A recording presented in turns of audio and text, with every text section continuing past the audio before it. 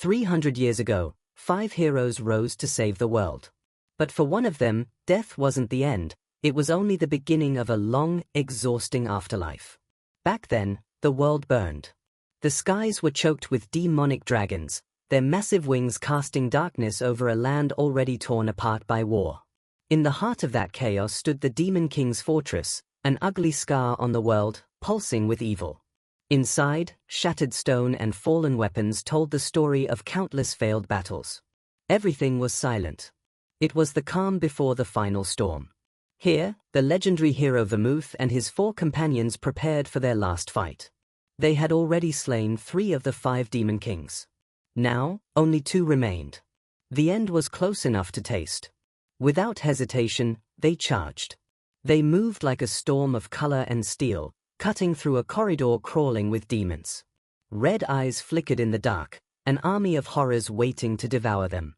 Towering beasts in armor, winged creatures dripping with malice, an unending wave of nightmares. At the front was Vermouth. His golden eyes locked forward, his focus razor-sharp. A surge of blue light gathered around his arm, power coiling like lightning waiting to strike. Then, he moved. His blade sliced through the air, a streak of brilliance tearing a path straight through the horde. A heartbeat later, the world exploded into white.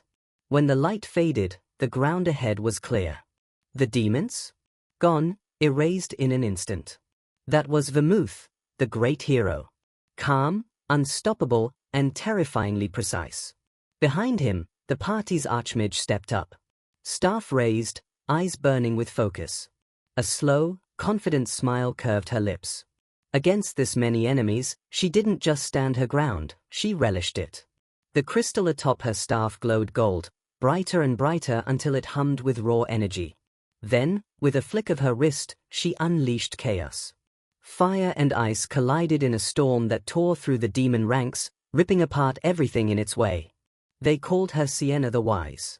And from the way she smirked, it was clear she enjoyed proving it.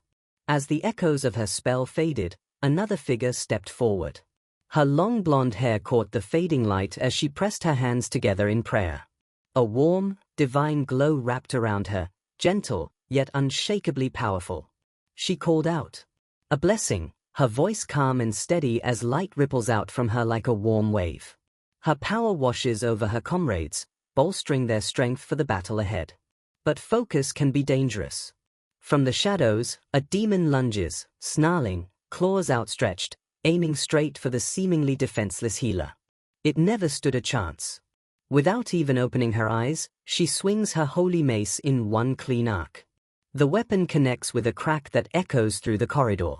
The demon collapses instantly, skull crushed, body limp. Without missing a beat, she lowers her weapon and resumes her prayer as if nothing happened. This was Anis the Faithful, soft-spoken, serene, and stronger than anyone dared to guess. Then, the ground shakes. A massive, armored boot crashes down, grinding a demon's head into the stone. Standing over it is a mountain of a man, his muscles coiled with raw power. With a roar that could shake the heavens, he raises a 2-handed axe and swings it like it weighs nothing. The weapon whistles through the air, cleaving through monsters and sending bodies flying in every direction. When the chaos settles, he stands tall amidst the wreckage, blood dripping down his armor, a proud grin spreading across his face. That was the brave one, and judging by that grin, he was enjoying every second of it. And then there was the last member of the group, Hamel, the red-haired warrior. He wasn't leading the charge or calling out orders. He was just running. Fast. Fueled by sheer pride and a stubborn need to prove himself. "Don't you dare get ahead of me," he shouted, voice echoing through the hall. For him, this wasn't a battle, it was a race. He pushed forward recklessly, his only goal to catch up to Vermouth. His sword flashed wildly, each swing driven by pure fury. Where Vermouth's strikes were graceful and precise, Hamel's were raw, brutal, and untamed. He tore through the last few demons, his blade moving faster than thought, his breath ragged with adrenaline. They called him the Foolish Hamel, a name that would somehow survive centuries. When the final demon fell, Hamel exhaled, satisfied. He'd finally caught up. But his moment of victory lasted only a heartbeat. Something was wrong. As the dust cleared, Hamel's eyes widened. His face went pale. He saw something the others didn't, a blur of darkness too fast to comprehend. Panic seized him. "Vermouth!" he shouted. The warning came too late. A monstrous claw shot forward, faster than lightning. Vermouth froze, caught completely off guard. And in that instant, Hamel didn't think. He just moved. He threw himself in front of Vermouth. The claws punched straight through his chest. The world went silent. The pain hit like fire. Blood spilled from his lips as his knees buckled. Vermouth could only stare, eyes wide, shock locking him in place. The Demon King loomed above them, massive, merciless, its jagged arms still buried in Hamel's chest. Buried in Hamel's body. The wound is fatal. He crumples to the floor. The Demon King withdraws its arm and watches him fall with cold indifference. With a triumphant screech it lunges again, blasting a wave of dark energy meant to end them all. This time, Vermouth is ready. The calm that usually sits in his eyes vanishes, a hard resolve takes its place. He meets the blast head-on, the impact cracking the stone beneath their feet. Vermouth surges forward, sword blazing with a light that swallows the Demon King's darkness. In one final, thunderous strike, grief and fury driving every motion, he obliterates the Demon King. The monster explodes into nothing. The others rush to Hamel's side, shouting his name as they gather around his still form. Vermouth stands over him, shoulders heavy with the weight of what just happened. Hamel forces a tired smile and tells him, with what strength he has left, that this is enough, an honorable end for a warrior. He reaches out a blooded hand and urges Vermouth on, "You have to defeat the Demon Kings." Vermouth clasps his hand.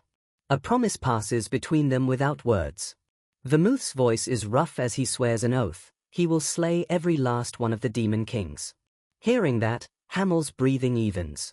He turns his fading gaze to Anis and asks her to pray. He looks at the giant warrior, __, and tells him he was the bravest man he ever knew. Finally his eyes fall on Sienna, she bows her head.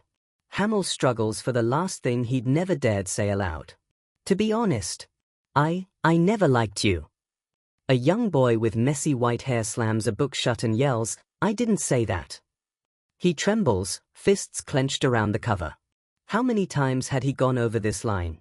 He fumes at the thought of who, Bast, was it, wrote the children's book and gave all of them such grand titles. The great, the wise, the faithful, and the foolish Hamel. The wise. The faithful. The brave. And him? Hamel the foolish. The words echo in his head, an insult that stings even 3 centuries later. He slams the book shut and tosses it aside.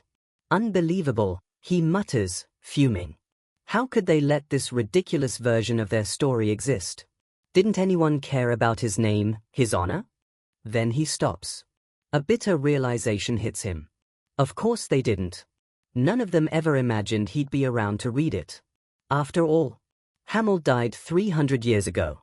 He exhales slowly. The weight of that truth sinks in once again. He runs a hand over his face, tracing the unfamiliar lines of a body that isn't his. This skin, this world, none of it belongs to him. His eyes drift to the grand portrait hanging on the wall. The painting glows softly, the image of a man immortalized in legend, the great hero, Vermouth Lionheart.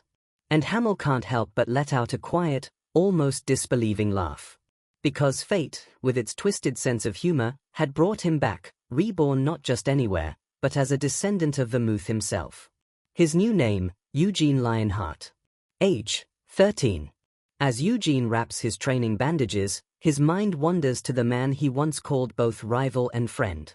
He'd recently learned that Vermouth, the paragon of virtue, had apparently taken on several concubines in his later years. Unbelievable, Eugene mutters again, shaking his head. Guess even the great hero was still human.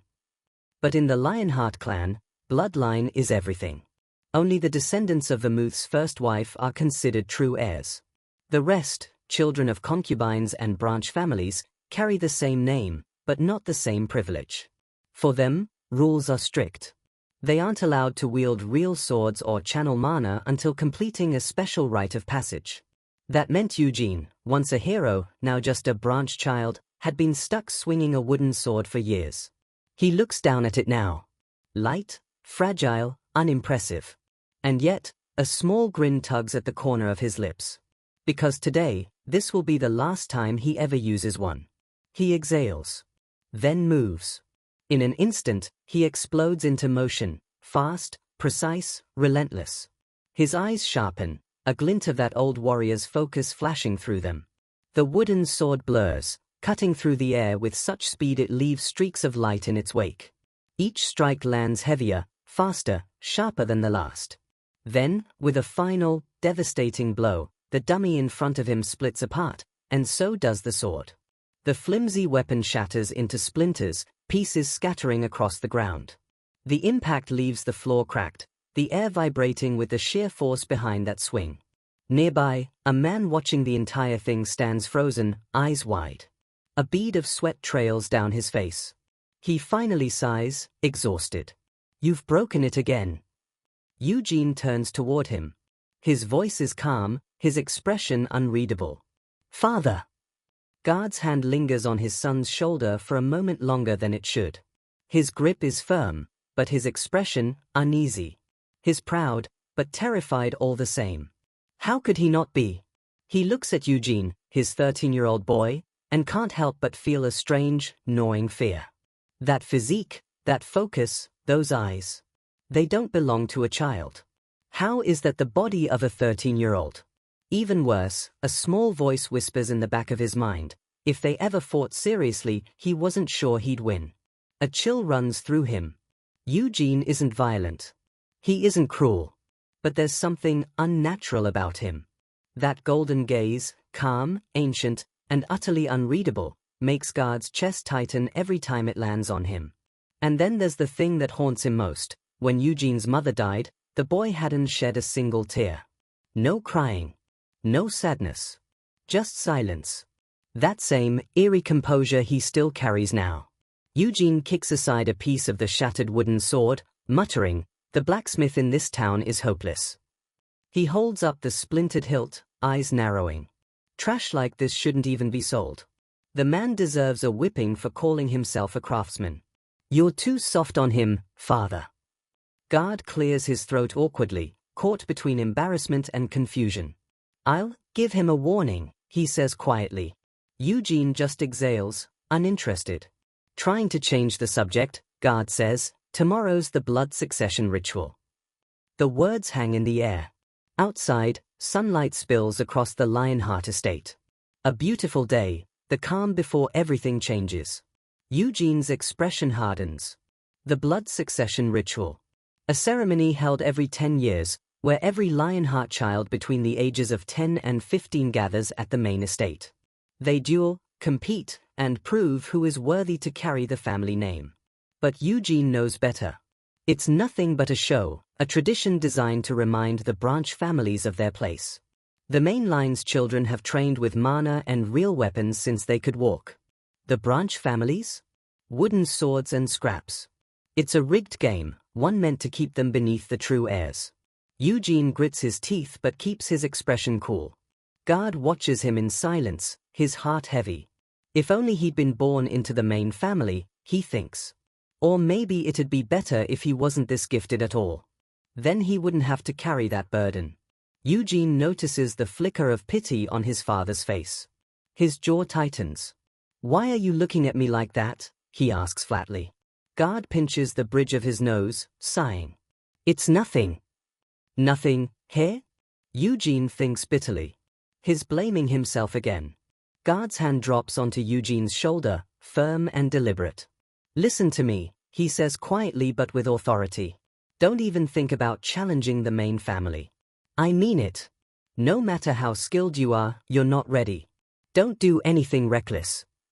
Eugene looks up at him, eyes bright, his tone calm and reassuring, almost too calm. "Of course, father. I wouldn't dream of it." But the spark in those golden eyes says otherwise. "Okay, I won't," Eugene says lightly. But in his head, as if. A wicked grin tugs at the corner of his lips. A skills competition against a bunch of spoiled brats? How tedious. His eyes flick to the shattered dummy in the corner of the yard, his thoughts sharpening.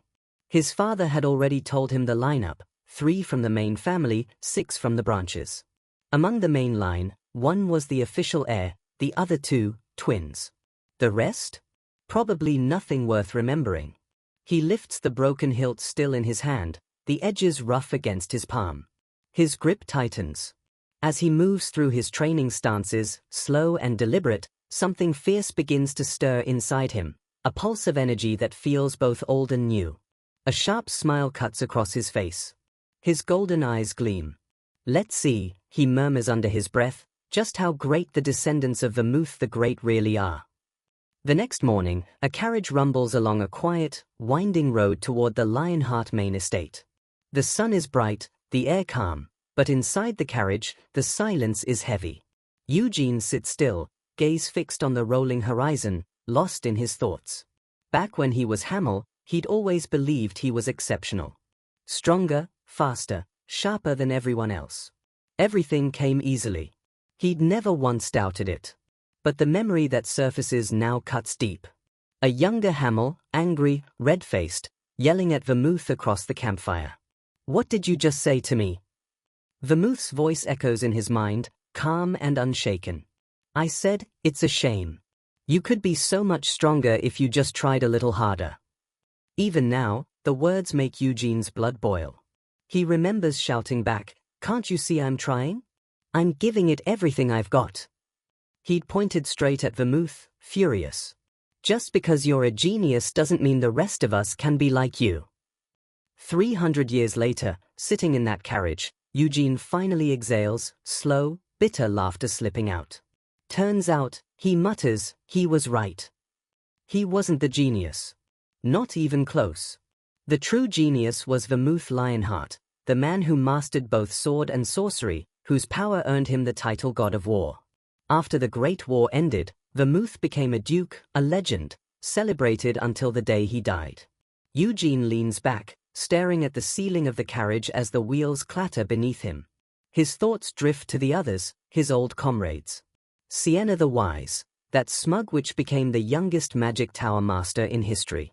Anis the Faithful, that rotten woman turned into a saint so revered they built temples in her name. And, the brave, that big idiot, actually founded an entire kingdom. They all lived long, happy lives. A bitter chuckle escapes him. His hand tightens on the seat until his knuckles turn white. So why is the Demon King still alive? He can still see it, the memory of that last battle, the Demon King's fortress, Vermouth standing over him, swearing an oath drenched in blood and grief. "I'll kill them all," Vermouth had vowed. Eugene's eyes narrow as he stares out the window. The thought chills him to his core. He died in the Demon King's castle. So why does that cursed name still exist, 300 years later? Limits. No matter what his last name says, Eugene knows the truth, he's an outsider here. The carriage jolts as it rolls over the cobblestone, and his gaze drifts back out the window. In the history books, it's written that the war ended not through Vermouth's final victory, but through a promise, a secret deal made between the great hero and the Demon King. A deal that came right after Hamel's death. That mysterious promise supposedly brought peace to the world, a peace that has somehow lasted 300 years. But the question burns in Eugene's mind, what was that promise? And more importantly, why did Vermouth break his vow to kill every Demon King? He clenches his fist on his knee, knuckles whitening. "I'll find out. Whatever it takes." Across from him, the man seated in the carriage clears his throat. "You must be nervous," he says with a laugh. Eugene looks up. It's Lord Gordon, another member of a lesser branch family. The man practically radiates smug self-importance, his voice dripping with false sympathy. "If you're this tense now," Gordon says, grinning, "you'll have a hard time at the main estate." Eugene smiles sweetly, his expression polite and harmless. "Thank you for the advice, Lord Gordon." But behind that practiced smile, his eyes are ice. The carriage rumbles past a massive, ornate gate, its ironwork glinting in the sun. Gordon sits up straighter, puffing out his chest like he owns the place. "From here on, we are officially on Lionheart property," he declares proudly. Eugene resists the urge to roll his eyes. "It's not even your land, old man. What are you so proud of?" Gordon keeps talking, oblivious. It's such a vast property, isn't it? Though it can be inconvenient at times. Thankfully, the main family has installed several warp gates for quick travel. Eugene raises a brow, his polite mask slipping for a fraction of a second. Warp gates, here? Then why are we in a carriage? Gordon chuckles, smug as ever. Ah, well, we haven't exactly been granted permission to use them. Eugene exhales through his nose, his lips curving in a calm, insincere smile as he leans back and shuts his eyes. Figures.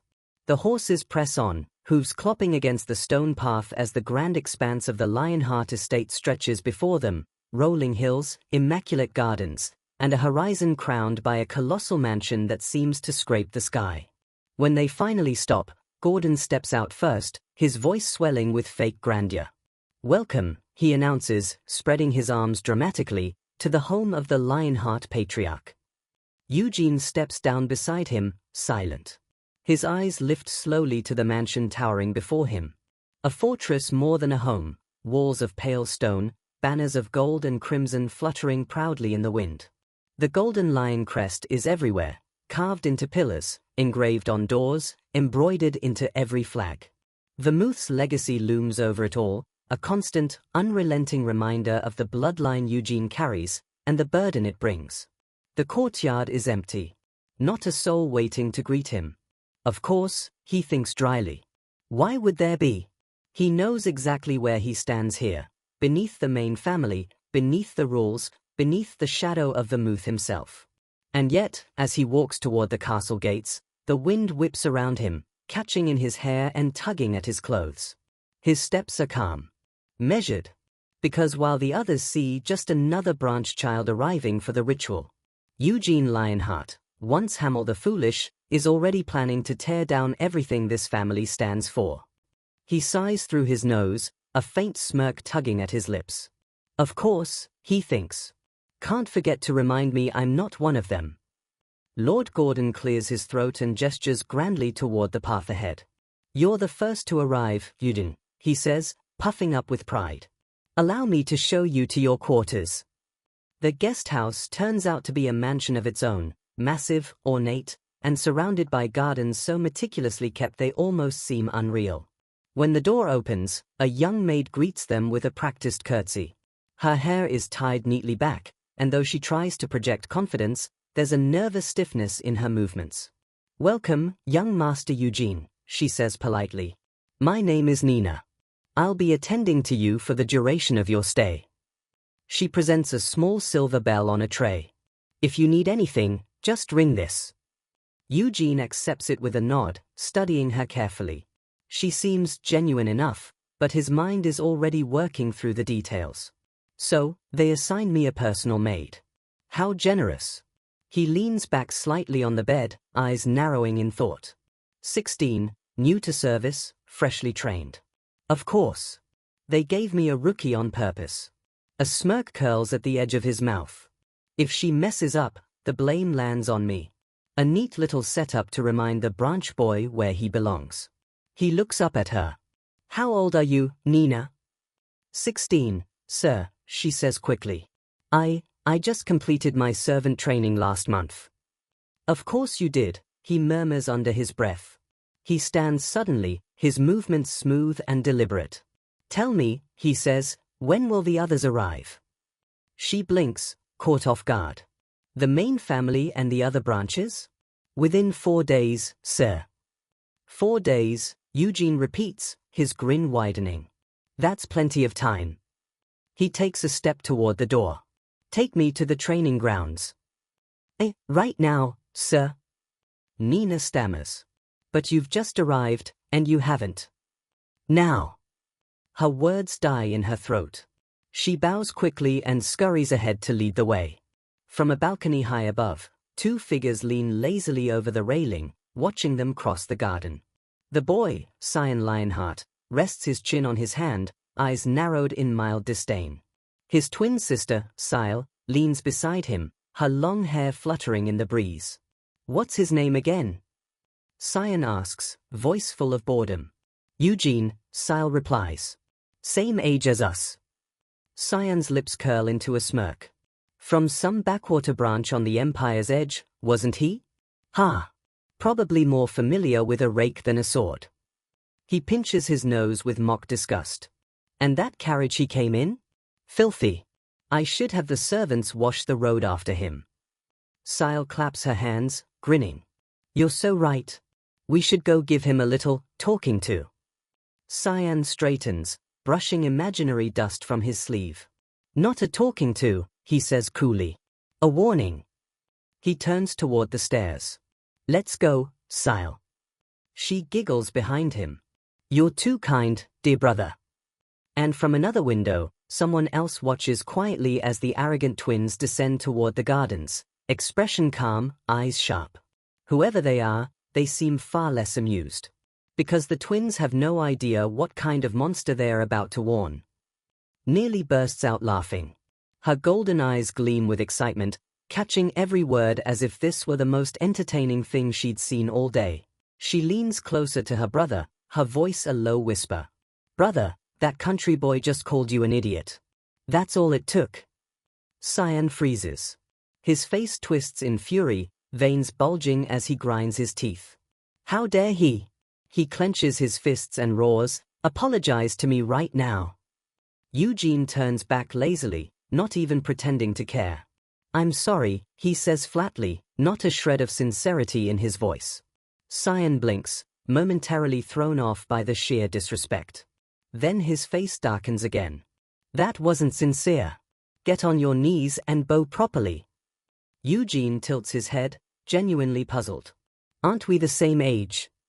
He spreads his hands in mock innocence. Why would I bow to a friend? Cyan nearly explodes.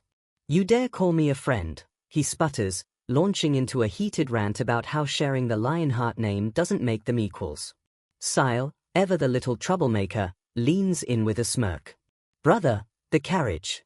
Remember the carriage. Cyan's eyes flash with sudden realization. Oh, right. He points at Eugene, voice booming. Hey, you. Go clean the carriage you came in.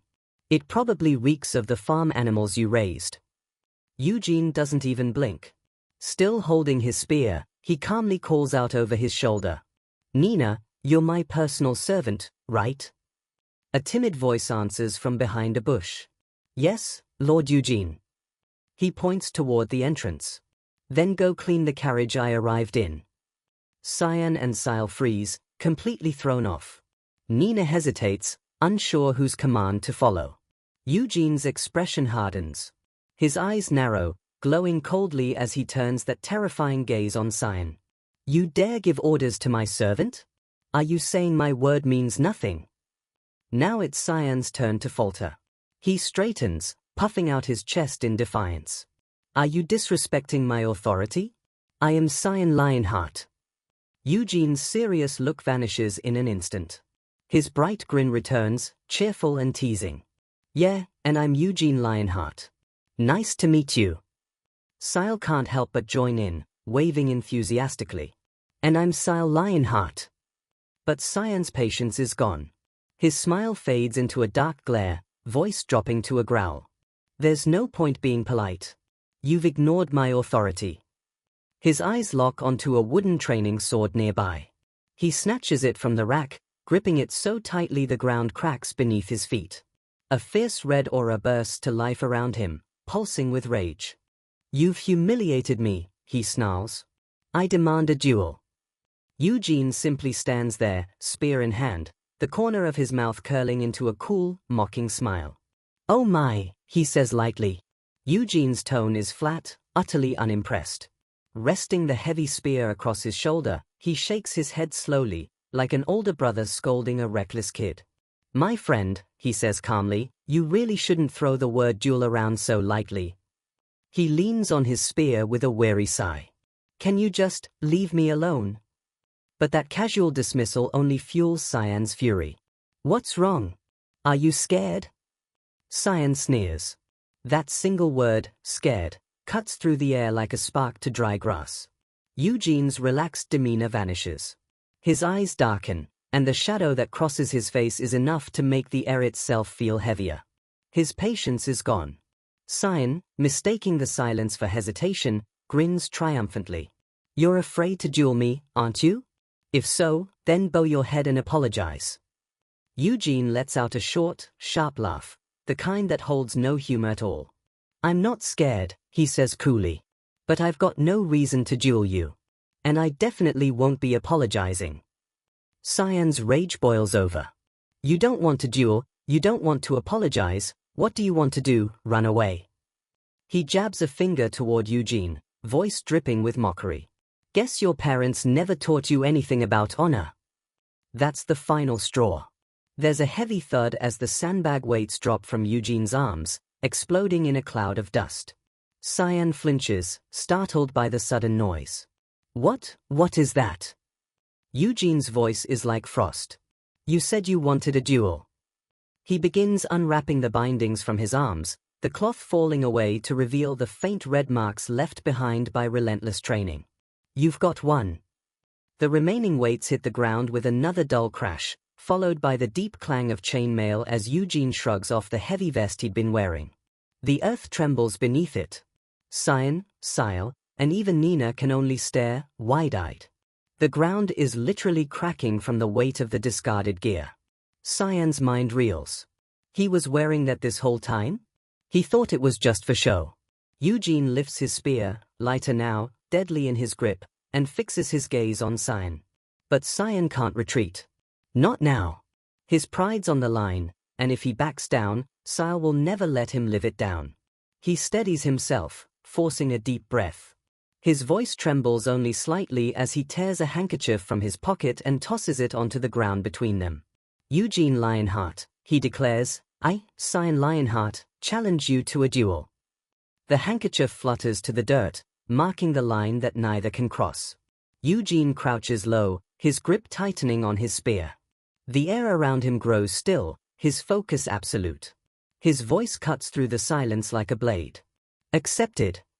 Sile gasps, eyes wide. She never imagined it would actually come to this.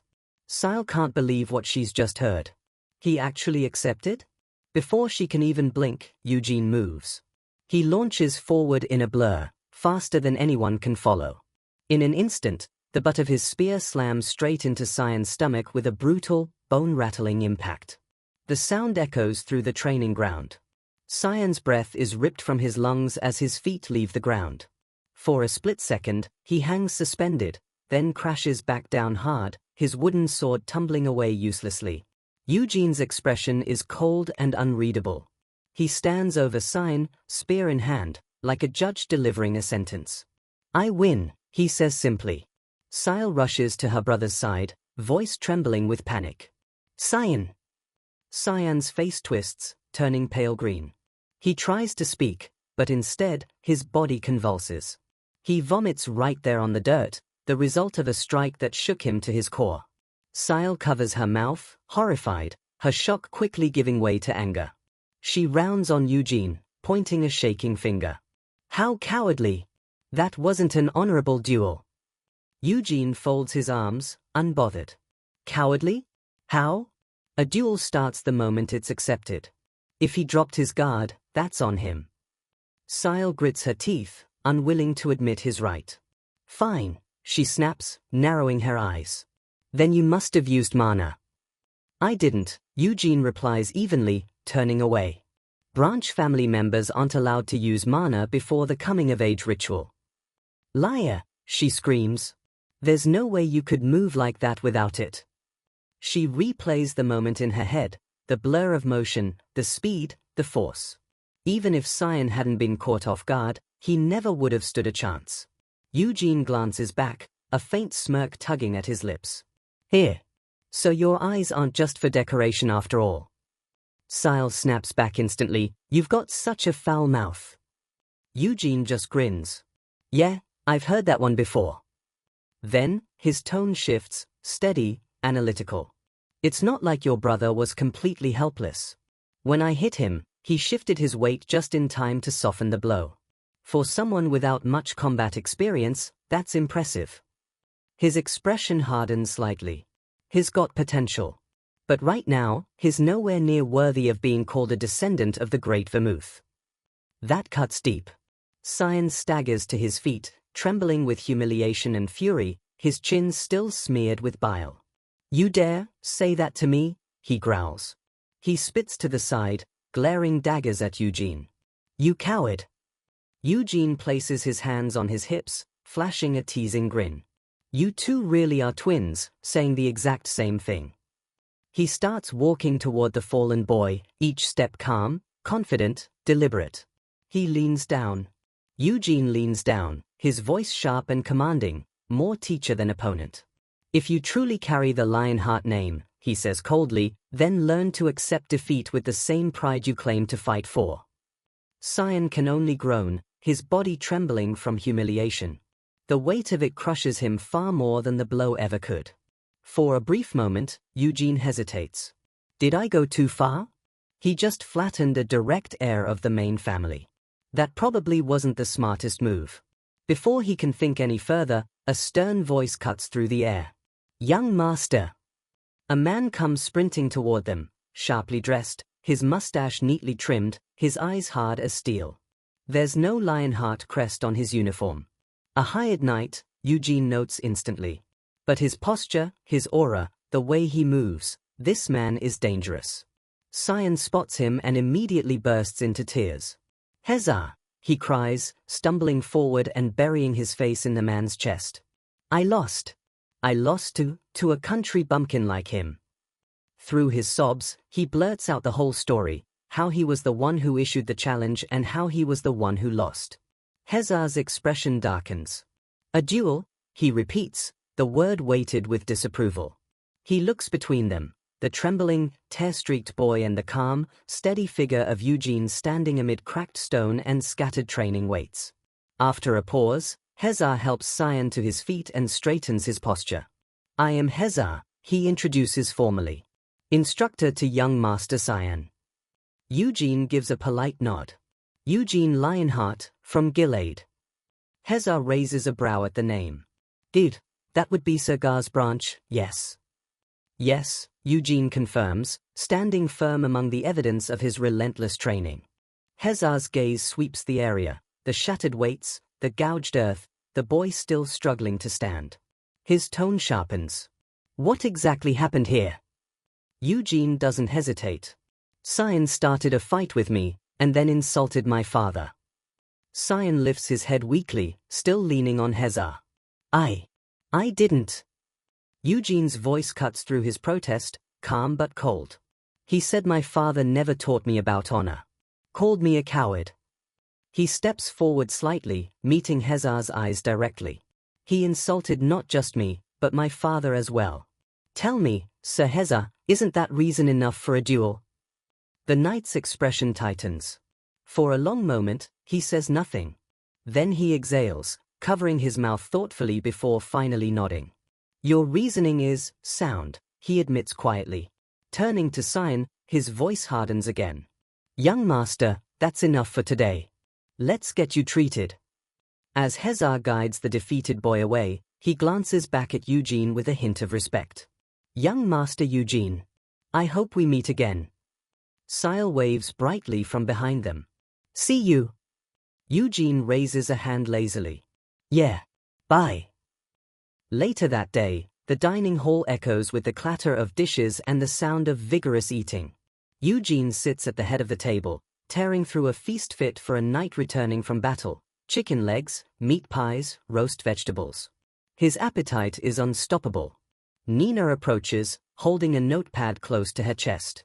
With a chicken leg still hanging from his mouth, Eugene looks up. "Did you find out what I asked for?" Nina nods quickly. "Yes, young master. 3 more young masters are arriving tomorrow." At noon, Nina finishes softly. "And 2 more, Gargus and Dara, will be arriving by Warp Gate in the evening." Eugene tears into another bite of chicken, chewing thoughtfully. They're all coming sooner than expected. That could only mean one thing: the blood succession ritual was drawing near. After the meal, he steps out onto the grand balcony, the cool wind brushing against him as he gazes across the sprawling Lionheart estate. For a long moment, he says nothing. Only one name echoes in his mind: Vermouth. He stands there, a single figure dwarfed by the immense legacy surrounding him, a descendant, a rival, and in a twisted way, an inheritor. Tilting his head toward the sky, a fierce spark lights in his eyes. He clenches his fist. "I'll surpass all of your descendants," he vows silently. "And I hope you're not too upset about it, old man." A grin, sharp and defiant, spreads across his face.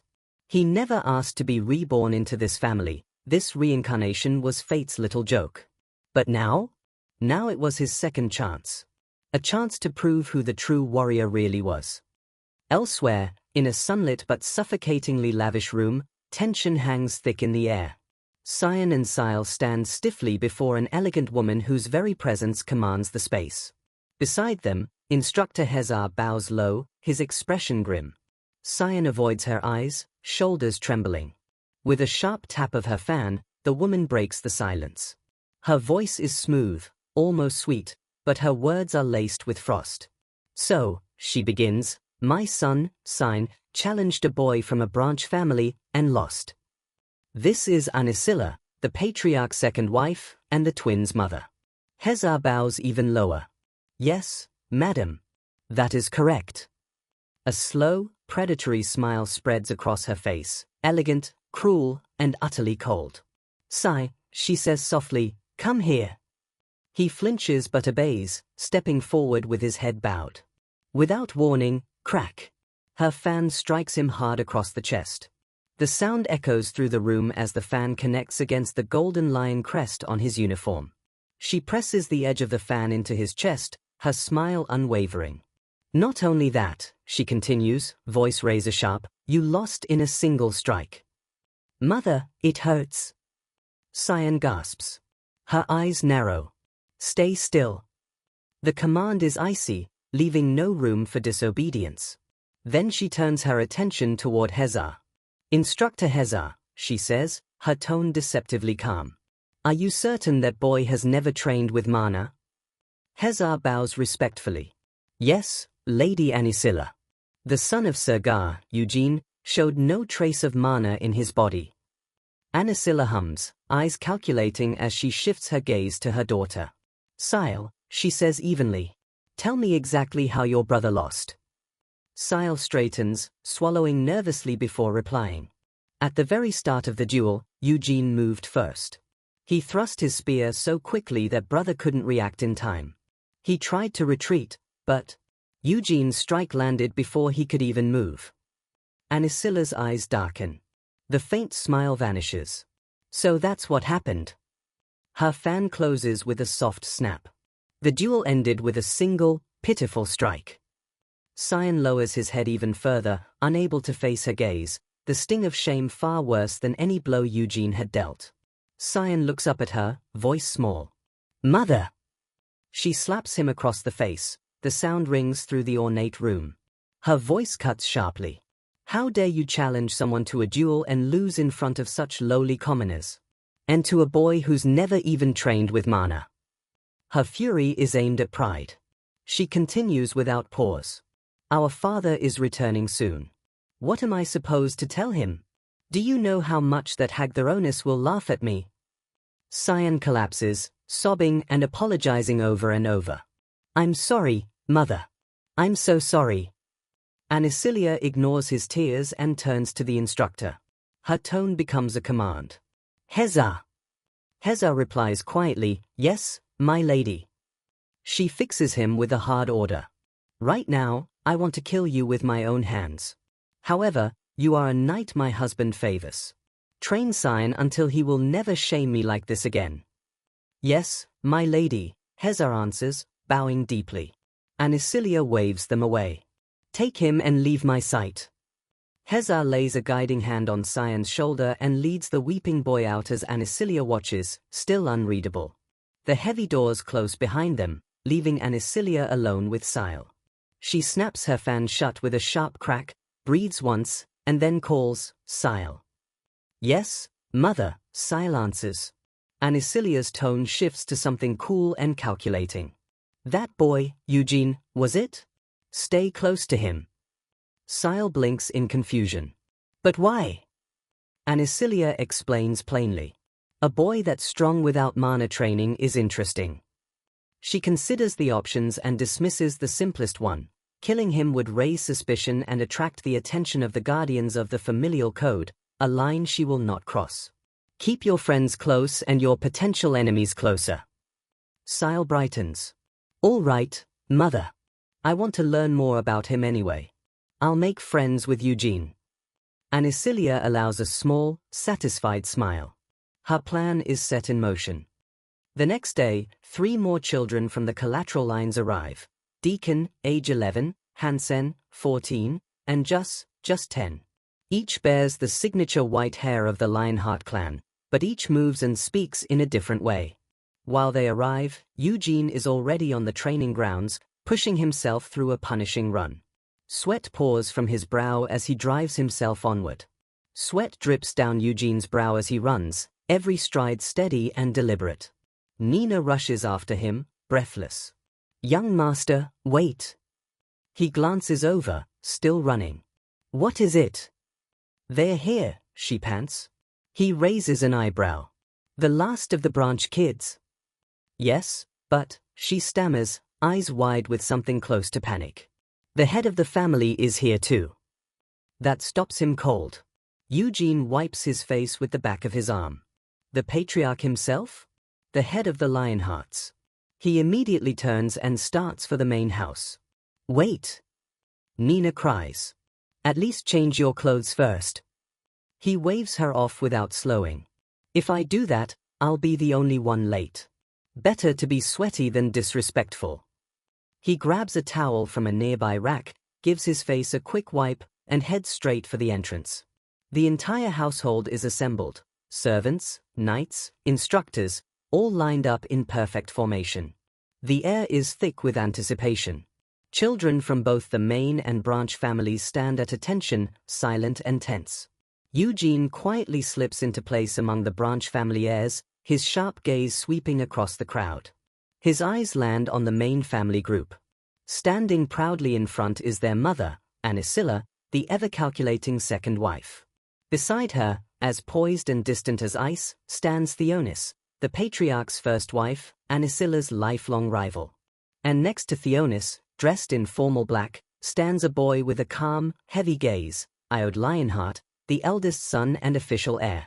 A low rumble echoes across the courtyard. 2 carriages appear at the far end of the grand driveway, flanked by 2 riders on horseback. The lead rider is impossible to mistake. His long hair, streaked with gold and grey, glints in the sunlight. His presence alone demands silence. Gilead Lionheart, the patriarch. His golden eyes, sharp and piercing, sweep over everyone in a single, commanding glance. The weight of his authority settles over the courtyard like a storm. Behind him rides another man, his younger brother, Jayan. As Gilead dismounts, all bow their heads. Even the wind seems to quiet. Iode, the eldest son, lowers his gaze nervously. His father approaches, a faint, unreadable smile tugging at his lips. Iode, Gilead says, placing a hand on his head. You've grown. His tone shifts slightly. Have your skills grown as well? Iode swallows hard. Yes, father. I've been training every day to meet your expectations. Gilead studies him for a moment, silent, then moves on without comment. He turns to Anicilla and her children. Cyan. Sile. I almost didn't recognize you. Children grow up quickly. Sile bows politely, her tone light and cheerful. We missed you, father. Cyan stays quiet, stiff and pale, unable to meet his father's gaze. Then Gilead's eyes shift again, scanning the line until they stop on another man. Guilford, he calls. The man steps forward, holding a small, swaddled infant in his arms. I heard you had a son, Gilead says, his expression softening for the first time. I'm sorry I couldn't attend the celebration. Guilford bows deeply. Please, brother, think nothing of it. Guilford quickly shakes his head, bowing low. Please, brother, don't trouble yourself with such things. Gilead simply nods, his expression unreadable. Then, turning his gaze toward the final group, the children of the collateral lines, he strides over, his presence enough to silence even the faintest whisper. His sharp eyes sweep over each of them, measuring, weighing. Then, with a calm authority that leaves no room for hesitation, he says, "Let's all share a meal." A faint, knowing smile tugs at his lips. "We'll discuss the bloodline continuation properly, under a brighter light." Moments later, the grand dining hall glows beneath a magnificent crystal chandelier. The future of the Lionheart clan has gathered around a long, polished table, 9 children in total, each chosen to take part in the bloodline continuation ritual. The air is thick with tension. No one dares to speak.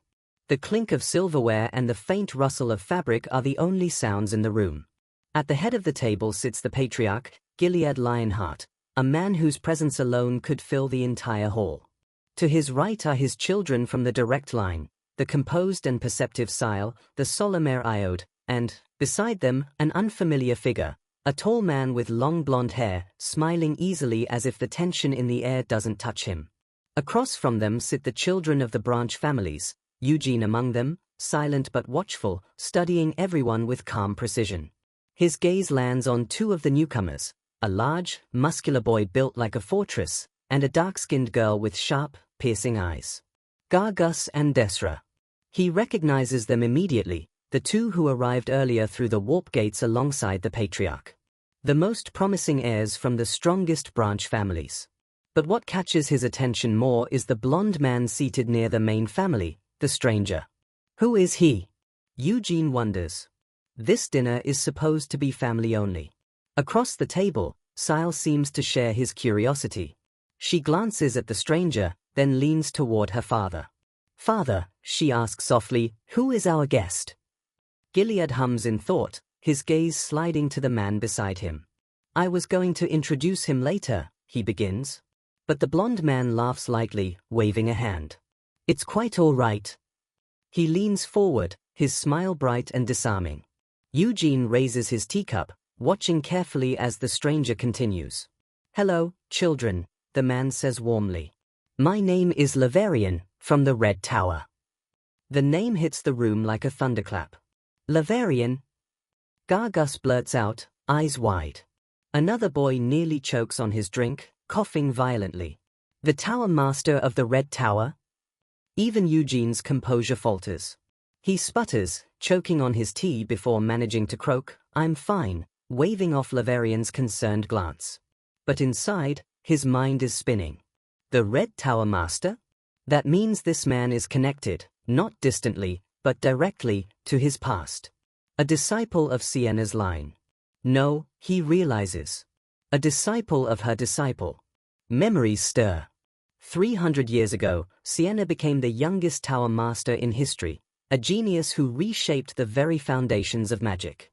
Her teachings endured for centuries, and even now, the masters of the Red and Green Towers honor her name, Sienna the Wise. Eugene lowers his cup, his golden eyes flicking toward the patriarch at the head of the table. To meet someone linked to his past life, here, of all places, leaves a strange, familiar feeling simmering in his chest. A sharp voice slices through the silence. "You're Eugene, right? Veronis told me about you." Gilead's gaze hardens, his tone heavy with authority. "My son insulted both you and your father." Across the table, Sion stiffens, his hands trembling under his father's piercing eyes. "Yes," Eugene answers calmly, then adds, "but I hold no grudge." Gilead leans back, the corner of his mouth curling slightly. "That's because you won the duel." Eugene's reply comes firm and unwavering. "Even if I'd lost, it wouldn't change anything. If I can't defend my honor, then I deserve the shame that follows." For a moment, Gilead studies him quietly. Then, with a faint glimmer of approval, he says, "You're better than my son." The words strike the room like thunder. He turns to Sion and takes his hand. "Sion." "Yes, father." "I'm not ashamed of your defeat," Gilead says, voice steady but cutting. "I'm ashamed that you care more about my reaction than about your own lack of honor." Sion lowers his head, unable to answer. "The duel began because of your insult," Gilead continues, each word sharp and deliberate. "Even after losing, you didn't apologize." I, Sion falters.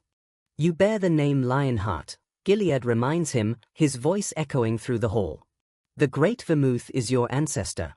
If you truly carry his blood, then learn to respect not only yourself, but your opponent as well. Cyan looks across the table, eyes meeting Eugene's. Shame burns in his chest. Finally, he forces out the words. I apologize. Eugene doesn't respond aloud. He's only saying that because he has to, he thinks, letting out a silent scoff. Gilead turns his attention back to Eugene. You said your father's name is Guard. I admit, I don't know him. That's not surprising, Eugene replies smoothly. Even I think our family lives out in the middle of nowhere. Gilead lets out a quiet hum, as if visualizing the vast Lionheart family tree. Did your father teach you how to fight? He taught me the basics, Eugene says simply. The rest, I learned myself. The room falls silent. Diera blinks in disbelief. He trained himself, she whispers. Goggis looks just as stunned. And he still beats Cyan. A slow grin spreads across Gilead's face. This ceremony might be far more entertaining than I expected. Just then, the doors open. Maids enter, pushing carts overflowing with dishes fit for a royal banquet, lobsters, roasted meats, steaming soups, golden pastries. Gilead gestures toward the feast. Please, eat. You must be hungry. Later that night, under the glow of the full moon, the mansion falls silent once more. The feast is over. The plates are gone, but the tension lingers. The children sit once more around the grand table, the air thick with anticipation. Gilead dabs his mouth with a napkin and speaks, his voice steady and commanding. As I said earlier, I've gathered you here to explain the rules of this year's bloodline continuation ceremony. Every eye turns to him. Eugene and the other branch family children listen closely. This moment could shape their entire futures. Before Gilead can continue, Sile raises his hand. I know it's not my place to say this, he begins carefully, but the traditional ceremony has always been unfair. Gad nods in agreement, his tone calm but firm. The old rules were designed to favor the main line. The branch families never really stood a chance. Gilead leans back, folding his hands. 3 of my own children will take part this year, he says, glancing toward Iode. But this time, I want to test the potential of all who carry the Lionheart name. His voice rings through the hall, filled with conviction. This ceremony is not about bloodlines. It's about finding the one who inherits the true spirit of the Great Vermouth. Whether direct or collateral, it makes no difference. Eugene lowers his gaze, a faint smile tugging at his lips. Vermouth, your descendant is far kinder than you ever were, he thinks quietly. That, Gilead continues, is why we've brought in an outside expert. A burst of energy fills the air as Liberian stands up, grinning from ear to ear. And that's where I come in, he declares, snapping his fingers with flair. A flash of blue light floods the room. Before them, a glowing projection appears, a vast, intricate maze suspended in the air. This, Liberian explains proudly, is a magical labyrinth of my own design. Each of you will enter from a different point. Your goal is simple, reach the center and defeat the elite monster waiting there. With another gesture, the image shifts to reveal a massive, armored beast, its eyes burning with fire. Of course, Liberian adds with a mischievous grin, you'll have to survive plenty of traps and battles along the way. He holds up a sphere of crackling blue energy. But don't worry. Everything inside is an illusion, a creation of my magic. Nothing that happens there will be real. His eyes sparkle. Think of it as a grand adventure. Dangerous, but fun. Eugene studies the projection, his thoughts sharp and focused. High-level summoning and illusion magic combined, he muses. You'd need that much skill to become a tower master. Liberian goes on, his tone brisk. The rule is simple. If any one of you defeats the boss, the ceremony ends. Your performances will be graded individually. One of the boys, Hansen, raises a shaky hand. What happens if we can't clear the maze? Liberian chuckles. Well, if you're scared, you can always wait by the entrance. But, you won't score very high doing that. Eugene leans forward slightly, cutting to the heart of it. If we do defeat the boss, what's the reward? The room goes quiet. Gilead closes his eyes for a moment, then opens them, his gaze blazing like a storm. Gilead's voice fills the hall like thunder. The victor, he declares, will be granted one treasure from the Lionheart family's legendary vault. For the first time, Eugene's composure breaks. His eyes widen, sparkling with genuine excitement. Now that's worth fighting for. Later that night, the hallways of the mansion glow dimly under flickering candlelight. Eugene walks alone, deep in thought, the quiet hum of anticipation running through him. A confident grin spreads across his face. I'll win this ceremony. That much is certain. The real question is what I'll take from the treasury. His steps echo down the corridor, steady, sure, and filled with determination. He won't lose. Not to anyone. Ahead, two figures appear, Goggis and Diera, waiting as if they'd been expecting him. The atmosphere shifts immediately, tension sparking between them like flint and steel. The two strongest among the branch family heirs. Both rivals. Both threats. When you take down the main family's golden boy, it doesn't take long for others to come testing your strength. Goggis, towering and broad-shouldered, breaks the silence first. So the rumors are true? You really beat Cyan Lionheart in a duel. Eugene doesn't flinch.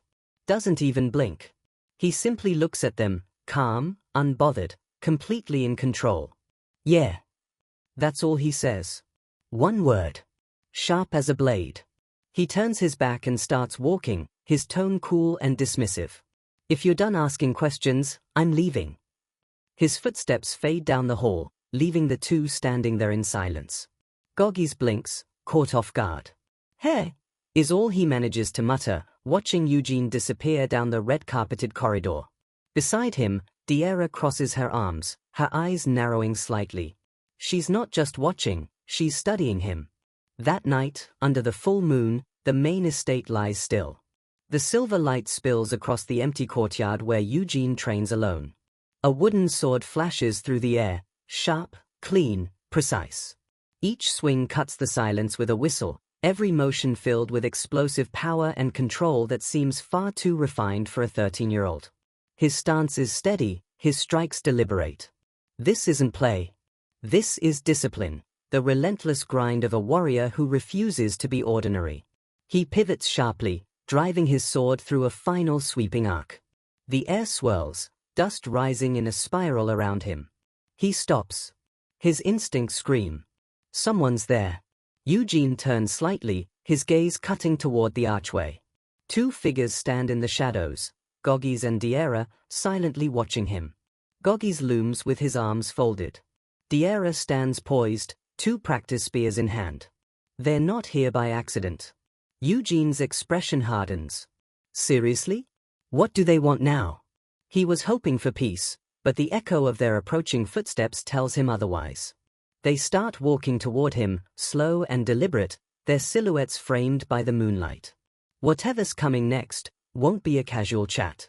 The night isn't over.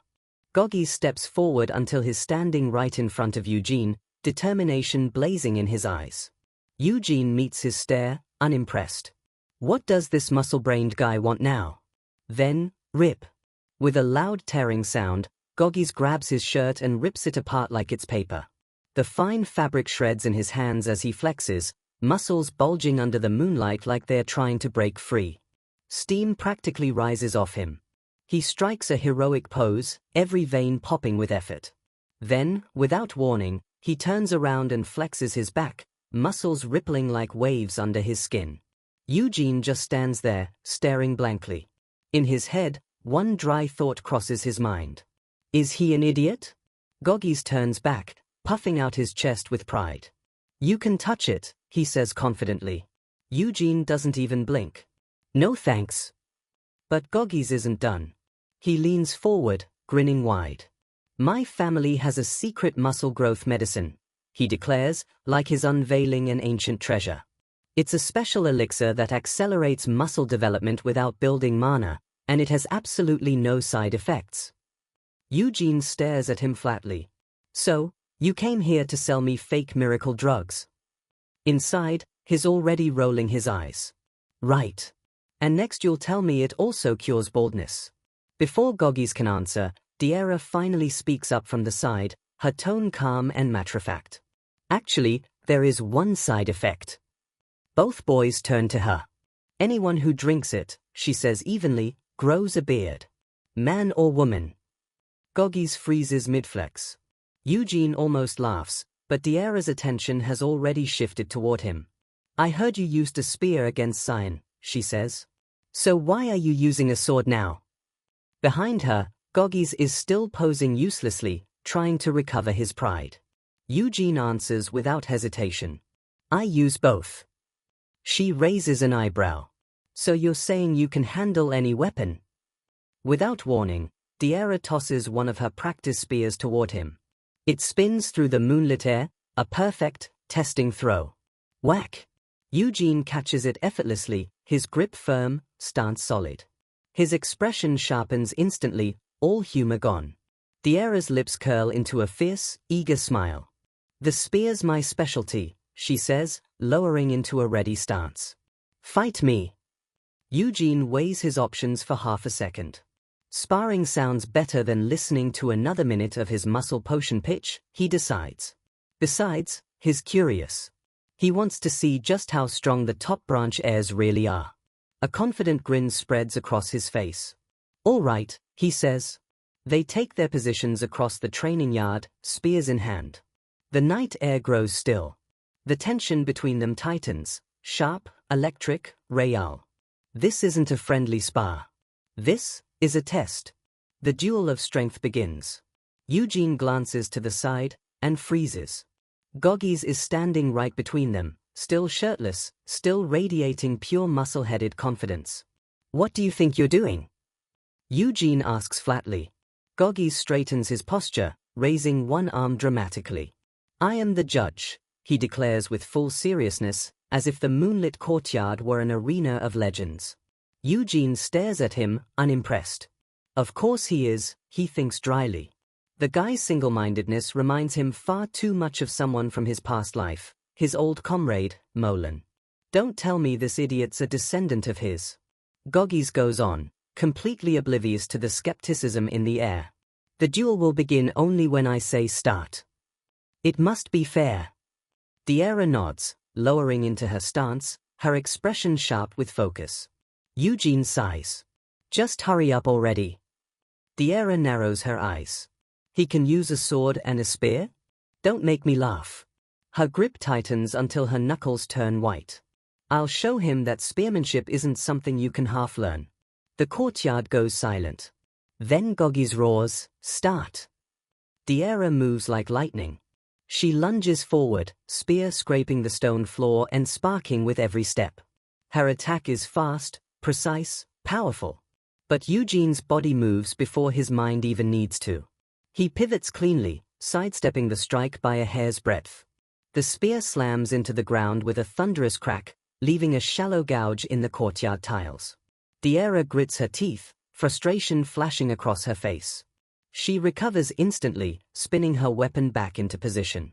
But Eugene is already waiting, calm and composed, his stance flawless. A faint energy hums around him, his presence shifting.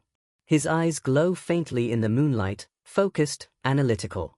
He studies her, her footing, her form, her breathing rhythm. Every detail is dissected with surgical precision. No openings, he thinks. Her basics are solid. Not bad. He lowers his spear slightly, voice steady. What are you waiting for? Then, with a cool challenge that cuts through the tension. Come at me. The quiet taunt hits harder than any shout. Diera's pride flares like fire. She lets out a sharp breath, part snarl, part battle cry, and charges again. Her spear flashes through the air, fast and furious. Crack! The two weapons collide. The impact sends a ripple of force across the courtyard, scattering dust into the air. The sound of wood on wood echoes through the night.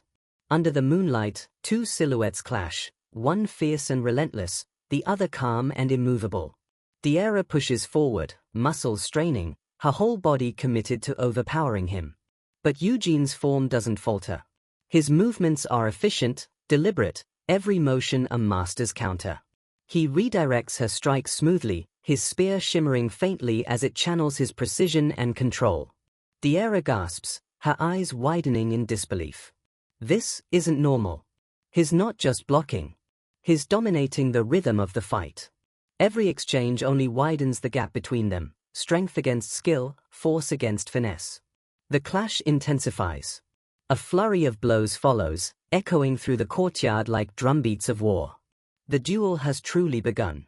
Sparks burst through the night air as their wooden spears crash together again and again, each strike ringing like thunder in the courtyard. The pace is blistering, too fast for the untrained eye to follow. Eugene stays perfectly calm. Every parry, every counter, executed with effortless precision.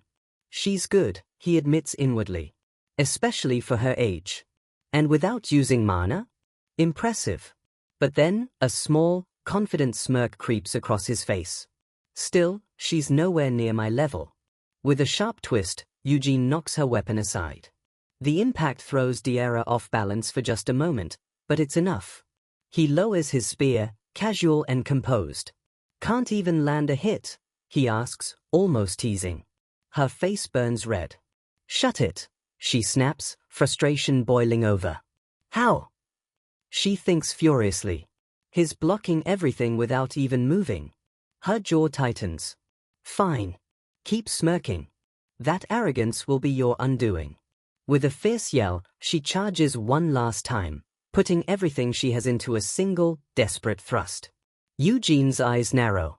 Their spears collide in a storm of motion, rapid-fire strikes and parries that fill the air with the sound of cracking wood. She's fighting with all her strength.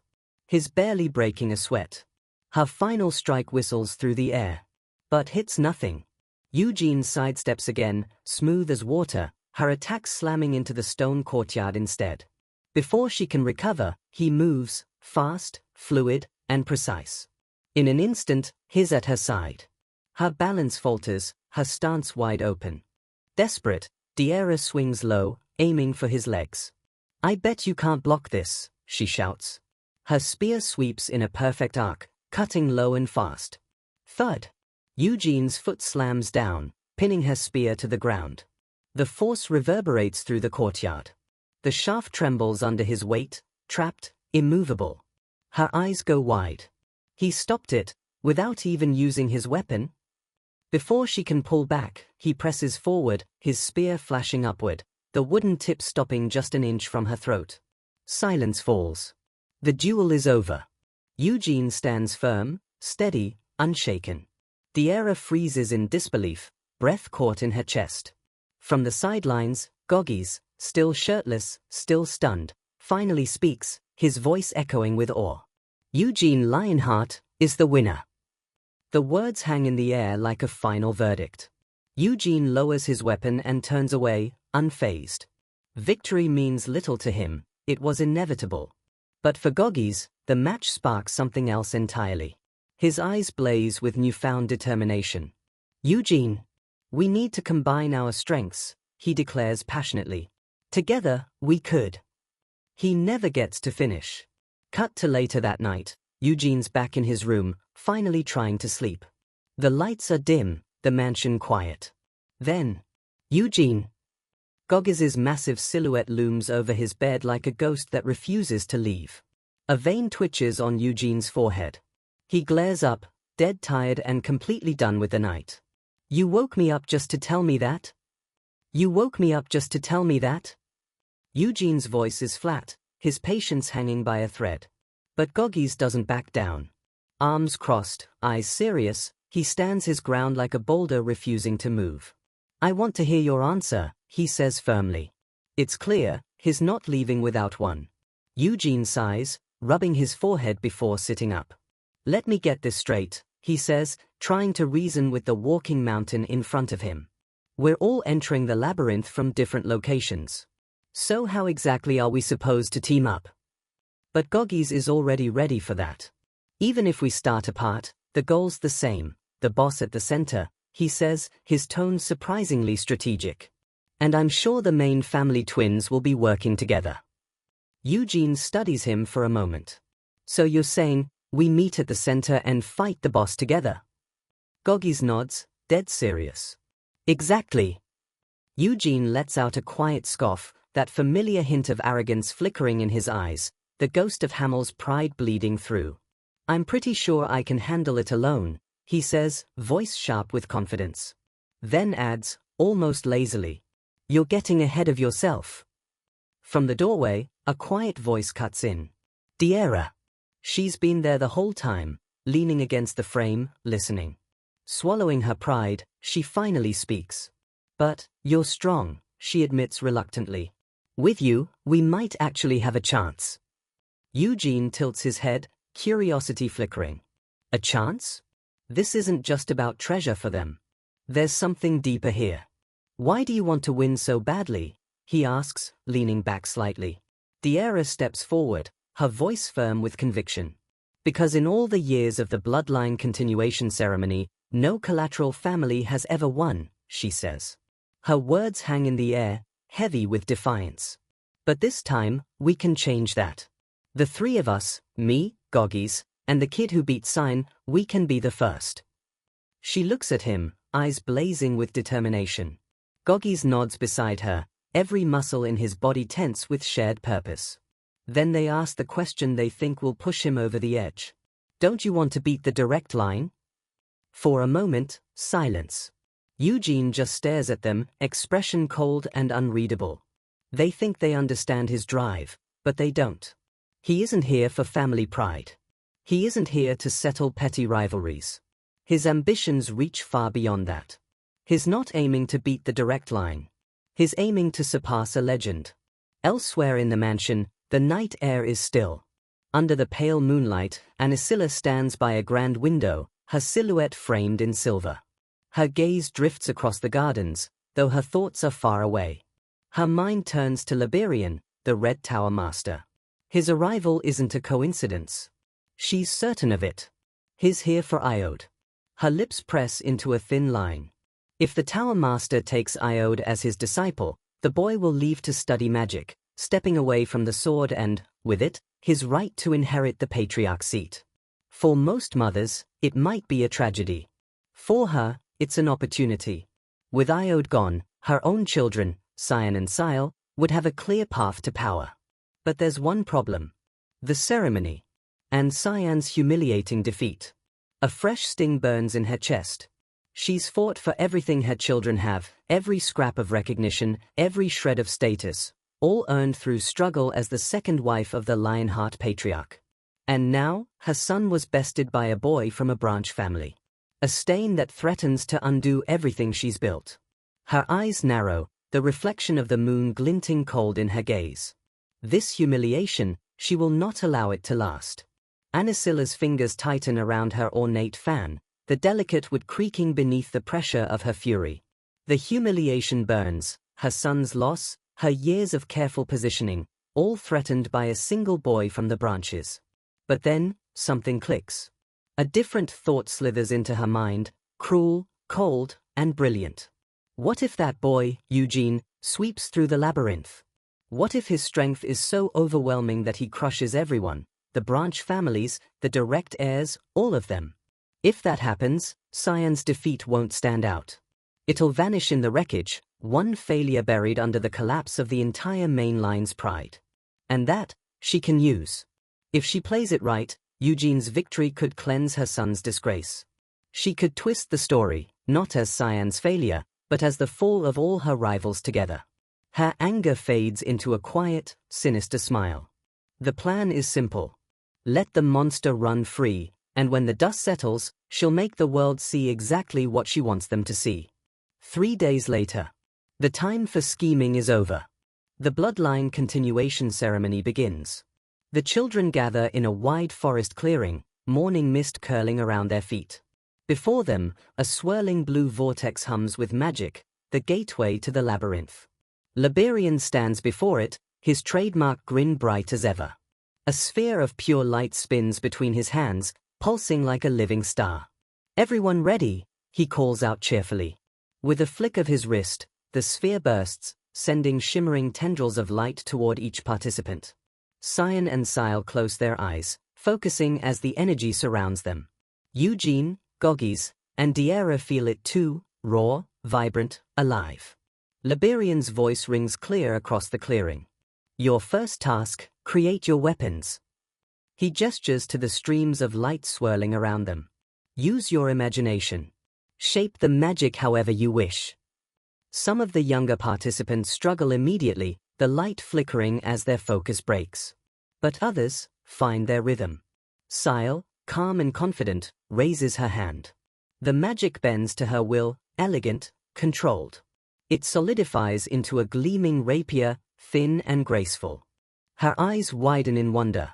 Wow, she breathes, giving it a few test swings. The blade hums, leaving trails of light in its wake. Liberian chuckles approvingly. Nicely done.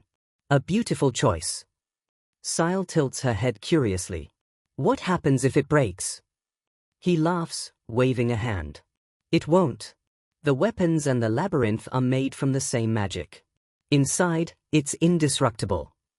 That gets a few gasps of relief, and a few raised eyebrows. Then Sile asks again, her curiosity boundless. Could I make an animal instead? Liberian shakes his head, though the twinkle never leaves his eyes. You can create a golem, yes, a non-living construct. But true life? That's off limits. A boy in the back frowns. Why not? Why can't we make life? The Tower Master's smile softens, turning almost teacher-like. Because creating life is the one art that belongs only to life itself, he explains. It's a sacred boundary, one no magic should cross. The boy nods slowly. He gets it. Some powers aren't meant to be imitated. Then comes Goggies. With a loud roar, he thrusts his hands forward, the light exploding around him. The glow twists, solidifies, and becomes a gigantic greatsword, nearly as tall as he is. He grins wide, flexing proudly. Just like my favorite sword back home. Without missing a beat, Diera deadpans, did anyone ask? Goggies just laughs.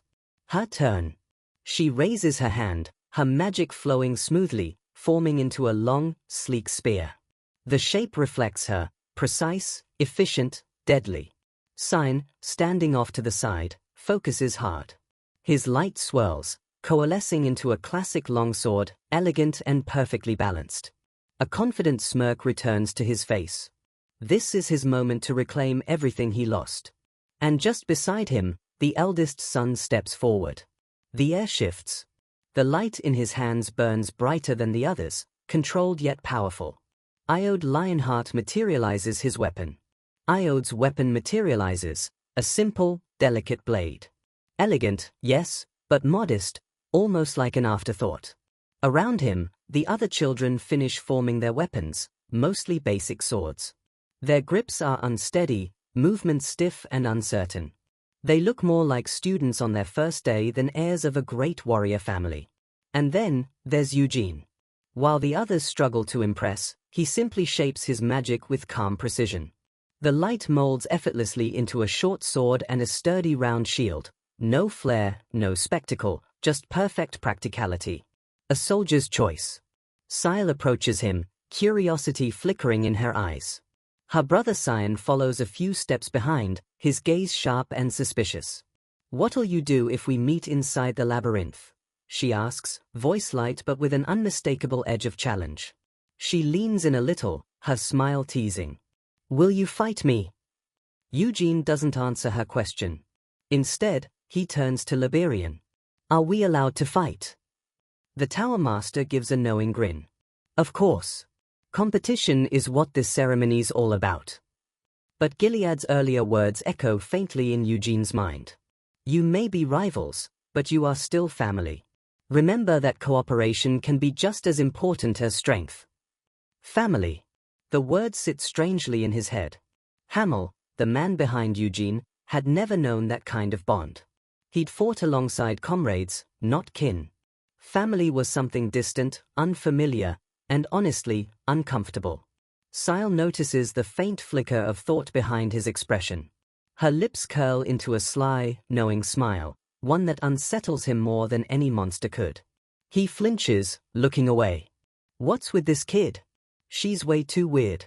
A grown man in a 13-year-old body, and somehow this girl still throws him off balance. Before the awkward silence can stretch further, Liberian claps his hands sharply. All right, everyone. Let's move on. Glowing necklaces shimmer into existence above his palms. Each of you, take one. The children gather around as he hands them out. The Tower Master's tone turns uncharacteristically serious. These pendants are linked directly to your consciousness. If your mind or body is pushed past its limit inside the labyrinth, they'll activate automatically. His expression hardens. If that happens, I'll treat it as a life-threatening emergency and pull you out immediately. Eugene immediately understands, a safeguard. A way to keep this test from turning into a massacre. Liberian continues, his usual grin returning. There's also a manual escape. If you can't continue, tap the gem and say, "Help me." And you'll be pulled out instantly. Think of it as a way to quit with your body still intact. Some of the children exchange nervous looks. Then, with a sweeping gesture toward the massive blue portal swirling before them, Liberian announces, "Now then, step forward. The labyrinth awaits." He pauses, his grin widening with a hint of mischief. Oh, and one more thing. While you'll all enter through the same gate, once you're inside, you'll each walk your own path. The shimmering light intensifies, humming with power. Weapons in hand, the young Lionhearts step forward one by one. Determination and fear mingle in their eyes. Sile turns back to Eugene, smiling brightly. "Hang in there," she calls out. Eugene nods once, curt and composed. "Yeah. You too." And then he steps through. The blue light engulfs him completely. A moment later, his boot strikes solid stone with a low thud. The light fades. He looks up, and finds himself standing alone in a cold, dark corridor of rough-hewn stone. The air is heavy and still, carrying the faint scent of damp earth. The labyrinth has claimed its first challenger. The trial begins. A sharp grin cuts across Eugene's face, the kind that promises chaos. To him, this is nothing new. He's trudged through more dungeons than he can count in his past life. Labyrinths, traps, monsters, he's seen it all. I've done this 1,000 times before, he thinks, scanning the dim corridor above. The ceiling's completely sealed, no shortcuts, no escape routes. Just how he likes it. He moves instinctively, his body reacting before his mind even catches up. The stance, the grip, the rhythm, all carved deep into his bones after countless battles. With a quick tap of his sword against the wall, he confirms it's solid stone. No cracks. No tricks. The only way is forward. The corridor's tight, too narrow for a great sword or a spear. Perfect. That's why he chose the sword and shield combo. A timeless setup for any situation. His grin deepens as his golden eyes glint with confidence. This labyrinth wasn't built to kill. It's a beginner's maze, a playground meant for novices. To someone like Eugene, once known as Hamel the Fool, its traps and monsters might as well be child's puzzles. "Let's get this over with," he mutters, stepping boldly into the shadows. For a 13-year-old, a dungeon filled with monsters should be terrifying. But Eugene? He's more predator than prey. Still, not everyone shares his confidence. Elsewhere, chaos erupts. A swarm of slimes floods the tunnel, their gelatinous bodies hissing and bubbling as they close in on a terrified boy. His sword swings wildly, each strike more desperate than the last. Panic takes over, he trips, crashes to the ground, and the slimes pounce. Pinned and trembling, he fumbles for the safety charm hanging around his neck, screaming for help. In a blinding flash of blue light, Liberian appears. The mage moves swiftly, grabbing the boy and whisking him away before the slimes can finish him. A burst of magic fills the air, and just like that, they are gone. Only a few sizzling puddles and a fallen sword remain. Another one down. An hour has barely passed since the bloodline continuation ceremony began, and already 3 children have failed. Outside the dungeon, those who dropped out stand silently, heads lowered in defeat. In the grand viewing chamber, the Patriarch, Gilod, and Tower Master Liberian watch over them. Gilod's expression is cold and unreadable, his voice firm as he says only, "Go and rest." There's nothing more to add. The children bow, eyes brimming with regret, before quietly leaving the hall. The trial presses on. Galad and Liberian return to their seats, eyes fixed on the floating orbs before them, each one showing a different participant still fighting in the labyrinth. Galad strokes his chin thoughtfully, analyzing every move, every strike. The scene shifts again, this time to Gargus. He's a mountain of muscle, already on the ground, great sword in hand. The air around him hums with tension. With a roar, he charges straight into a pack of goblins. No tricks. No hesitation. Just raw power and grit. Cutting through everything in her path. Gargus moves like a storm-given form, pure muscle and momentum. His great sword arcs through the air, colliding with a goblin's weapon and splintering it like glass. The impact echoes down the corridor. Another goblin steps up, managing to block the strike, but the sheer force sends cracks spiderwebbing through the stone wall behind it. With a thunderous roar, Gargus surges forward. Every swing shakes the floor, every strike leaving a trail of destruction in its wake. The goblins barely have time to scream before they are sent flying, bursting into shards of golden light. When the dust settles, only silence remains, and a path cleared by brute strength alone. He doesn't stop. The boy keeps moving, crushing magical beasts one after another, turning obstacles into glittering fragments. Watching from above, Liberian raises an eyebrow. "He's reckless," he murmurs, "but his power is remarkable." He faces everything head-on and still manages to push through. The view shifts. This time, it's Desire. A spear in hand. Calm, steady, deliberate.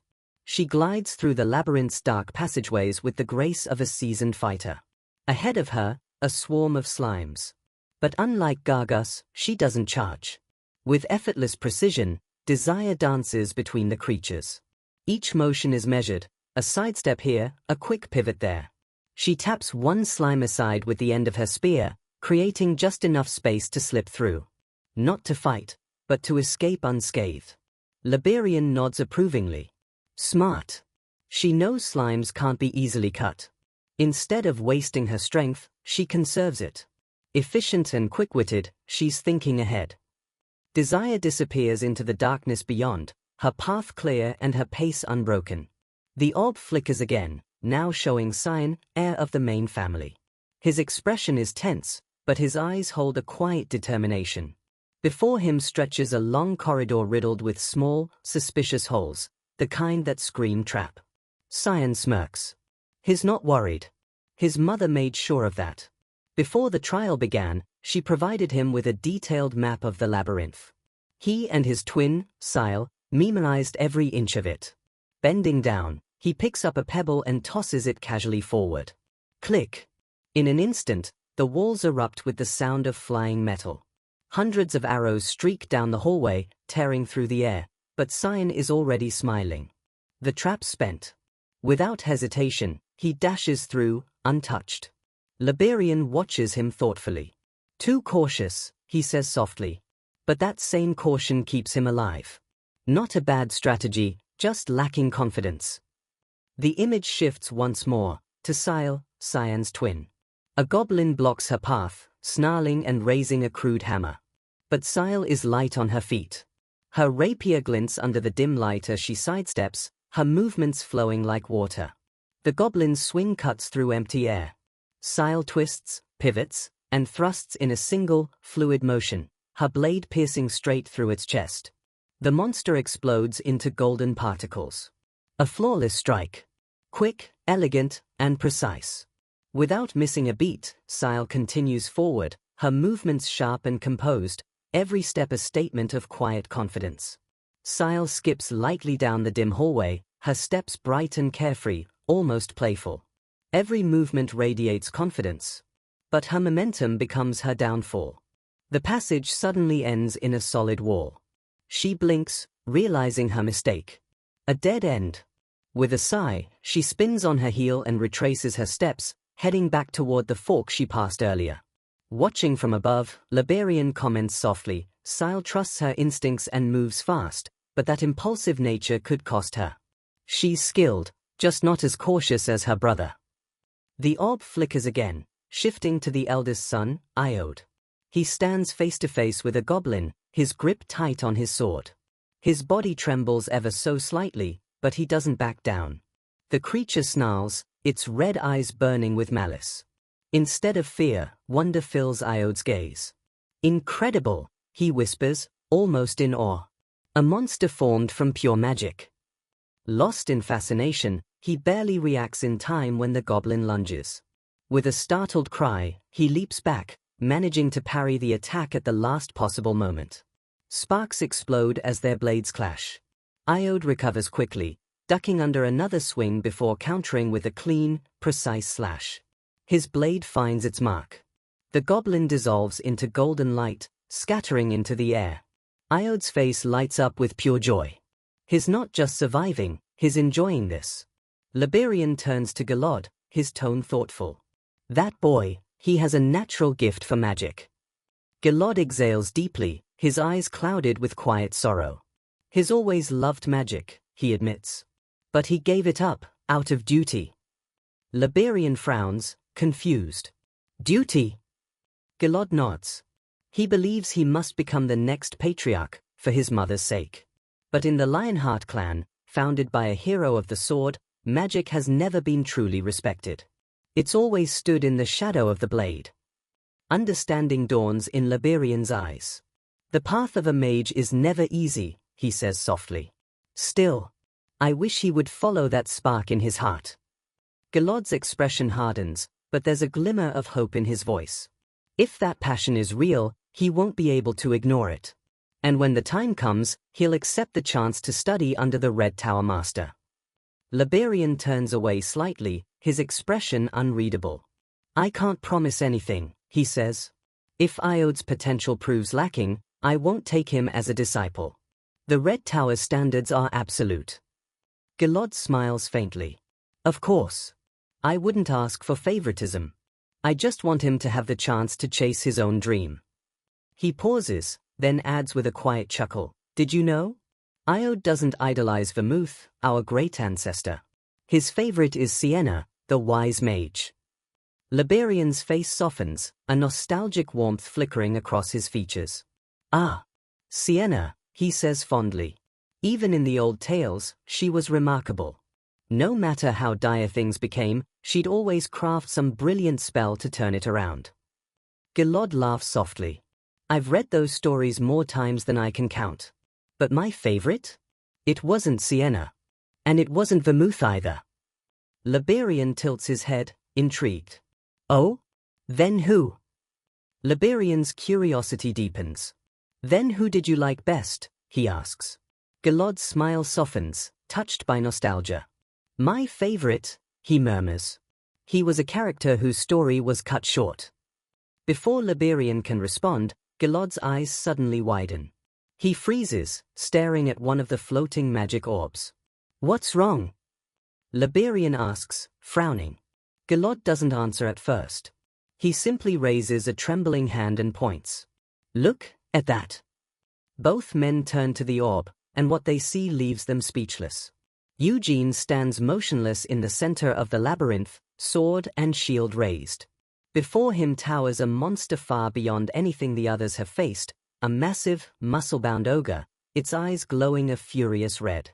The creature roars, the sound rumbling through the walls. Its enormous fist, wrapped in a blazing aura of mana, comes crashing down toward the boy. Eugene doesn't move. He doesn't even blink. With perfect timing, he plants his feet and meets the strike head-on, his small round shield taking the full brunt of the blow. The impact sends a shockwave through the corridor, cracking the stone beneath him. The ogre's arm shudders, stunned by its own strength. Before it can recover, Eugene's already gone. He shoots forward like a streak of light, weaving between the ogre's legs. His sword flashes again and again, slicing through its ankles and knees in rapid succession. Each strike lands with surgical precision, breaking the creature's balance piece by piece. In the viewing chamber, silence falls. Liberian leans forward, eyes wide. "Who is that boy?" Gilad can barely breathe. His voice comes out as a whisper. "Incredible." Down below, Eugene moves without hesitation.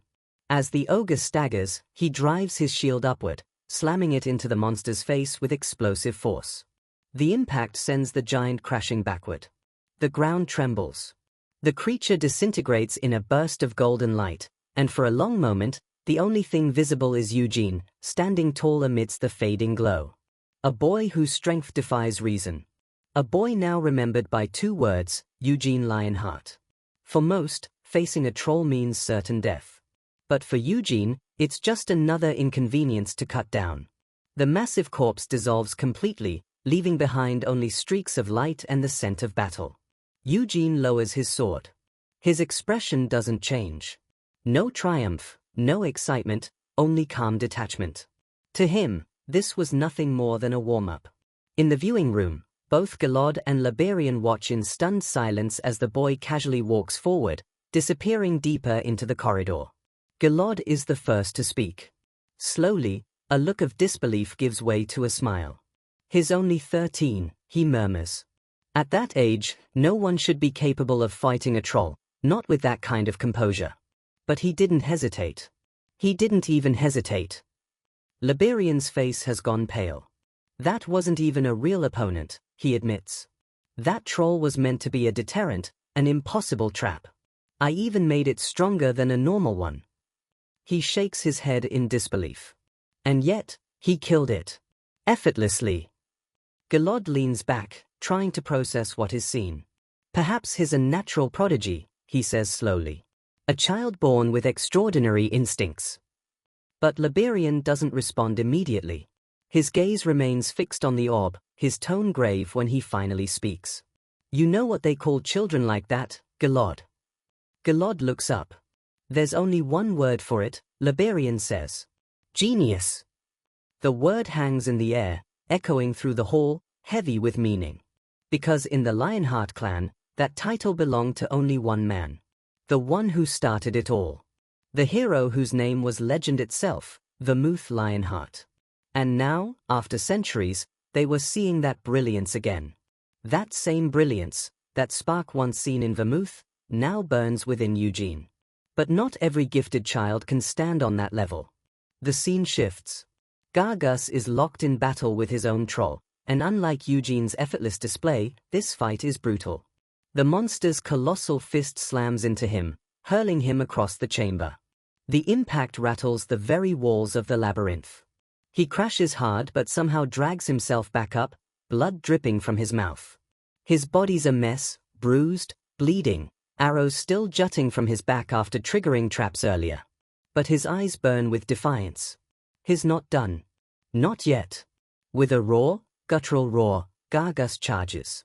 His great sword gleams as he lifts it high, throwing every ounce of strength he has into the strike. The troll's arm swings down like a hammer, but instead of dodging, Gargus meets it head-on, sprinting up the creature's arm, his blade tearing through its thick hide. He slashes deep into its chest, green blood spraying wildly. Using his momentum, he slides down the troll's back, his sword carving a long, jagged line as he goes. Then, with one final burst of strength, he plunges his weapon deep into the creature's spine. The troll lets out a monstrous cry, a sound that shakes the air itself. Gargus roars back, every muscle straining as he forces his blade deeper, refusing to stop until the beast collapses. Finally, the giant's movements slow. Its hand falls limp. The light in its eyes fades.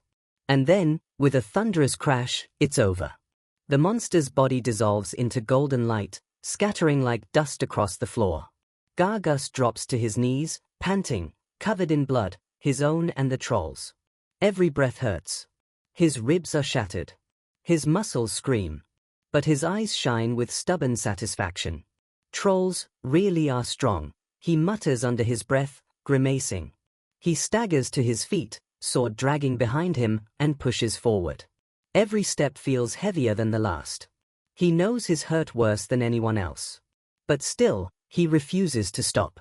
Until his body finally does. With a dull thud, Gargus collapses face first onto the cold stone floor, unconscious. The orb shifts again. Now it's Cyan's turn. He stands frozen, staring up at a troll of his own. The monster towers over him, a wall of muscle and fury. His entire body stiffens, fear gripping him tight. Something about this feels wrong. This thing doesn't belong here. It's far too strong. Then, realization flickers across his face. This isn't meant to be fought, he thinks. It's a trap. Quickly, he scoops up a rock and hurls it. The stone strikes the troll's leg with a dull thud. The creature lets out a confused snarl, turning its head just as Cyan bolts past it. In the viewing chamber, Liberian nods with quiet approval. That's exactly what he designed this test for, not brute strength, but insight. Down below, Cyan sprints through the corridor, grinning ear to ear. I did it, he thinks proudly. Outsmarted it perfectly. The troll, still confused, simply stands there, growling at the empty air. Cyan keeps running, chest puffed with confidence. Everything's going his way, until a familiar voice echoes through the hallway behind him. Big brother. Bro. It's me, Sile. Cyan spins around, eyes wide in surprise. Sile, he blurts. His little sister jogs up to him, cheerful as ever. The two finally meet in the twisting corridors of the maze. Sile looks around, scanning the stone walls and glowing runes. If we're both here, she says thoughtfully, we must be getting close to the center. Cyan straightens up, puffing out his chest. Obviously, he says, trying to sound cool and reliable. Just stick with me, and you won't get lost. Sile grins. Okay, got it, big bro. Her easy tone makes Cyan's eye twitch. The sting of his past humiliation, that crushing defeat at Eugene's hands, flashes through his mind. His fists clench. This time, he thinks, I'll show her I'm not weak. Hey, Cyan, Sile calls again. Feeling confident, he waves a hand. Go ahead, ask me anything. She looks up at him, eyes wide with innocent curiosity. Since this maze is made of illusions, that means any kind of monster could appear here, right? Cyan blinks, confused by the question. Well, of course. That's obvious. Sile leans closer, lowering her voice to a whisper. Even ghosts. Cyan freezes. A chill creeps down his spine. Ghosts, he stammers. Sile covers her mouth, trying, and failing, to hide a giggle. Don't tell me you're scared of ghosts, big brother. No, of course not. Cyan blurts, standing tall again. Don't worry. No matter what shows up, your big bro will. His words die in his throat. Something grips the corner of the wall ahead, a pale, blood-soaked hand. Then, slowly, a horrifying face with one glowing eye peers out from the darkness. Cyan's scream rips through the corridor, a high-pitched, bone-chilling shriek of pure terror. Ah! But before he can even process what he's seeing, another scream erupts, just as loud, just as terrified. Standing in the hallway, drenched in blood, is Desura. She's screaming right back at him. Sile stands between them, utterly calm, a small amused smile on her face. Desura! Cyan yells, pointing a shaking finger at her. How dare you scare me like that? Desura glares back, equally rattled. You're the one who screamed first. You scared me. You jumped out covered in blood. Cyan shoots back, glaring suspiciously. Don't tell me you planned that. Desura takes a cautious step back, waving her free hand. It's not blood. I tripped a trap. I'm injured, you idiot. Sile tilts her head, watching with mild amusement as the two argue. Meanwhile, Desura curses under her breath. Great. My ambush failed completely. She grips her spear tightly, readying herself as the twins tense up. This isn't good, 2 against 1. Big bro, she's running away, Sile shouts, pointing ahead. Cyan's jaw tightens. Damn it, he growls. Because of her, I look like an idiot again. His embarrassment boils over into fury. I won't forgive her for this. Let's go, Sile. And just like that, the chase is on. Desura sprints through the winding corridor, the furious twins right behind her. She knows full well she can't win a fight against both of them, not in her current state. Where's that musclehead when I need him? She thinks, scanning desperately for Gargus. But somewhere far behind her, Gargus is still lying unconscious on the cold floor, no help coming anytime soon. Then, the ground shifts. A loud crack echoes under her feet. Desura's eyes go wide. A trap! The floor collapses beneath her in an instant. Reacting on pure instinct, she leaps, landing on one falling slab after another, using her agility to stay ahead of the crumbling path. With a final jump, she grabs the ledge on the other side and pulls herself up, panting. Safe, barely. But behind her, the twins are relentless. Cyan skids to a stop at the edge, glaring across the gap at the girl who dared make a fool out of him. Cyan skids to a halt at the edge of the chasm. The gap stretches wide before him, far too wide to cross with a normal jump. He scans the surroundings quickly. No bridges. No hidden path. The only way across is through the impossible. Cyan watches him expectantly, her bright eyes fixed on him, almost sparkling. He can feel it, that pressure. The weight of her gaze. The unspoken challenge. He can't hesitate now. Not in front of her. Not again. A bead of sweat slides down his cheek as his expression hardens. I wanted to save this for the boss fight, he thinks, but it can't be helped. I'll have to use my mana, he says aloud, his voice low but resolute. In the next instant, a brilliant blue aura bursts to life around him. The air crackles as the ground trembles beneath his feet. With a fierce battle cry, Cyan surges forward, his mana blazing. He dashes straight toward the wall, then, using sheer speed and control, begins sprinting along it. The energy trailing behind him blurs into streaks of light. At the last second, he pushes off with all his strength, launching himself into the air. He soars across the chasm, landing solidly on the other side. The shockwave of his landing ripples through the stone floor.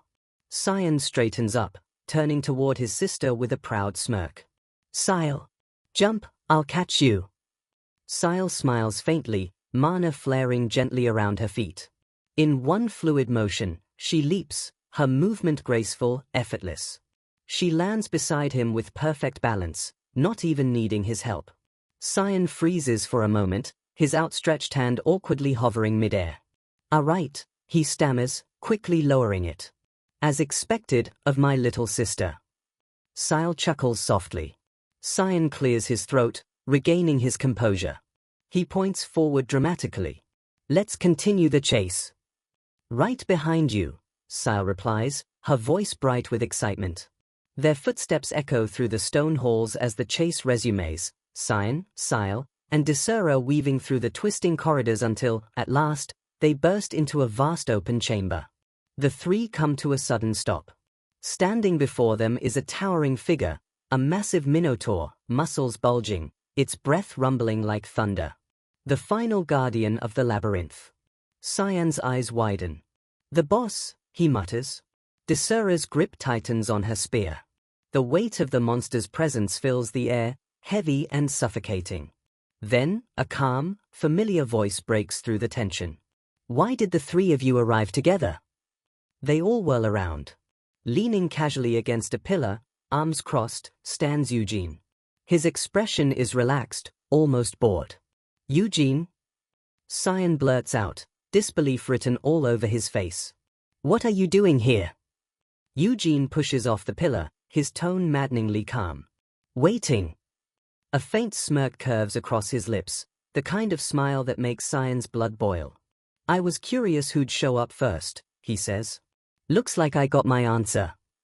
Cyan's jaw tightens.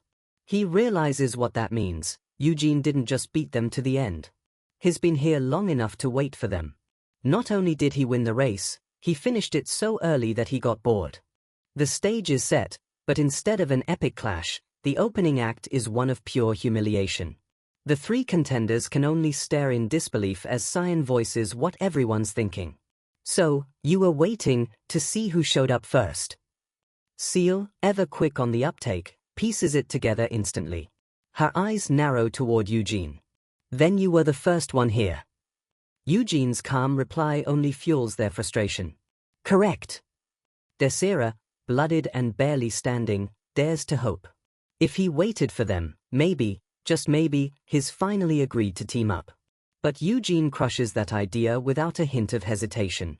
He scratches his head, pretending to recall the offer. "Oh, right, that. I suppose there was some talk about teaming up." Then, with a smirk, he delivers the killing blow to her hopes. But no. I'm not teaming up. I'm letting you have the first turn. The arrogance in his voice is staggering. He explains that he could defeat the boss on his own in an instant, but that would be too tragic for the rest of them, who struggled so hard just to make it this far. He's not sparing them out of kindness, he's pitying them.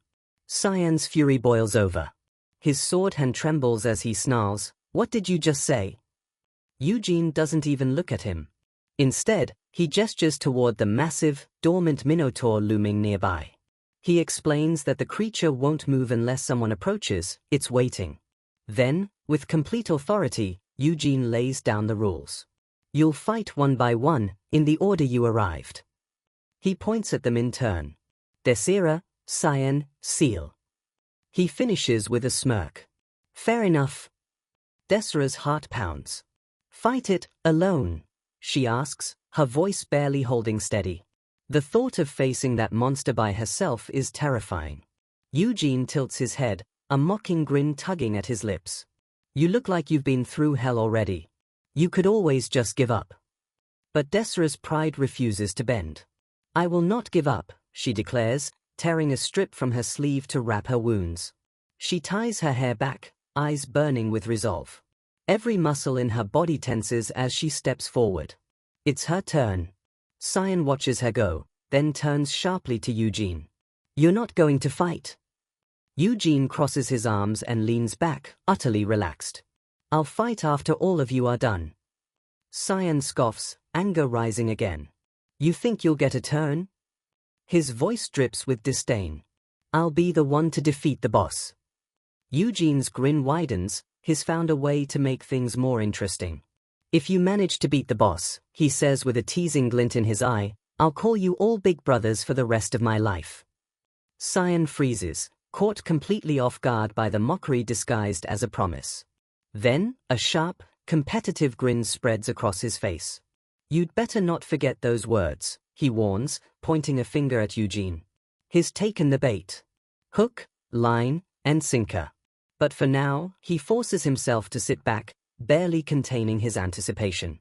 He knows what stands before them, the Minotaur, a creature of legend. A true test of might for any warrior. He studies it closely.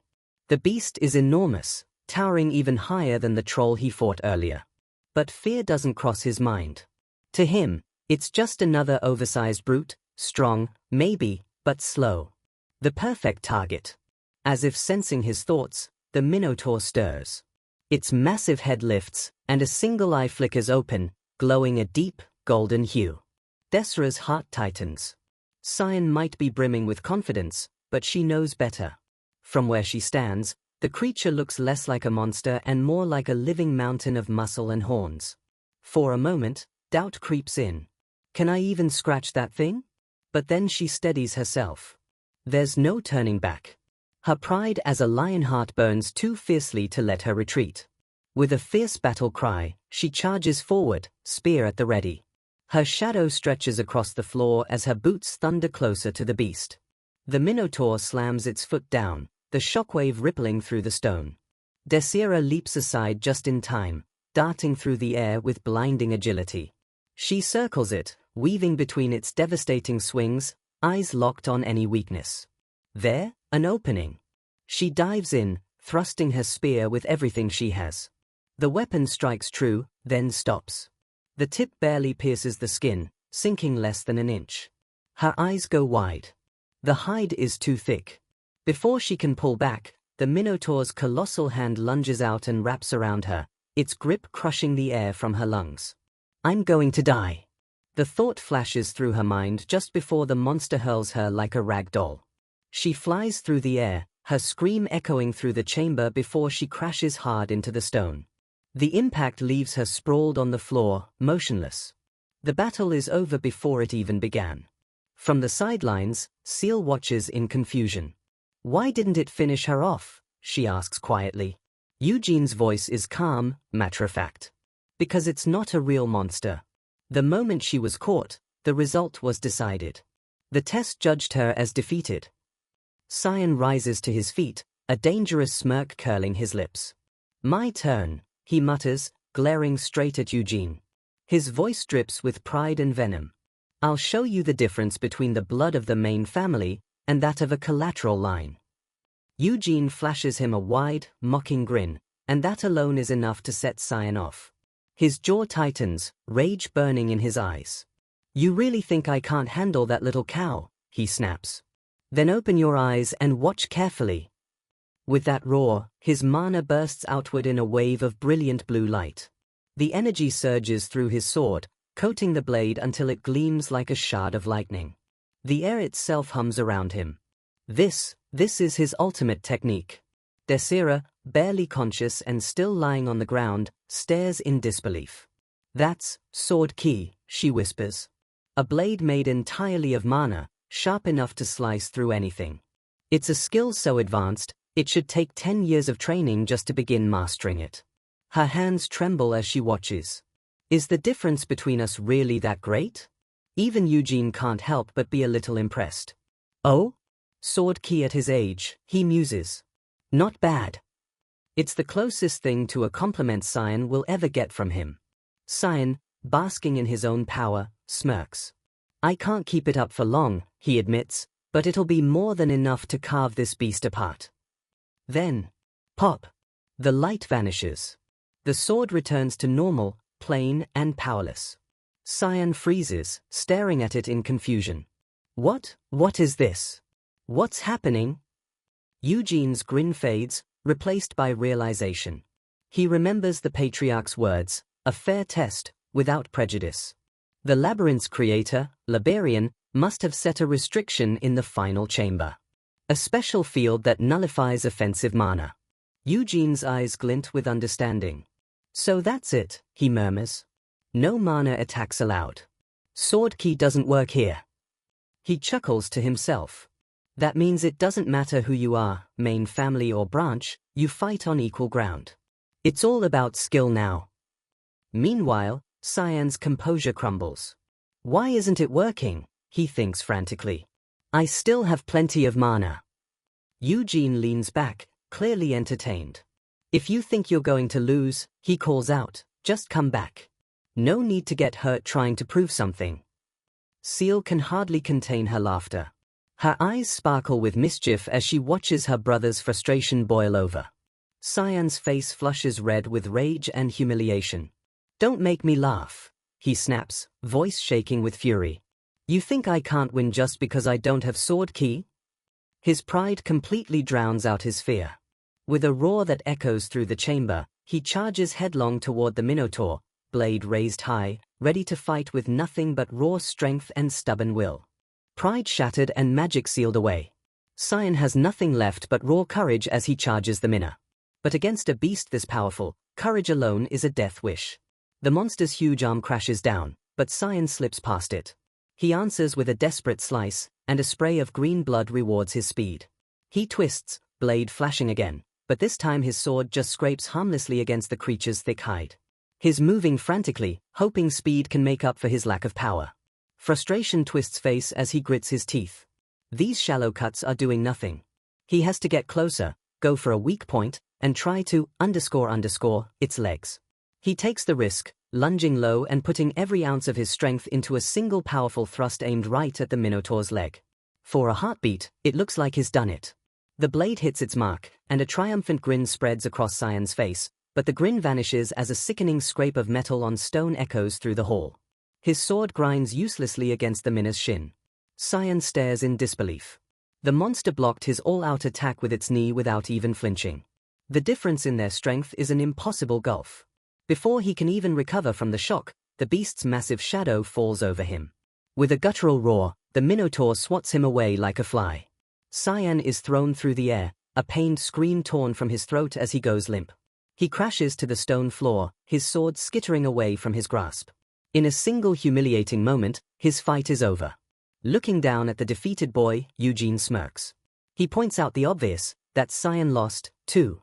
All Cyan can do is stare back in humiliation as his sister Seal watches with an amused smile. Cyan grinds his teeth so choked with the bitter taste of defeat that he can't even speak. Eugene casually turns his attention to the last one standing, his gaze landing on Seal, but Seal simply holds up her hands, making an X with her fingers. She calmly states that she's forfeiting the match, knowing it's pointless to fight without her magic. Eugene looks at her with a flicker of surprise. At least she's smarter than her twin brother. Without saying another word, he walks past them both, heading for the discarded sword and shield. He scoops up the simple round shield, feeling its weight in his hand. It's his turn now. As Eugene calmly approaches the towering monster, Seal asks the question on everyone's mind. Can you even win? Eugene doesn't bother looking back. He says he isn't sure if it's possible, letting the doubt hang in the air for a moment. Then he glances over his shoulder, a wild predatory grin on his face. V for me to lose. The arrogance is absolute.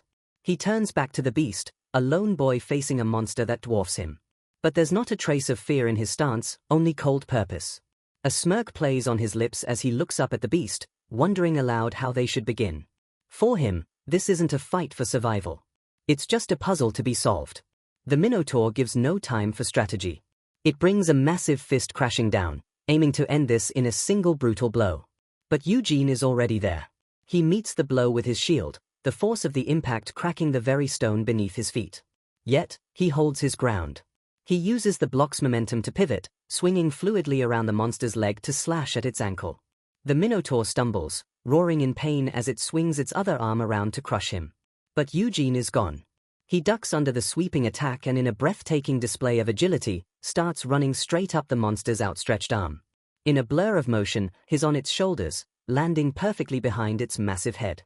The beast's glowing eyes dart around, completely unable to follow his speed. The creature thrashes wildly, trying to shake him off, but it's too late. Eugene is already striking. He plants his feet for leverage and drives his sword deep into the soft flesh at the back of the Minotaur's neck. The monster's mouth opens in a silent roar of agony as it staggers forward from the blow.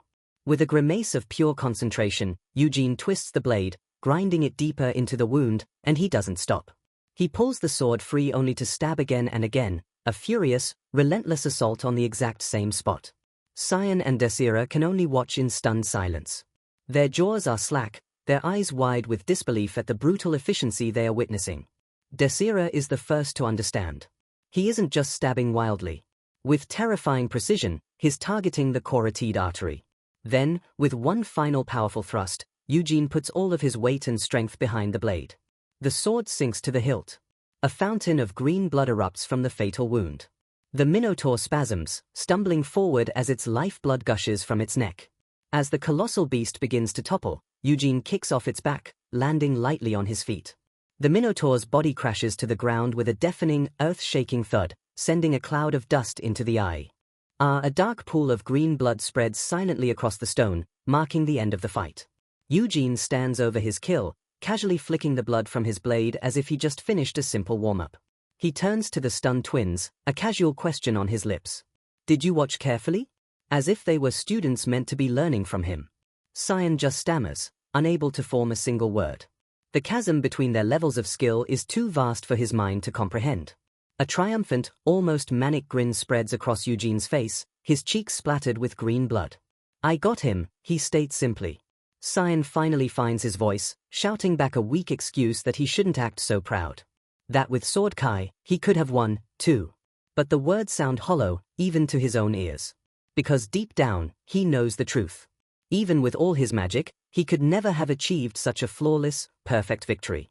Eugene looks at his rival, a familiar fire igniting within him. This isn't fear or anger. It's the pure thrill of battle he's missed for so long. Cyan clutches his chest, his heart pounding with a powerful unfamiliar emotion. It's a mix of awe, burning envy, and a sudden desperate desire to one day reach that same height. Just then, the Minotaur's body begins to glow, dissolving into shimmering golden particles of light. The light intensifies, and the beast's form breaks apart completely, bathing the dark chamber in a brilliant gold.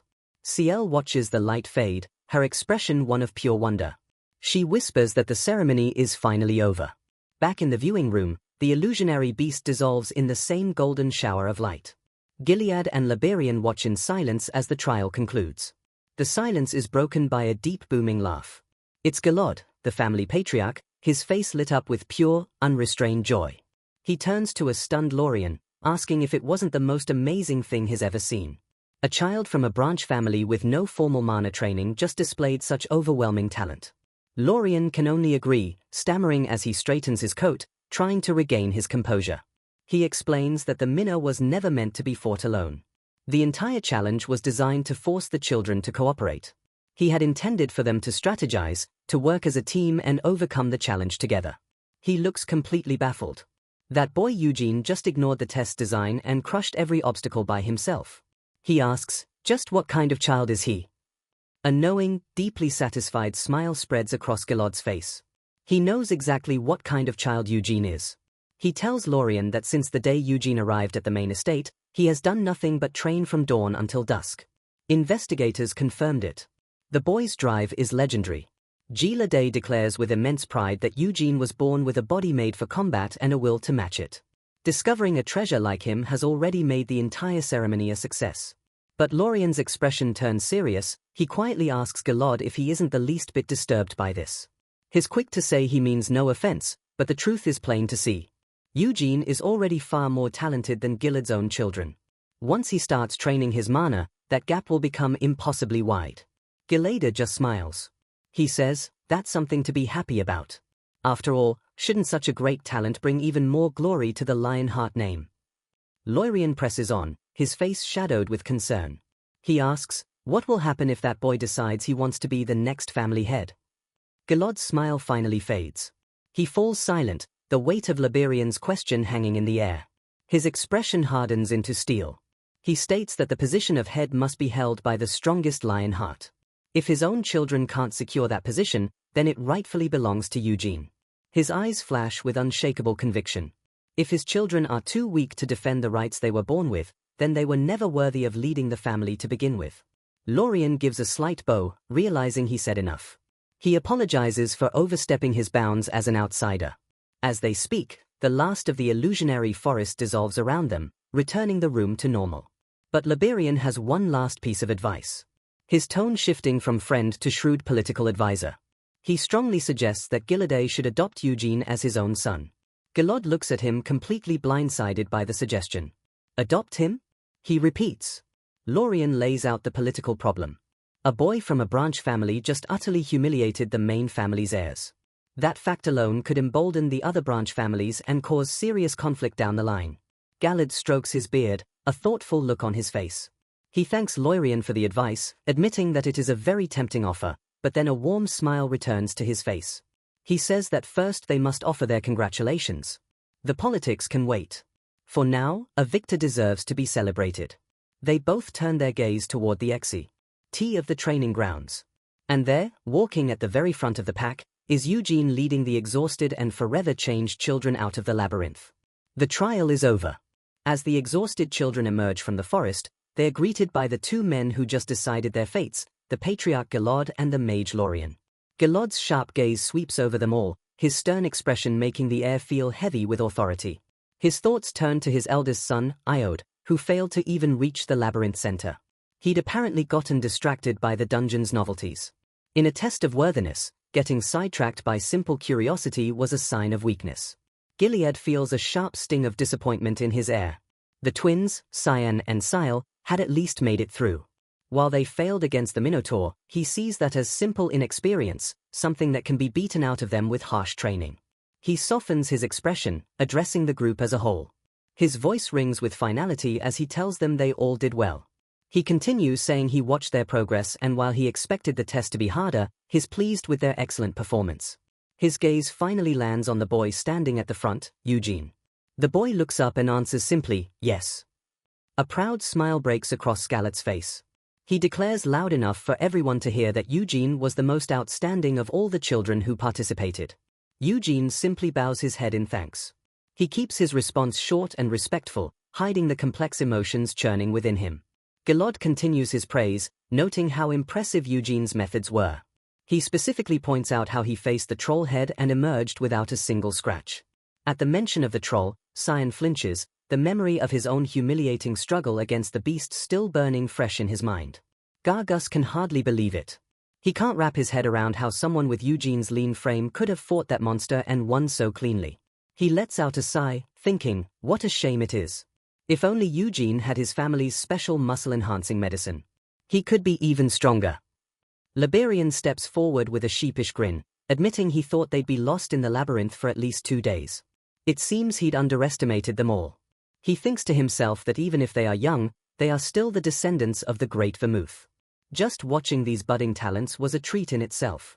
Gilad gestures warmly to the children. He tells them to go and rest, explaining that he wants to hold a grand banquet for them, but it wasn't prepared since they finished so early.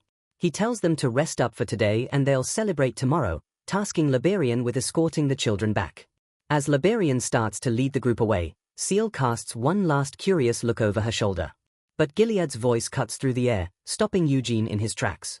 "Eugene, you will come with me." Shield's head whips around, her eyes wide with sudden understanding. She asks her father if he's giving him the prize right now. Gilaga smiles, saying there's no reason to put it off. Scouts, the underground treasure vault.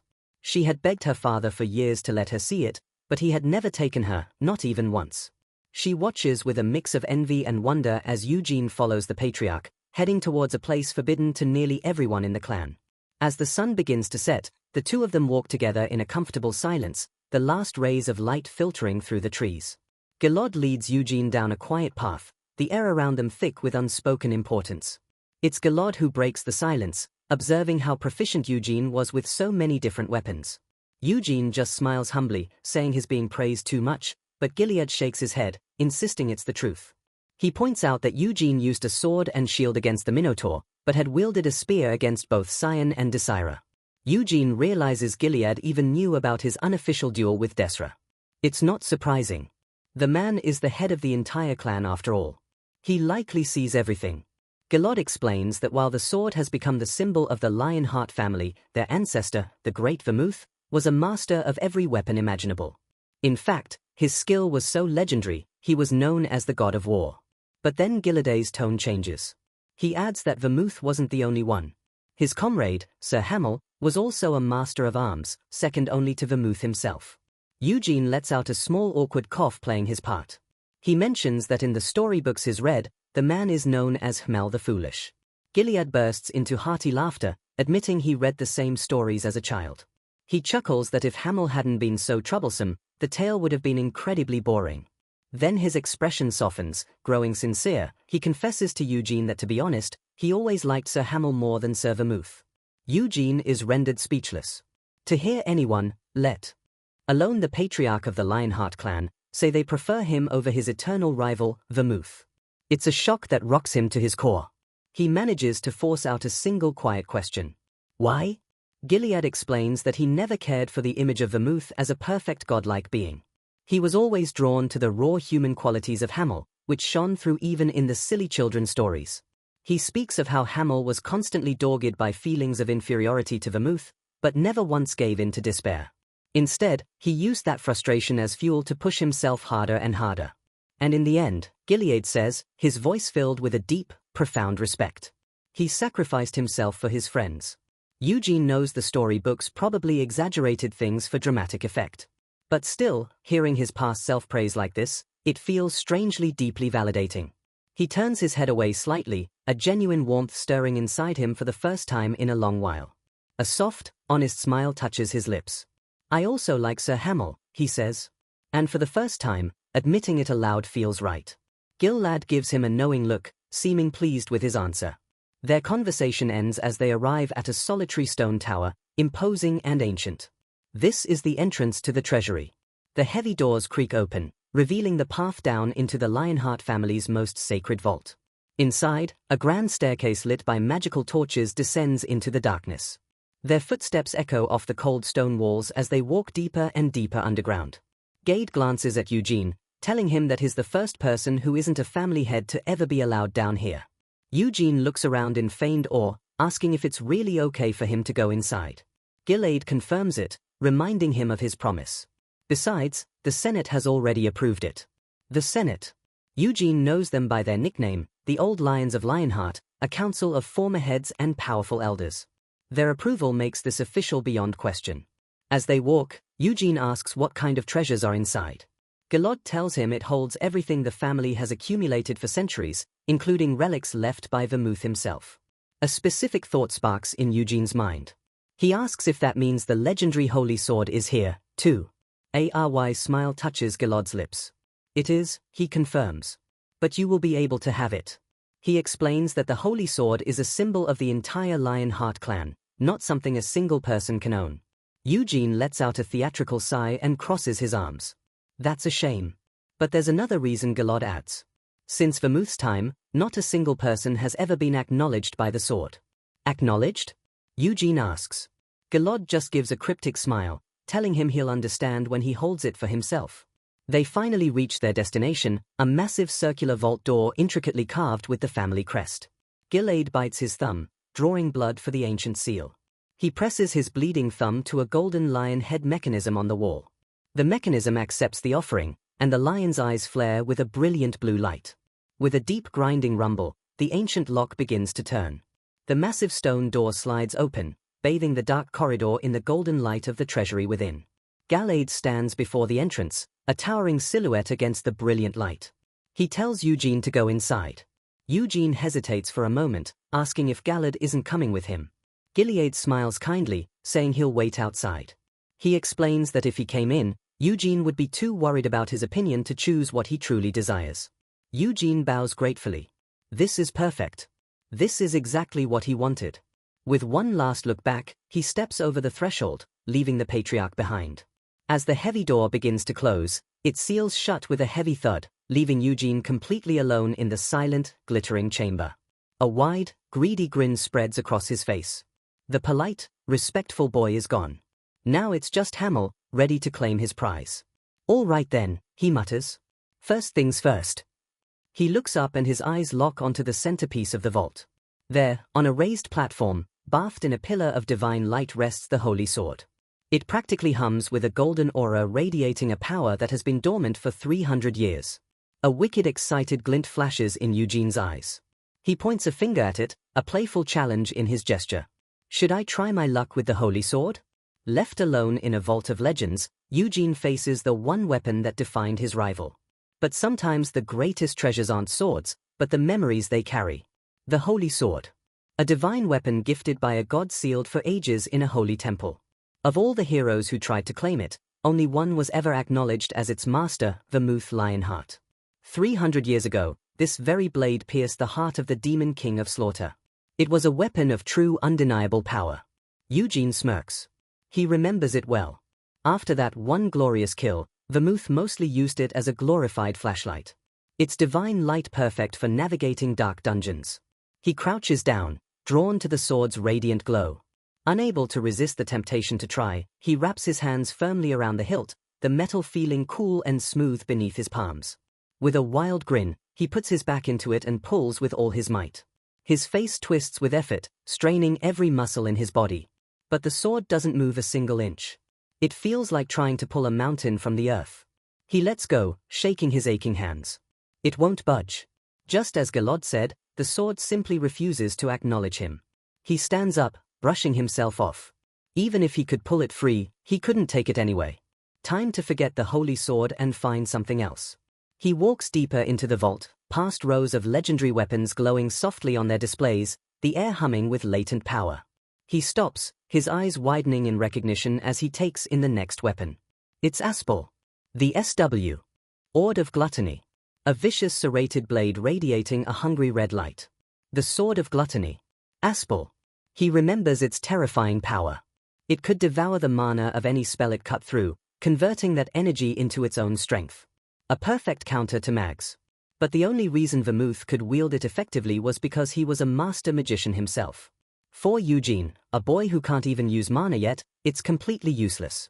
He moves on, his gaze sweeping across the room. He recognizes so many of these weapons.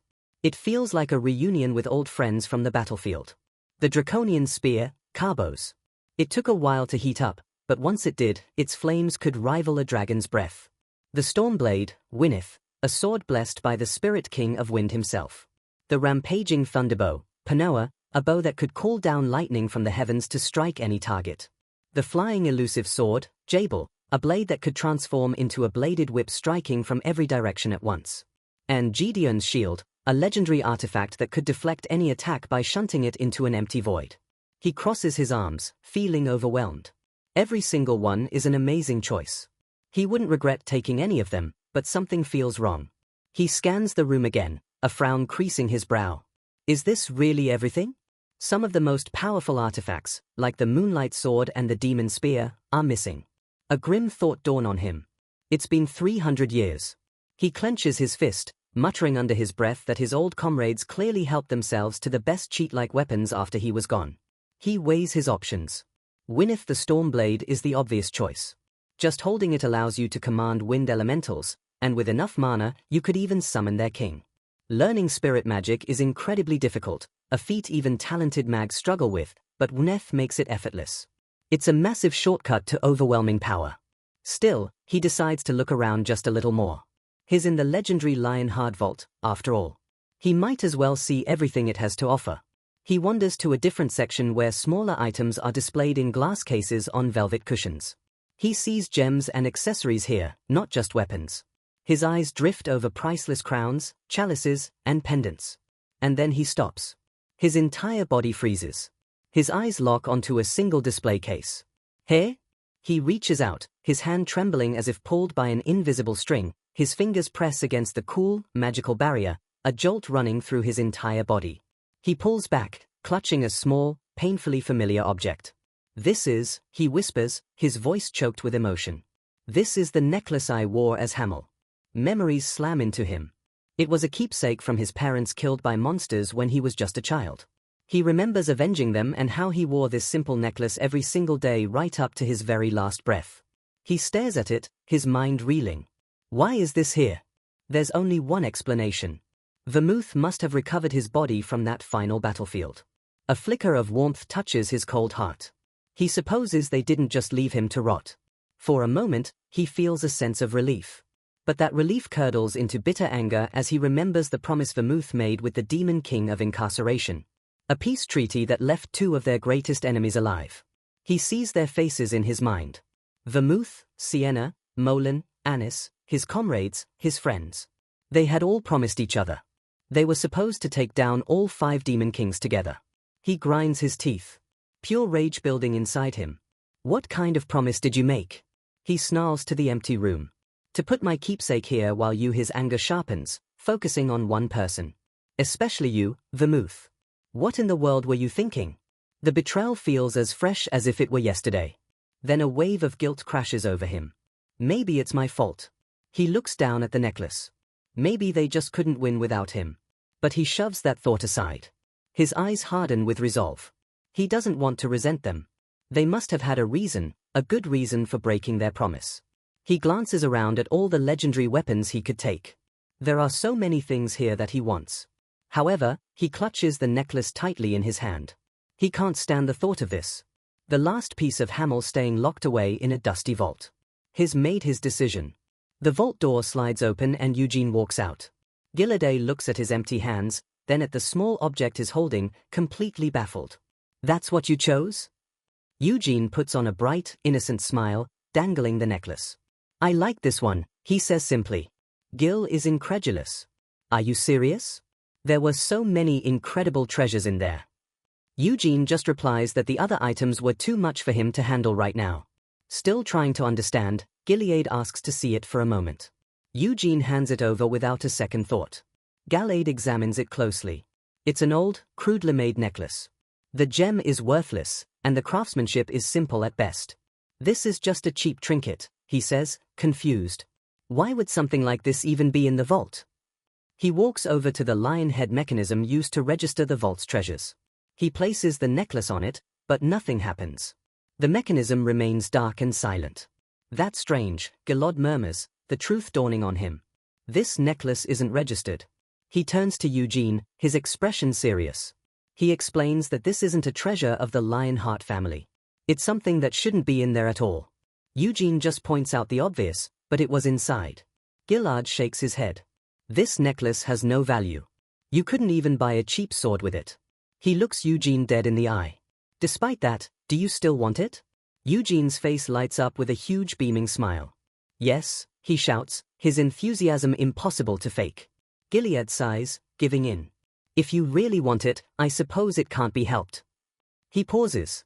However, he explains that since it's an unknown item, he'll need the Red Tower Master to appraise it, just in case it's enchanted with some hidden magic. Eugene asks eagerly, so, I can have it after it's been appraised? Glade smiles, making a fist to seal the deal. Yes, I promise. He then explains the loophole. Since the necklace technically isn't a Lionheart treasure, Eugene hasn't actually claimed his prize yet. A sly grin spreads across Giladay's face. So, you may choose another treasure from inside. Eugene's jaw drops. Really? That's right. Giladay confirms. You can still pick a treasure from the vault. That was the original promise. Eugene practically explodes with joy. He bows deeply, shouting his thanks before immediately spinning on his heel and bolting back into the vault. He grins triumphantly. He can't believe he's descended from that stuffy by-the-book vermouth. Gilad is far too generous for his own good. In that case, there's no reason to hesitate. He makes a beeline straight for his real target. His hand closing around the hilt of the Stormblade Ornef. He draws the blade from its stand.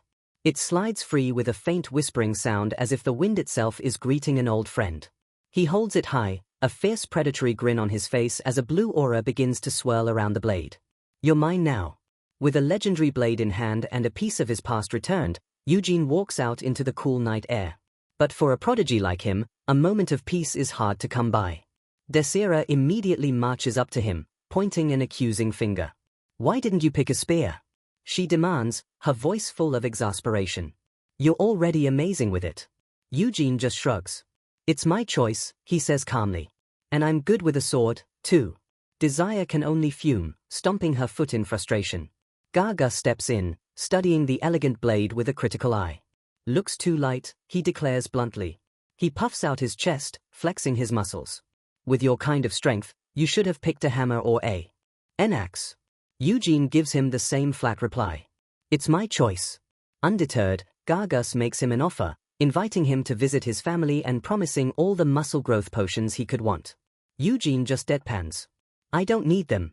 Dessa waves a dismissive hand at Gargus, telling Eugene to just ignore the big muscle head. Her attention snaps back to the sword, her eyes gleaming with a warrior's curiosity. She gives him a simple command. Draw it. Eugene meets her challenging gaze. A silent understanding passes between two people who live for the fight. With a smooth, near-silent motion, he slides the blade from its scabbard. A faint blue light immediately begins to hum around its edge. He holds it up for them. What sword is it? They ask. He tells them it's the Stormblade Winneth. He explains that it holds the blessing of the elemental king of wind. And as he speaks, tiny fairy-like wind spirits begin to dance around him. He adds that once he masters his mana, he'll even be able to summon the king himself. Desra clenches her fists, still unimpressed. That's cool, I guess, but I still would have gotten a spear. Eugene leans in, a provocative glint in his eye. There were plenty of spears in there, too. Desire's eyes go wide, and she grabs him, asking frantically if he saw it. The draconian spear. Carbos, she shouts, her face lit with pure excitement as she describes how it can unleash a dragon's breath with every thrust. Eugene just gives her a blank look. Never heard of it. He's lying, of course. But this is far more entertaining. Desra gets even more animated. What about the demon spear, Ruentes? She demands, convinced it was Vermouth's strongest weapon. Gargus cuts in, mentioning his heard of Ruentes, that it was the spear wielded by the demon king of brutality. Dara just shoves him away, yelling that she wasn't asking him. Eugene's playful mood vanishes. The demon king of brutality. The name brings a flood of dark memories. 300 years ago, there were 5 demon kings. From strongest to weakest, they were the demon kings of apocalypse, incarceration, frenzy, brutality, and slaughter. Gargus crosses his arms, correcting Desra. Your knowledge is flawed, he says matter-of-factly. The strongest weapon in the Great Vermouth's arsenal is the destructive crusher Gigalas. In his mind, he pictures a massive demonic hammer wreathed in dark purple energy. The two immediately launch into an argument. Desire insists the spear is stronger because the demon king of brutality outranked the demon king of slaughter. Gargus retorts that the ranks of the kings have nothing to do with the strength of their weapons. Eugene watches them bicker, then calmly adds more fuel to the fire. There was no destructive crusher in there either. He knows the truth. Of all Vermouth's weapons, only 2 actually belonged to the demon kings. They were far too sinister to be kept in the main vault and were likely sealed away somewhere far more secure. But Desira and Gargus are too busy arguing to hear him. The spear is stronger. No, the crusher is stronger. Eugene just rubs his temples and lets out a long sigh. They're so childish. He knows that both weapons are incredible. But if someone were to ask him which of Vermouth's weapons was truly the strongest, he wouldn't even have to think about it. The Moonlight Blade. He remembers it as pure destruction given the form of a sword. A power so immense it had to be sealed in the deepest part of the demon realm itself. History may have forgotten, but he never could. Both the Demon King of Brutality and the Demon King of Slaughter were ultimately destroyed by the devastating light of that single sword. He gives Wneath a light practice swing, the blade humming softly as it cuts through the air. A small satisfied smile touches his lips. This is the first time in this new life that he's held a true blade. A faint trail of blue light follows the sword's edge. A whisper of the immense power sleeping within. Desra and Gargus finally stop arguing, their attention captured by the sight. Eugene steps forward, holding the sword ready. He begins to move, his body falling into a familiar rhythm, a graceful and deadly dance of combat. His movements are fluid, precise, and filled with a lethal purpose that number 13-year-old should possess. It's pure muscle memory. The instincts of the warrior Hamel flowing through the body of the boy Eugene. He finishes with a powerful slash that kicks up dust from the ground. The sword's light flaring brightly for a moment. He brings the sword to rest, the ribbon of blue light wrapping gently around his arm. Desra and Gargus are completely silent, utterly mesmerized. Gargus can only whisper in awe. That sword work. It's beautiful. Desire is just as stunned. A faint blush on her cheeks as she stares at him, completely lost for words. Meanwhile, back in the Patriarch's study, Gilad presents the mysterious necklace to Lorien for appraisal. Lorien holds it in his palm, channeling his magic. A blue light emanates from his hand as he begins to analyze it. His eyes narrow in concentration, searching for any trace of an enchantment or curse. He sets the necklace down, his analysis complete. There's no magic on this necklace at all, he reports, looking utterly puzzled. Are you certain this was in the vault? He asks Glade, finding the whole thing hard to believe. Glade's expression is grim. Indeed, it was, he confirms. Lorien presses him, asking if he's sure the child wasn't trying to trick him. Gilad just sigh, asking what reason he would have to do so. He clenches his fist, thinking of the huge risk Eugene took. If I hadn't allowed him to choose another treasure, that boy would have walked away with nothing. Liberian touches his chin, a bead of sweat on his brow as he has to agree. It was a very risky gamble. He stands up, let's find out more. He states again that there's no enchantment, but he'll dig deeper to be certain. Gilead looks at him, confused. How? A sly smile spreads across Lorien's face. He reveals a special magic that can read the memories left behind in mana. A spell, he adds proudly, created by his own grandmaster, Sienna the Wise.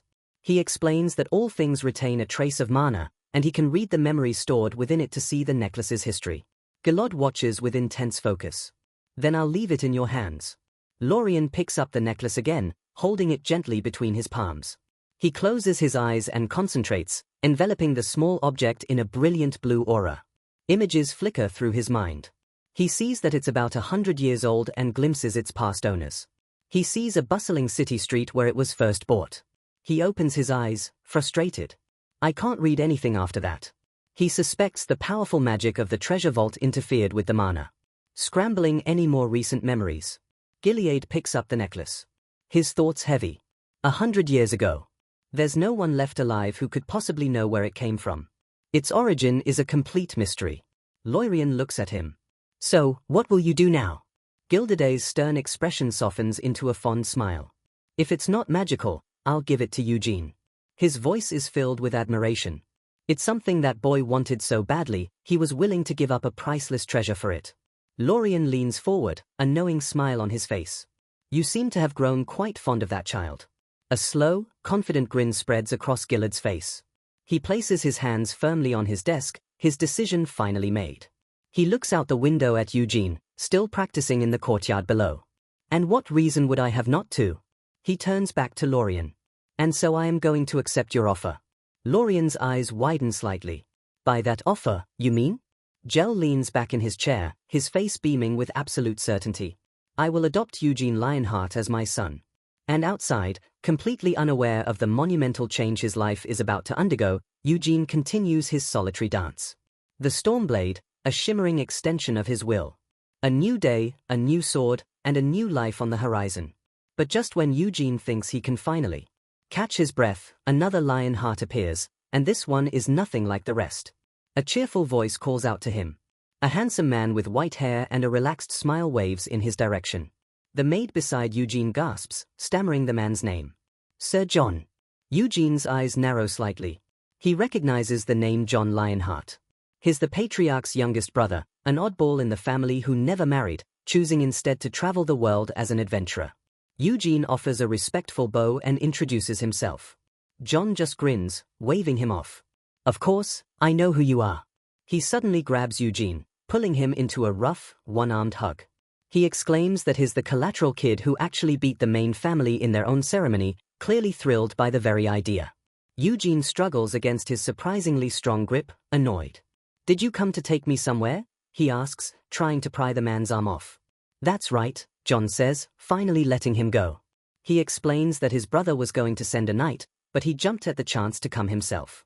He leans in with a conspiratorial grin. Eugene, I just had to see you for myself. John sighed dramatically, placing a hand over his heart. I've heard so much about you, but I couldn't watch the ceremony. He explains, it's a family tradition. Only the current head of the family is allowed to observe the bloodline continuation ritual. He quickly holds up a finger to clarify, adding that he doesn't hold any ill will toward his brother because of it. It's just how the rules are. He leans against the wall, striking a casual pose, and wonders aloud if he sounds bitter about the family's strict traditions. Eugene just states plainly, I don't really care. John lets out a laugh, completely charmed. My brother wouldn't care either. Eugene studies the man. He can sense a free-spirited nature about him, a quality that makes him as impressive as his looks. He figures that's probably why he never settled down and got married. John leads Eugene through the lavish halls of the main estate, walking beneath ornate ceilings and past glittering chandeliers. As they walk down a long red-carpeted hallway, Eugene finally asks why the patriarch summoned him. John just gestures grandly, suggesting it's probably to congratulate him again. Eugene dismisses that. He's already heard enough praise. He looks at John shrewdly. It seems you don't know the reason either, Sir John. John smiles, touching his chin thoughtfully. Well, it's not that I have no idea, he says. But there's no real reason for me to get involved. He stops walking. But he turns to Eugene, his expression warm and genuine. It'll be great if I get to see you around here more often. Eugene offers a polite smile in return. Me, too, sir. They arrive at a large ornate door. John knocks firmly and announces their arrival. A voice from within calls for them to enter. John opens the door for him, a warm and encouraging presence at his side. He gives Eugene a bright winking smile as he steps inside. Eugene thinks to himself that John seems like a good person, but he's a little overbearing. He steps into the patriarch's office. Gilead is standing by his desk, bathed in the bright morning light streaming through the massive windows. Gilead greets him with a warm smile, apologizing for calling him in so suddenly and gesturing for him to take a seat. They sit at a small table set with cakes and tea. The atmosphere is surprisingly relaxed and informal. Gilead slides the small necklace across the table toward him. He explains that he had Liberian appraise it and the result was that it's just a normal non-magical necklace. Eugene feigns a little surprise. Is that so? Gladen continues, explaining that they even read the memory of the mana within the necklace, but found nothing unusual. Eugene's eyes widen in genuine shock. The memory of the mana. He knows exactly what that means. It's Sienna's magic. He remembers his old comrade, the brilliant archmage Sienna, developing a spell just like that. He quickly schools his expression, asking with forced calm and what was the memory. Gilead tells him what Liberian found. The necklace was sold on the streets of the capital about 100 years ago. Eugene's mind races. No, that can't be true. He knows with absolute certainty this is the necklace he wore 300 years ago. He wore it for decades. There is no way he's mistaken. But Liberian would have no reason to lie. Did he somehow misread the memory? No. A more likely and more disturbing explanation forms in his mind. Someone powerful must have used a Heil spell to paint over the original memories. And the first name that comes to mind is Vermouth. He falls silent, lost in thought, trying to piece together this new frustrating puzzle. He knows there's no way for him to find the truth right now. But the mystery of his old friend's actions only deepens. He pushes the thoughts aside for now, looking up with a bright, hopeful expression. Then can I keep this necklace? Gilded smiles. Yes, I did promise you. If you want it, you can keep it. Thank you, Eugene says, quickly grabbing the necklace before the patriarch has any chance to change his mind. He puts it on, a small satisfied smile on his face as the familiar weight settles against his chest. Gilad leans forward, his expression turning serious. He admits that while the necklace was part of it, there was another more important reason he called him here. He says that it might be a bit sudden, but it won't be a bad offer for him. In fact, it's an offer that will shape his entire future. Eugene's eyes narrow. His mind immediately jumps to the most common political tool of a noble family. Before Gilad can even finish his sentence, Eugene cuts him off. He blurts out, "Seal is kind and cute, but I have no intention of thinking about marriage right now." It all makes perfect sense in his mind. Seal being so friendly, even after he humiliated her brother, it must have all been a setup for a political marriage. He glares at Gilad, thinking that the man seemed nice, but he was clearly hiding a scheme like this all along. He continues to ramble, saying he's too young and would need his father's permission anyway before finally trailing off. Wait. Gil looks completely flustered. He tells Eugene his misunderstanding, a bead of sweat on his brow. "I am not trying to marry you to Seal." Eugene's jaw drops. His mind goes completely and utterly blank.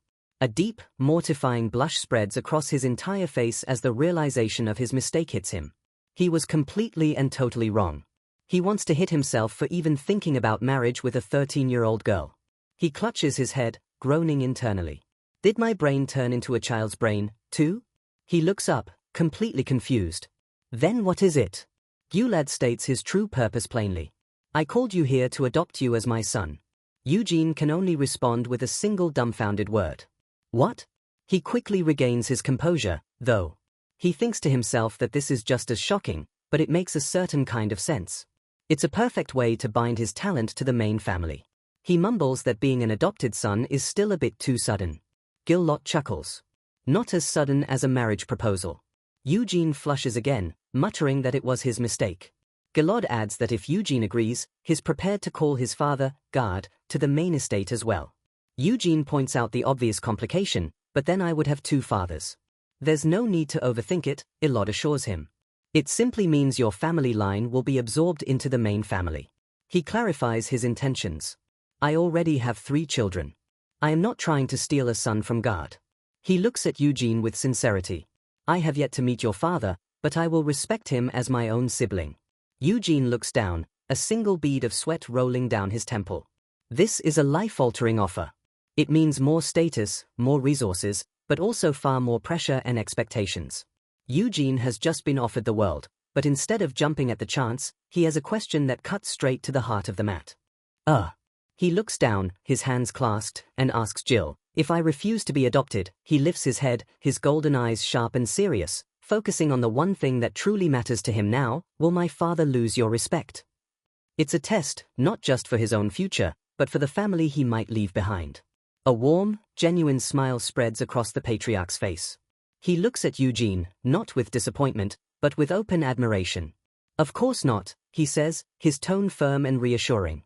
Gilad leans forward slightly, his posture open and honest. The tension that could have filled the room suddenly evaporates. He admits it's a bit embarrassing to have to say, but he assures Eugene he isn't the kind of petty man who would hold a grudge over such a thing. Gilead's expression softens. He explains that if Eugene were to refuse, it would certainly be regrettable, but that's all it would be. He leans back, his smile kind. He promises that he will respect Eugene's decision and wish him the best for his future, no matter what he chooses. He's making it clear this is a true offer, not a command. Eugene looks down at his teacup, processing this. Even with the mind of a warrior, for this decision, he has to think like a son. He tells Gilad he can't decide this alone and needs to ask his father first. Gilad nods in understanding. He suggests they decide after the banquet and promises to send for Eugene's father, Gard. Eugene simply replies, "Thank you." Eugene takes a quiet sip of tea, but his mind is already racing, replaying Gilead's words. He puts down his cup and looks at the patriarch again. Just now you said this would be good for my future. He begins latching on to that specific phrase. His eyes narrow with intensity. He presses on, asking what exactly that means. He isn't going to let a single detail slide. A sly grin touches Gilead's lips. He seems to enjoy Eugene's sharp mind. He explains that growing up in the main family would come with many benefits. He starts to list them. First, the main estate is filled with exceptional knights, all of whom would be available to teach him. Eugene's eyes light up with a competitive fire. If I'm going to learn here, he says boldly, then I want to learn from the strongest. A wide, almost childishly eager smile spreads across his face as he pushes his luck. If I become your adopted son, can I learn from you? Gillis's expression becomes unreadable for a moment. He just stares, processing the sheer audacity of this 13-year-old. But Eugene isn't just being a kid. A wicked grin appears on his face as he admits he's genuinely curious about how strong the Lionheart patriarch really is. It's a challenge disguised as a question. A low chuckle rumbles from Gilad. He's not offended. He's amused. This boy has guts. Of course, I could teach you, Gilad replies, pointing a finger at Eugene. But if you truly wish to learn from the strongest, then there's someone else more fitting. Eugene's expression shifts to genuine surprise. Stronger than the patriarch himself. Who would that be?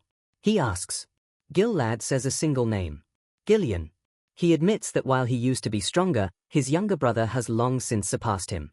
Eugene's mind flashes back to the carefree, grinning man he met just an hour ago. That guy, he thinks, a new level of respect forming for Gil's laid-back brother. Gad changes the subject, asking if Eugene's father has ever taught him about mana. Not yet, Eugene replies with a practiced smile. He claims he was worried that if he even heard about it, he might unconsciously start training, which was forbidden. It's the perfect excuse, making him look both talented and beautiful. Gilead smiles knowingly, mentioning his scene how hard Eugene has been training his body since he arrived. A mana stone, a crystal found deep within powerful monsters, is necessary to first awaken a person's mana. To unlock one's potential, they would need one of these stones harvested from the very core of a Hyel beast. But the better the stone, the more expensive and rare it becomes. And to even use it successfully requires the guidance of an expert. Galad's face turns somber. He knows that all of this, the stone, the teacher, is far beyond what a small collateral family like Gard's could ever provide. He thinks to himself that the environment Eugene was born into is simply too lacking for a talent of his magnitude to ever fully blossom. But Gilad knows he can't say this out loud. He won't risk making Eugene resent the family he was born into. This is a conversation he must have with Gart father to father. He returns his attention to Eugene. I've said what I wanted to, he says, a friendly smile back on his face. If you don't mind, I'd like to talk with you a bit longer. Eugene smiles back, raising his teacup. Of course, he replies smoothly. I'm open to it. The two sit across from each other, a temporary understanding reached. The desserts between them remain completely untouched. This meeting was about power, politics, and the future. A conversation far too heavy for sweets. Eugene rises from his seat. I will take my leave now, he says. Gilead offers to have someone escort him back. With a confident smile, Eugene declines. It's all right. The annex isn't far, he says. I'll just walk back alone. He walks alone down the massive, opulent hallway. The gilded arches and sparkling chandeliers dwarf his small frame, but he moves with a confidence that says he belongs. As he walks, a faint, sweet scent drifts through the air.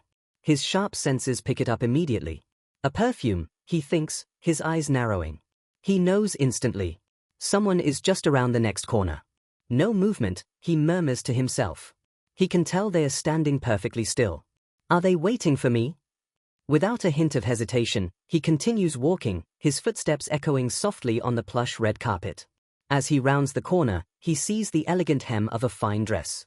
And there she is, Anicilia, the patriarch's second wife, standing as if she just happened to be passing by. She puts a gloved finger to her lips, feigning surprise. Oh my, Eugene, she says, her voice light and airy. Eugene isn't fooled for a second. His expression is cold and analytical. He knows she was waiting for him before he can even react. Anicilia's voice cuts in, suggesting they proceed with formal greetings. Eugene is momentarily thrown off. This woman plays a completely different game than the straightforward men of the family. He quickly recovers, giving a perfect formal bow. Greetings, he says, his voice steady. I am Eugene Lionheart of the Gaul line. Emilia smiles, her eyes full of calculated charm. She mentions she heard he was speaking with the patriarch for quite a while, adding that she had no idea he was still here, trying to keep up the act. Eugene cuts right through the pleasantries. Is there something you wish to say to me? He asks directly. Ancilia's smile tightens, a flicker of irritation in her eyes. She hides her face behind a fan, thinking how arrogant this child is. She composes herself, thinking his attitude isn't surprising. After all, he's just a country bumpkin who got lucky. But her strategic mind takes over. She knows this child is destined for greatness. It would be far better to have him as an ally than an enemy. She even considers her trump card a political marriage, tying him to her side through her daughter, Seal.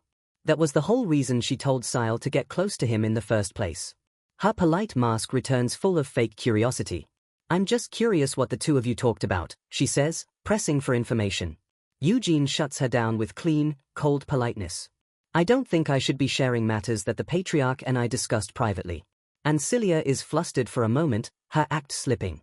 She stammers that, of course, that's true.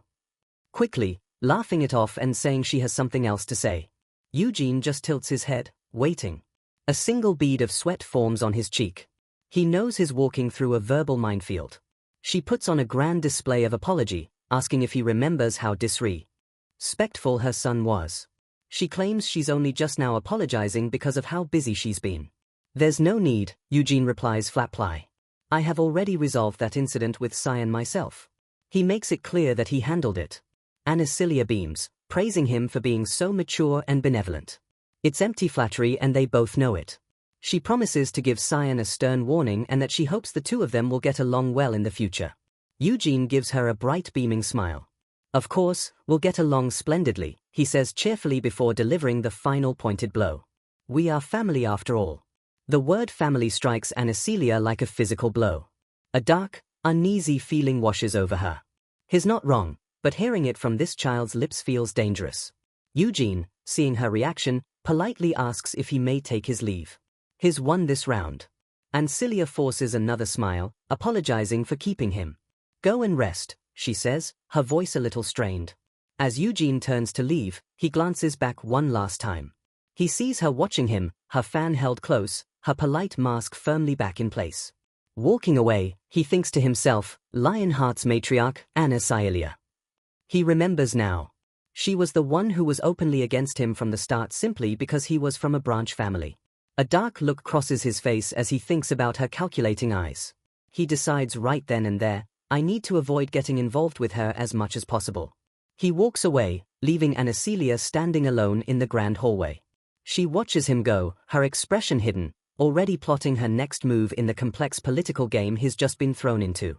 A life-changing offer is on the table, but the final decision rests with a father who is about to step into a world he never imagined. 2 days later, he has arrived. A grand carriage rolls to the gates of the main estate. After a long journey, guard Lionheart has finally come from the distant countryside of Doli. He steps onto the grounds of the main estate, a place he likely never thought he would see in his lifetime. Standing beside the family envoy, Guard looks completely out of place. A simple man from the country now standing in the heart of the most powerful family in the land. His face a mix of awe and deep anxiety. He's still trying to process the news. He thinks to himself, did Eugene really win the bloodline continuation ritual? The idea is so huge, it still doesn't feel real. Tears well up in his eyes as a wave of pure, unfiltered pride washes over him. My son won against the children of the main family. He thinks back on Eugene's childhood. His son showed incredible talent from a young age, but God knew the sad truth. He didn't have the wealth or status to properly support that talent. He always believed the ritual would be a harsh dose of reality for Eugene. The gap between the main family and the collateral branches wasn't something you could overcome with just hard work. Or so I thought, he thinks, wiping a tear from his eye. He was wrong. His son had shattered every single expectation. A voice calls out sharp and familiar. Father, Guard looks up and sees his son standing right next to the patriarch himself, waving with a huge, happy smile.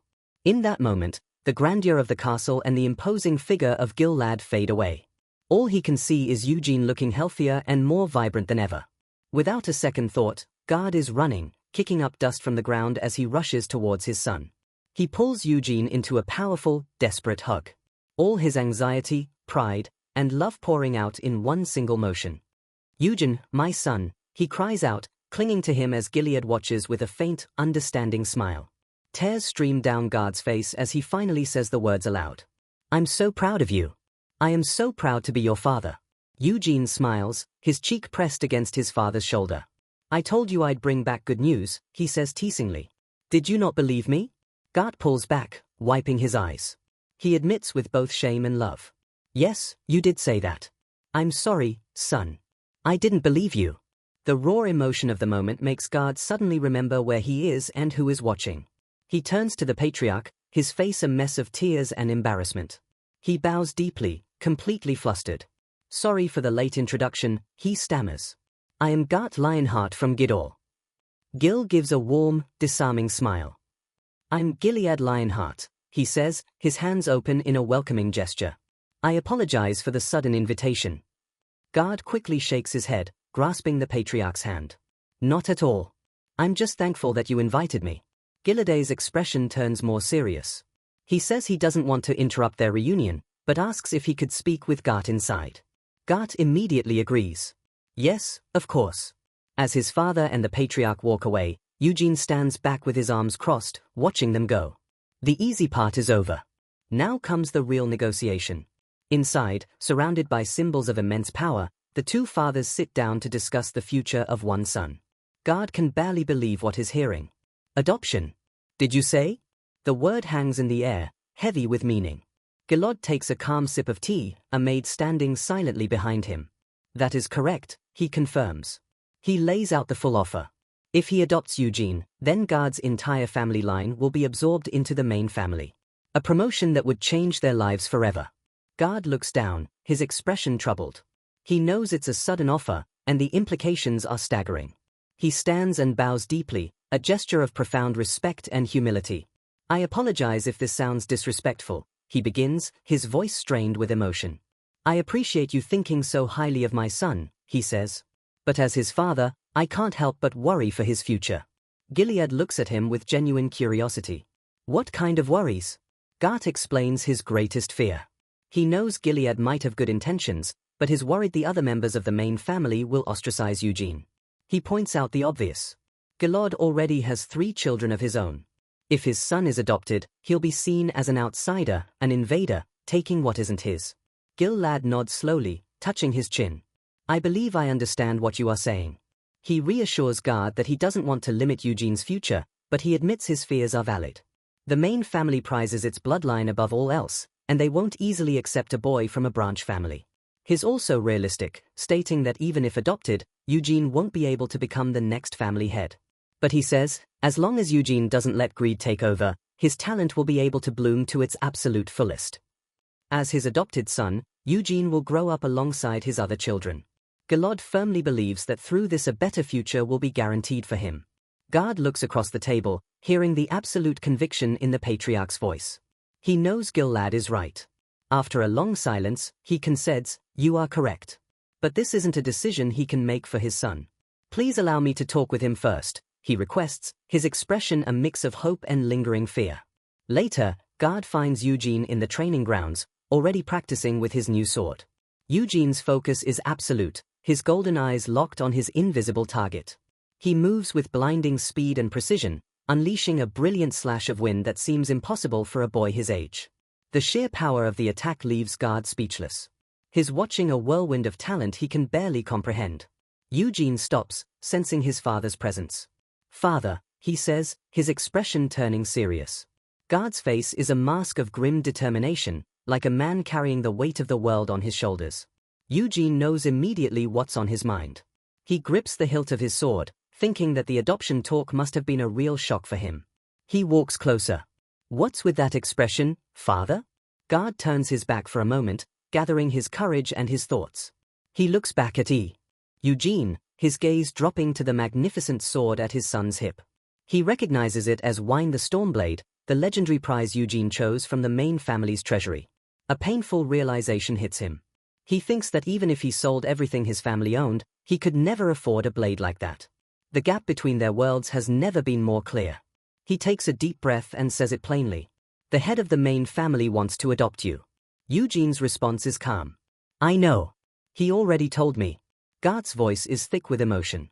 And I want you to become his child, he says, his face twisting in pain.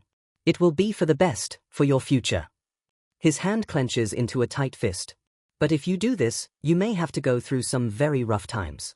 It's a father's blessing and a father's warning all at once. Probably, Eugene says with a simple shrug, acknowledging the obvious truth. Then a fearsome, confident grin spreads across his face. "But father," he says, his voice ringing with absolute certainty. "You've known me since I was a child. I would never let anyone get the better of me." Guard is stunned into silence. He sees in his son's eyes not the arrogance of a boy, but the unshakable confidence of a warrior. He places his hands on Eugene's shoulders, his voice trembling. "You were named by me," he reminds him, "together with your mother. Do not forget that." Eugene's smile softens, becoming warm and genuine. "I know," he says reassuringly. "Even if I am adopted, my only true father is you, Guard Lionheart. That's all it takes." Guard breaks down completely, pulling his son into another desperate, tearful hug as all his worries are finally released. As his father holds him, Eugene's mind is already moving on. "I guess I'm being adopted," he thinks with a sigh.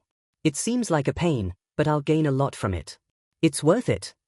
His eyes are cold and clear. He has no desire to become the family head, but he knows no one will ever believe that. He knows the patriarch's 2 wives will now have no choice but to see him as a direct threat to their own children's succession. And in his mind, there are 2 ways to deal with that kind of hostility. The first is to simply ignore it, or he can choose the second way. Mana begins to swirl around him, kicking up a storm of dust and raw power. His hand tightens on the hilt of Winneth, his eyes blazing with intent.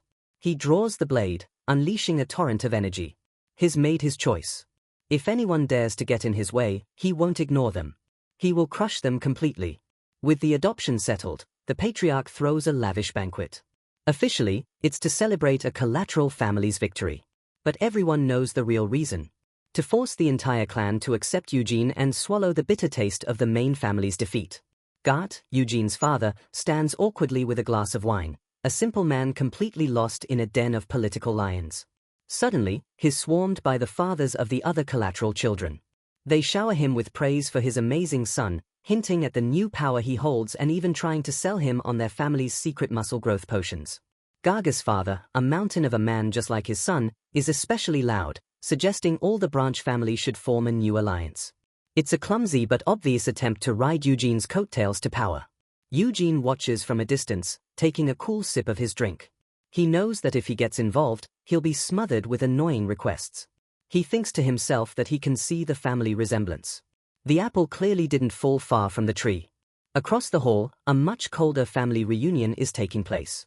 Cyan stands stiffly behind his mother, Anacelia, looking like a ghost at his own party. His head is bowed, his face a mask of pure misery and shame. He can't even bring himself to look at the other guests. Ancilia's voice is a sharp whisper in his ear. "Be confident," she commands. But her son is terrified, his eyes wide with fear. Her gaze shifts to Eugene, who is navigating the banquet with ease. She tells Cyan that from now on he will always be compared to that boy. She drills into him that people will look at him and remember his loss. They'll laugh at the fact that for the first time in history, the direct bloodline was so thoroughly defeated. Cyan flinches as if he's been struck. He grinds his teeth, unable to say a word in his defense. Her voice turns chilling. She tells him to embrace the embarrassment, but commands him not to despair, reminding him that he is still her son, a true lion heart. "Yes," Cyan mumbles, his voice barely a whisper. He looks utterly broken. Ancilia continues her cold political lesson, telling him that because he's at a disadvantage now, he must try even harder than before. And then comes the most bitter command of all. "And become friends with Eugene," she orders, her hand resting heavily on his shoulder. Cyan looks at her confused. "Because we are siblings now." "Yes," she says. She wants him to forge a brotherly bond, turning his greatest rival into a powerful ally. "Yes, mother," Cyan says, completely defeated. He looks away, muttering the word friendly as if it's from a foreign language. He imagines trying to approach Eugene, who just looks so unimpressed by him. He's completely lost. How do I even become friends with him? As if on cue, a different sibling appears. It's Seal, Cyan's twin, who casually walks up to Eugene while nibbling on a piece of cake. "I heard we're siblings now," she says, her mouth full. "Yeah," Eugene replies, already trying to walk away. But Seal follows him, asking if he can't just call her Nuna, his older sister. Eugene stops dead in his tracks, disgusted, as if you're only a few months older. Seal just pouts, complaining that she's already a younger sister just because she was born 5 seconds after her brother. "That's different," Eugene argues. Seal presses on. "Just say it once. It's not that hard." She gets right in his face, badgering him relentlessly. But to Eugene, a man in his 30s on the inside, the thought of calling this 13-year-old brat older sisters is just horrifying. He sticks his tongue out in absolute revulsion. I would rather die. Meanwhile, in another part of the estate, another of Eugene's new siblings is facing his own future. Loirian, the Red Tower Master, stands before I, the Patriarch's eldest son, telling him he won't be taking him on as a student unconditionally. He explains that at the Red Tower, their specialty is summoning magic. Iode will first be sent to the magic kingdom of Aroth to test his aptitude. Standing beside his mother, Theonis, Iode asks hopefully, "And what if I do have the aptitude?" Loirian tells him, "That would be great, but Aerith doesn't care about the Lionheart name. Unless ID has enough raw talent to stand out, he can't become his personal mentee." "Oh, okay," Iode replies, his shoulders slumping. It's another heavy blow to his already fragile confidence. Liberian softens his tone slightly, adding that because he's an old friend of Galod's, Iode will have plenty of opportunities. He promises to protect Iode from discrimination and help him find an environment that suits his own magic, whatever that may be. Iode's heart pounds with a mix of fear and a tiny flickering spark of hope. He thinks to himself that it doesn't matter if he's not Liberian's direct student. He's just happy to finally leave this suffocating family and learn magic. He glances nervously at his father, Gilead, searching for some kind of reassurance. But Galad just smiles, his expression unreadable. "No need to look at me," he says. "It is your choice." He's putting the responsibility squarely on his son's shoulders. "Father," I whispers, turning to the only person left he can appeal to. His mother, Theronis, calls his name, her voice as sharp and cold as ice. She tells him this is an opportunity his father has given him, and he should be grateful. She reminds him he was always more interested in magic than swords. Anyway, she grabbed his arm, her grip surprisingly strong. "But Iode," she says, her voice low and intense, her eyes practically glow with a frightening light. "You are my son. You are the one who will become the patriarch," she commands. "Even in Aerith, you will not forget that." "Theonis!" Gilead shouts her name, cutting through her intense speech. She lets go of Iode, instantly composing herself. "I am only encouraging him as his mother," she says smoothly. But her true message was crystal clear. In her mind, she knows her rival, that damned Anacelia, will be thrilled that Iode is being sent away. But she feels she has no other choice. She looks at her son, a vessel for all her ambitions. She knows Iode wasn't born with the talent of a true lion heart. He's naive and weak-willed. His only chance is to go to a roof, make powerful connections, and build a base of support to secure his birthright. She looks him in the eye one last time. "Idiot, you are the legitimate heir of the Lionheart family." "Yes, mother," he answers, his head bowed under the crushing weight of her expectations. The day after the banquet, the families begin to leave. Lone departs with Iode, taking the heir on the first step of a long journey. The other children from the collateral families also return home, leaving the main estate feeling much quieter. Eugene and Guard stay in the now empty outbuilding. Guard, completely drained from the emotional marathon, crashes onto a bed. But for Eugene, the real work is just about to begin. Today is the day he will learn to wield mana for the first time since being reincarnated. Mana development is split into two types. Breathing, where you collect mana from the atmosphere, and body training, where you collect it through physical action. Breathing is considered the more refined technique, but neither is easy. Eugene recalls his past life. As Hamel, he started with the rough body training method, but later switched to breathing on the advice of his comrades, Sienna and Vermouth. He knows the Lionheart signature technique is breathing. He's more than ready to begin. He walks out to a clearing in the woods where a familiar figure is leaning casually against a tree waiting for him. It's John Galod's younger brother. He smiles at Eugene. "You're here. Let's get going then." John leads him deep into a part of the forest filled with glowing mows of concentrated energy. It's an artificial vein of mana created by Vermouth himself 300 years ago. Eugene smirks. It figures a monster like Vermouth would create a monstrous place like this. "Are you nervous?" John asks, noticing Eugene's expression. Eugene beams with a brilliant, honest smile. "I'm excited." And for the first time in a long time, he truly is. John warns him it won't be easy. He'll help, but it's still his first time, and it's always easier to sense mana when you're younger. He uses the others as an example. The twins started at age 6, and it still took them 4 days to feel mana. Iode took a whole week. John explains that most branch family children starting at Eugene's age take about a month just to get their first taste of it. He quickly reassures him though. But it won't take that long for you. He gestures around at the rich mana. We have this place and I'll be helping you. So how many days will it take? Eugene asks. John thinks for a moment. 10 days. Eugene gives a sweet innocent smile. I see. But in his mind he's scoffing. A wicked confident grin spreads across his face. He's not just aiming to beat the record. He's aiming to shatter it. It won't even take me 10 minutes.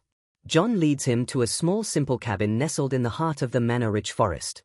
Deep in the Lionheart Forest, hidden within a cabin built on a secret vein of mana, Eugene's true training is about to begin. John leads him inside the simple, rustic cabin. The air here is thick with power. A place designed for one purpose and one purpose only. This way, Gun says with a grin, gesturing towards a hidden passage. They descend a flight of stone stairs heading deep into the earth where the mana is at its most concentrated. The stairs open into a vast dark chamber. The floor is inscribed with a massive intricate golden circle glowing faintly in the gloom. John points to the very center of the circle. Sit there in the middle. Eugene kneels, placing his hand on the golden inscription. He can already feel the immense power humming beneath the surface. John begins to explain the mana training method of the main family is a direct legacy from their great ancestor, Vermouth. He explains that because of a rule, the collateral branches were only ever taught an imitation version, the red flame method. But this is the original. A secret passed down only through the main family. As he speaks, an incredible aura of power erupts from him. A torrent of pure white energy surges around John. His hair whipping upwards in the sheer force of it. Wisps of brilliant ethereal fire dance around him. This is the ultimate technique of the Lionheart clan, the white flame method. John smiles, his golden eyes glowing, radiating a power that is both beautiful and completely overwhelming. Eugene is stunned. He thinks, I didn't know the name, but I remember that unique form. A memory from 300 years ago flashes in his mind. Vermouth, cloaked in that same dense white fire that looked like the menere of a lion.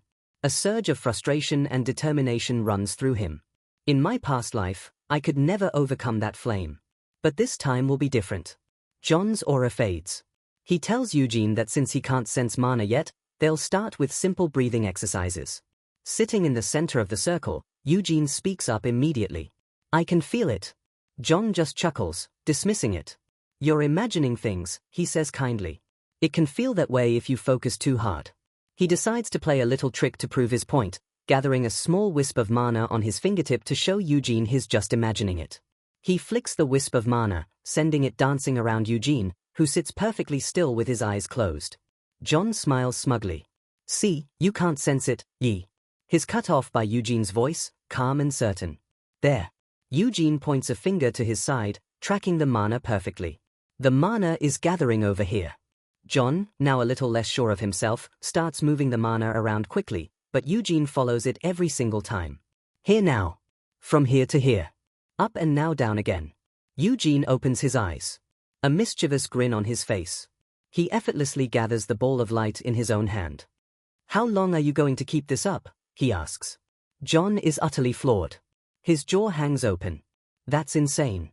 He knows that sensing mana in 10 days would be incredible. But Eugene is far too fast.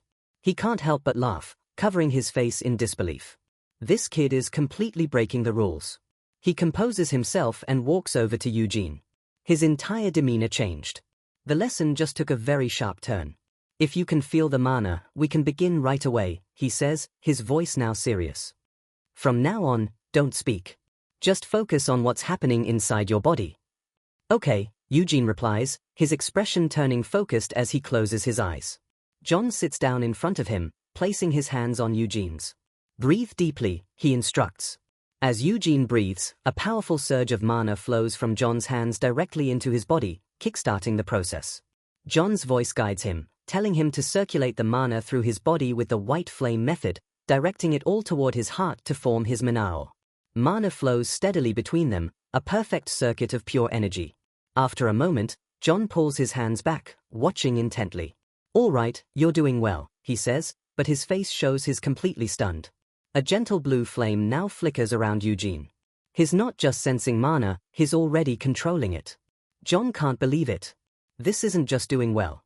He realizes that Eugene is already expertly tuning the mana in a body that has only just been opened to it. He stands there, hand to his chin, completely dumbfounded by the sight. In Eugene's mind, a single thought repeats over and over. This is insane. Feeling mana, breathing mana.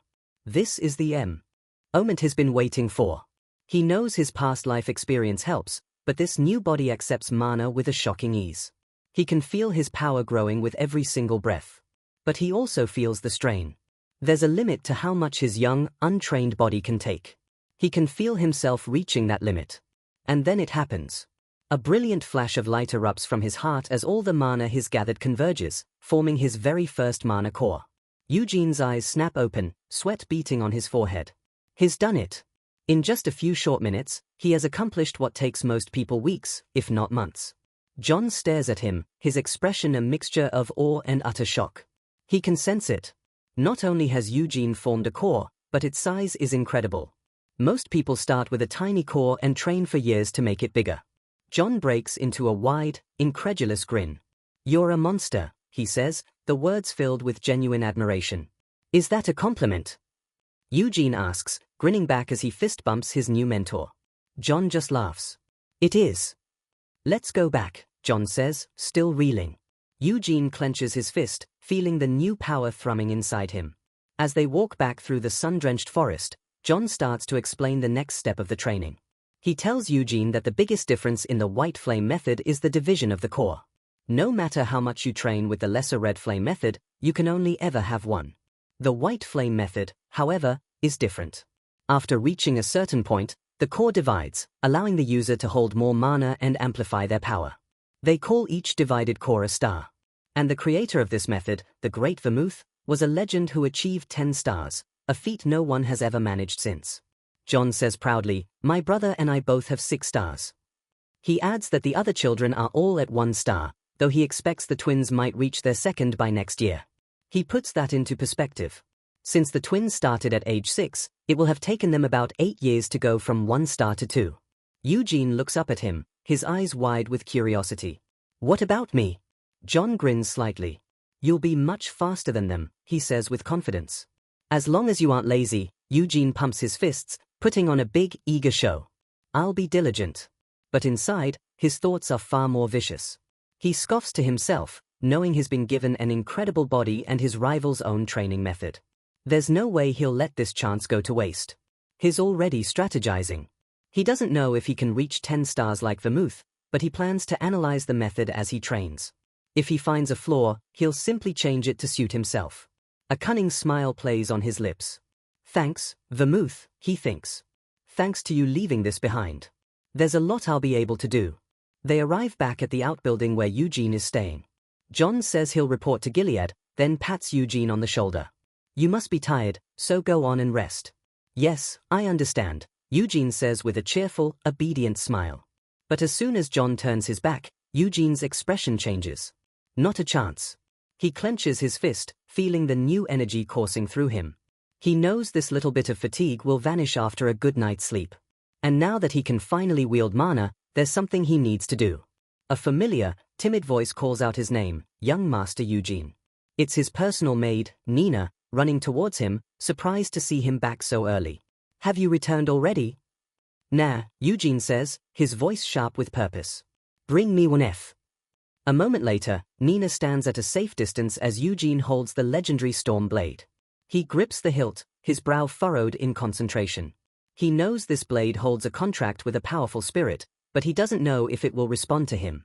He takes a deep breath and pours his newly awakened mana into the sword.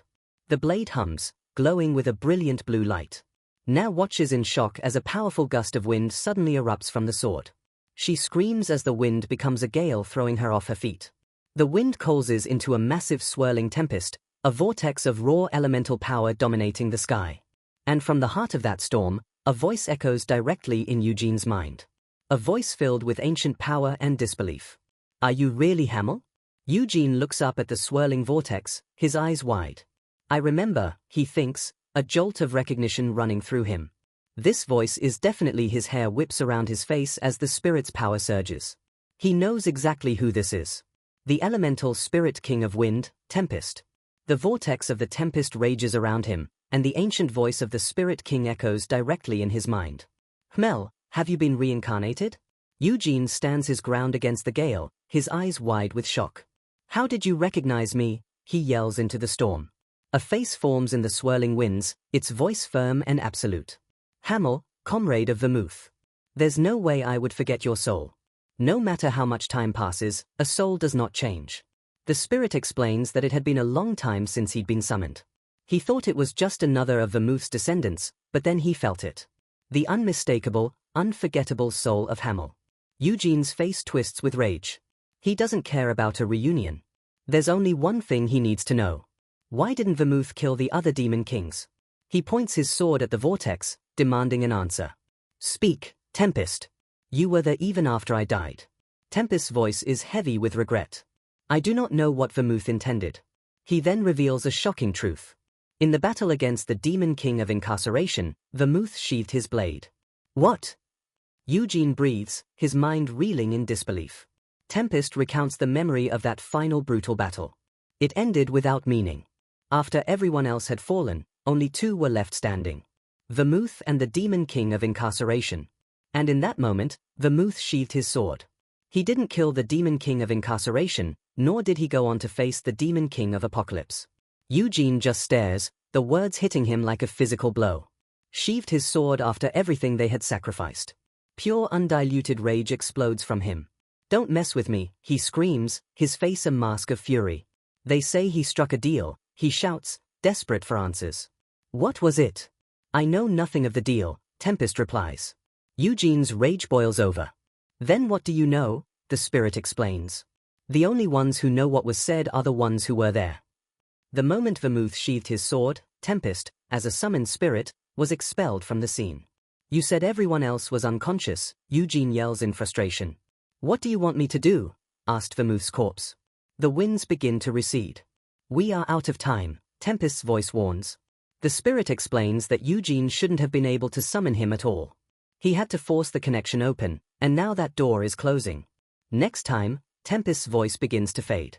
Answer me before you go, Eugene screams, but it's too late.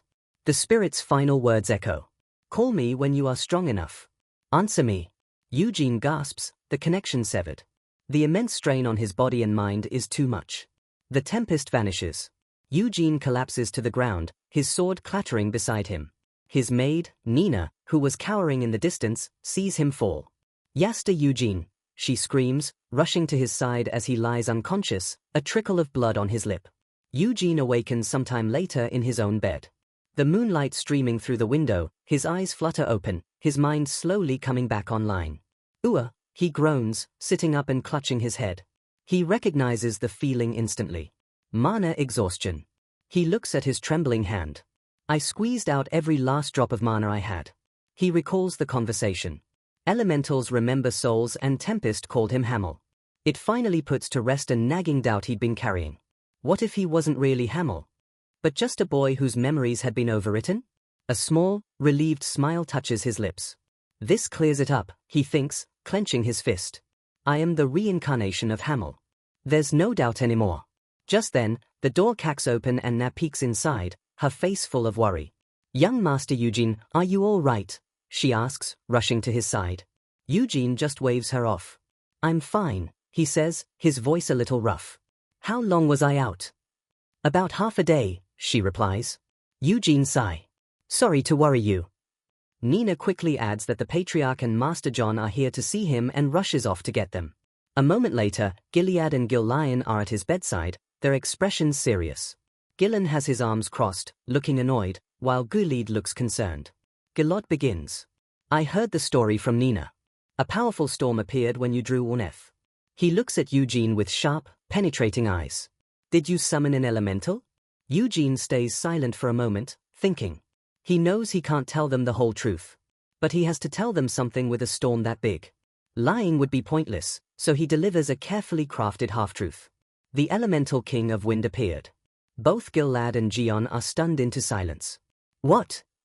Gi finally manages to say, his face a perfect picture of disbelief. Eugene puts on his most innocent, bashful smile.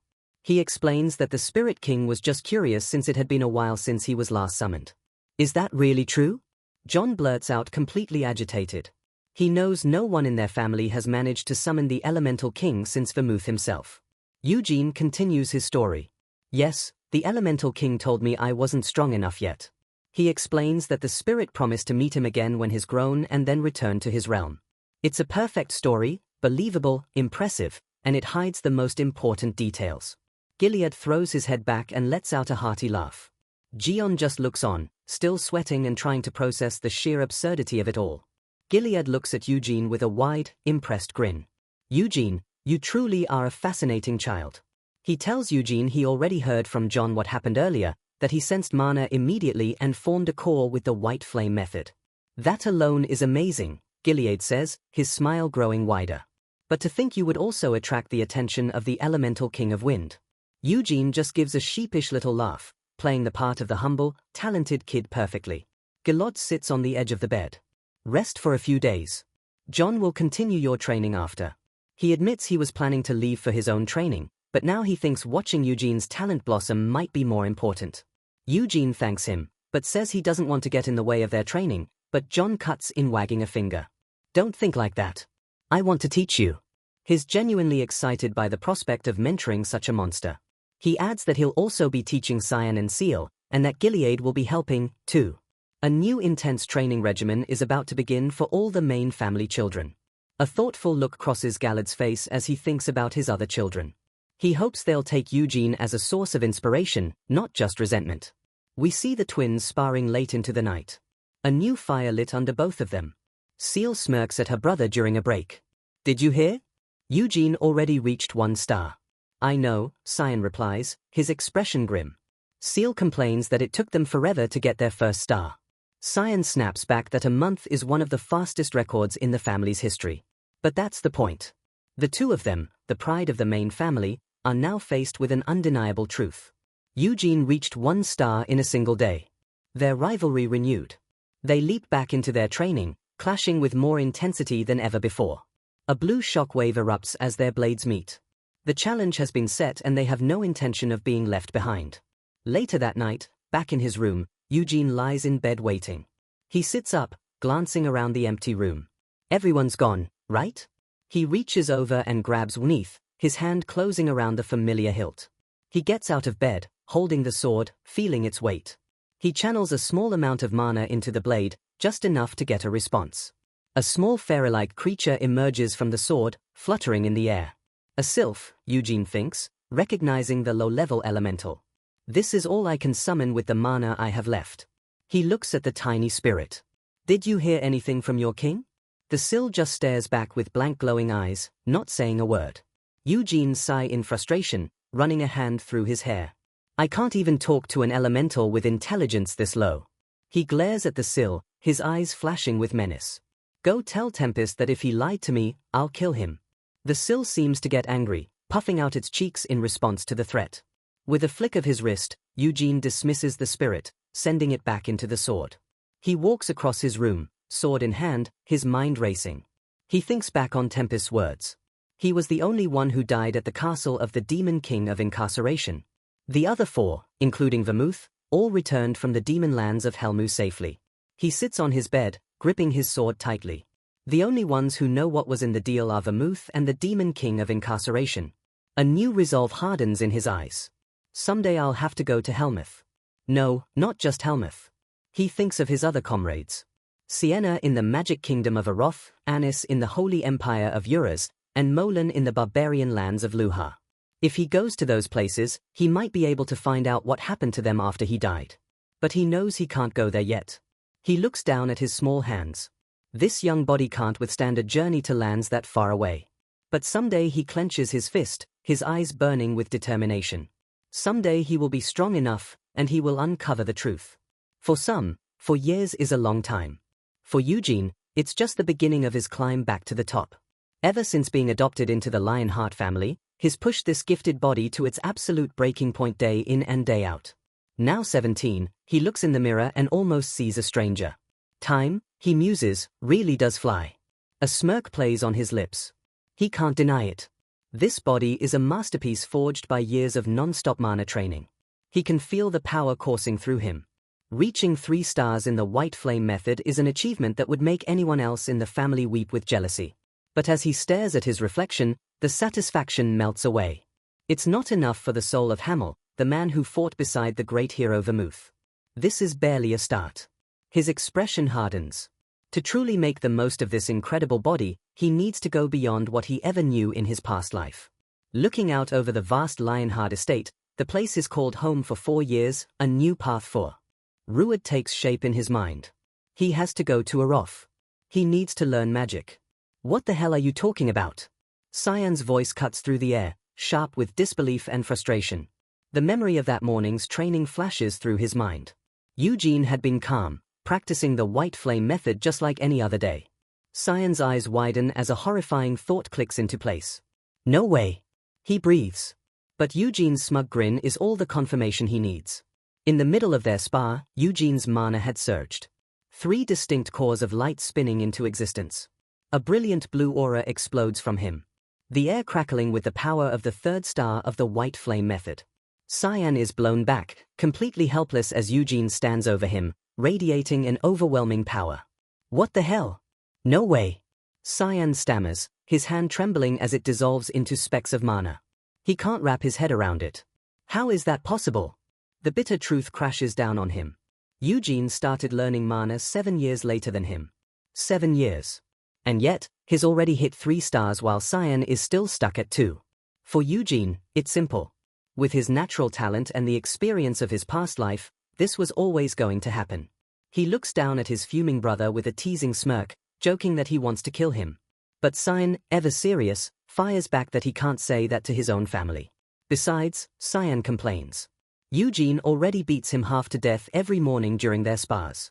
Eugene just shrugs, completely unbothered. He reminds Cyan that he's the one who comes begging for a fight every day. If he can't handle it, he should just stop asking. Cyan grinds his teeth, knowing he has no comeback. He's the one who willingly seeks out this humiliation, desperate for a chance to finally win. Snapping back to the present, Cyan presses him, asking why he'd suddenly want to learn magic now, and brings up their older brother, Yod. He recounts how I went to Aroth to study magic, but failed to impress any of the great mags and become a disciple. Cyan explains that even though ID used the family name to get into the Red Tower of Magic, he's accomplished nothing in 4 years. Basically just living off the family's reputation. A dark flicker of annoyance crosses Eugene's face. You really have no filter when you talk about your brother, do you?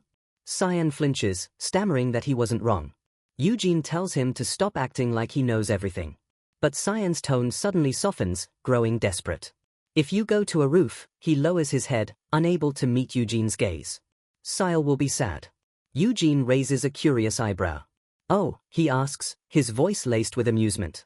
He's talking about Cheel, the girl who barely spoke a word until recently. He turns his back, tossing his practice sword aside with a clatter. Good for her. Cyan calls out, asking where he's going. Without looking back, Eugene says he's going to see the Patriarch.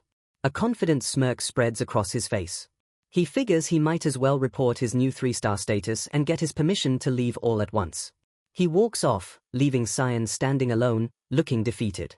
With a sharp kick, Eugene sends Cyan's sword flying, a final unspoken dismissal of his complaints. Cyan can only watch him go, muttering in frustration about why he's always causing trouble. Inside the Patriarch's office, Gil-lad Lionheart stares at his adopted son, a single bead of sweat on his temple. Are you being serious? Eugene stands before him, posture firm and unwavering. Yes, he confirms.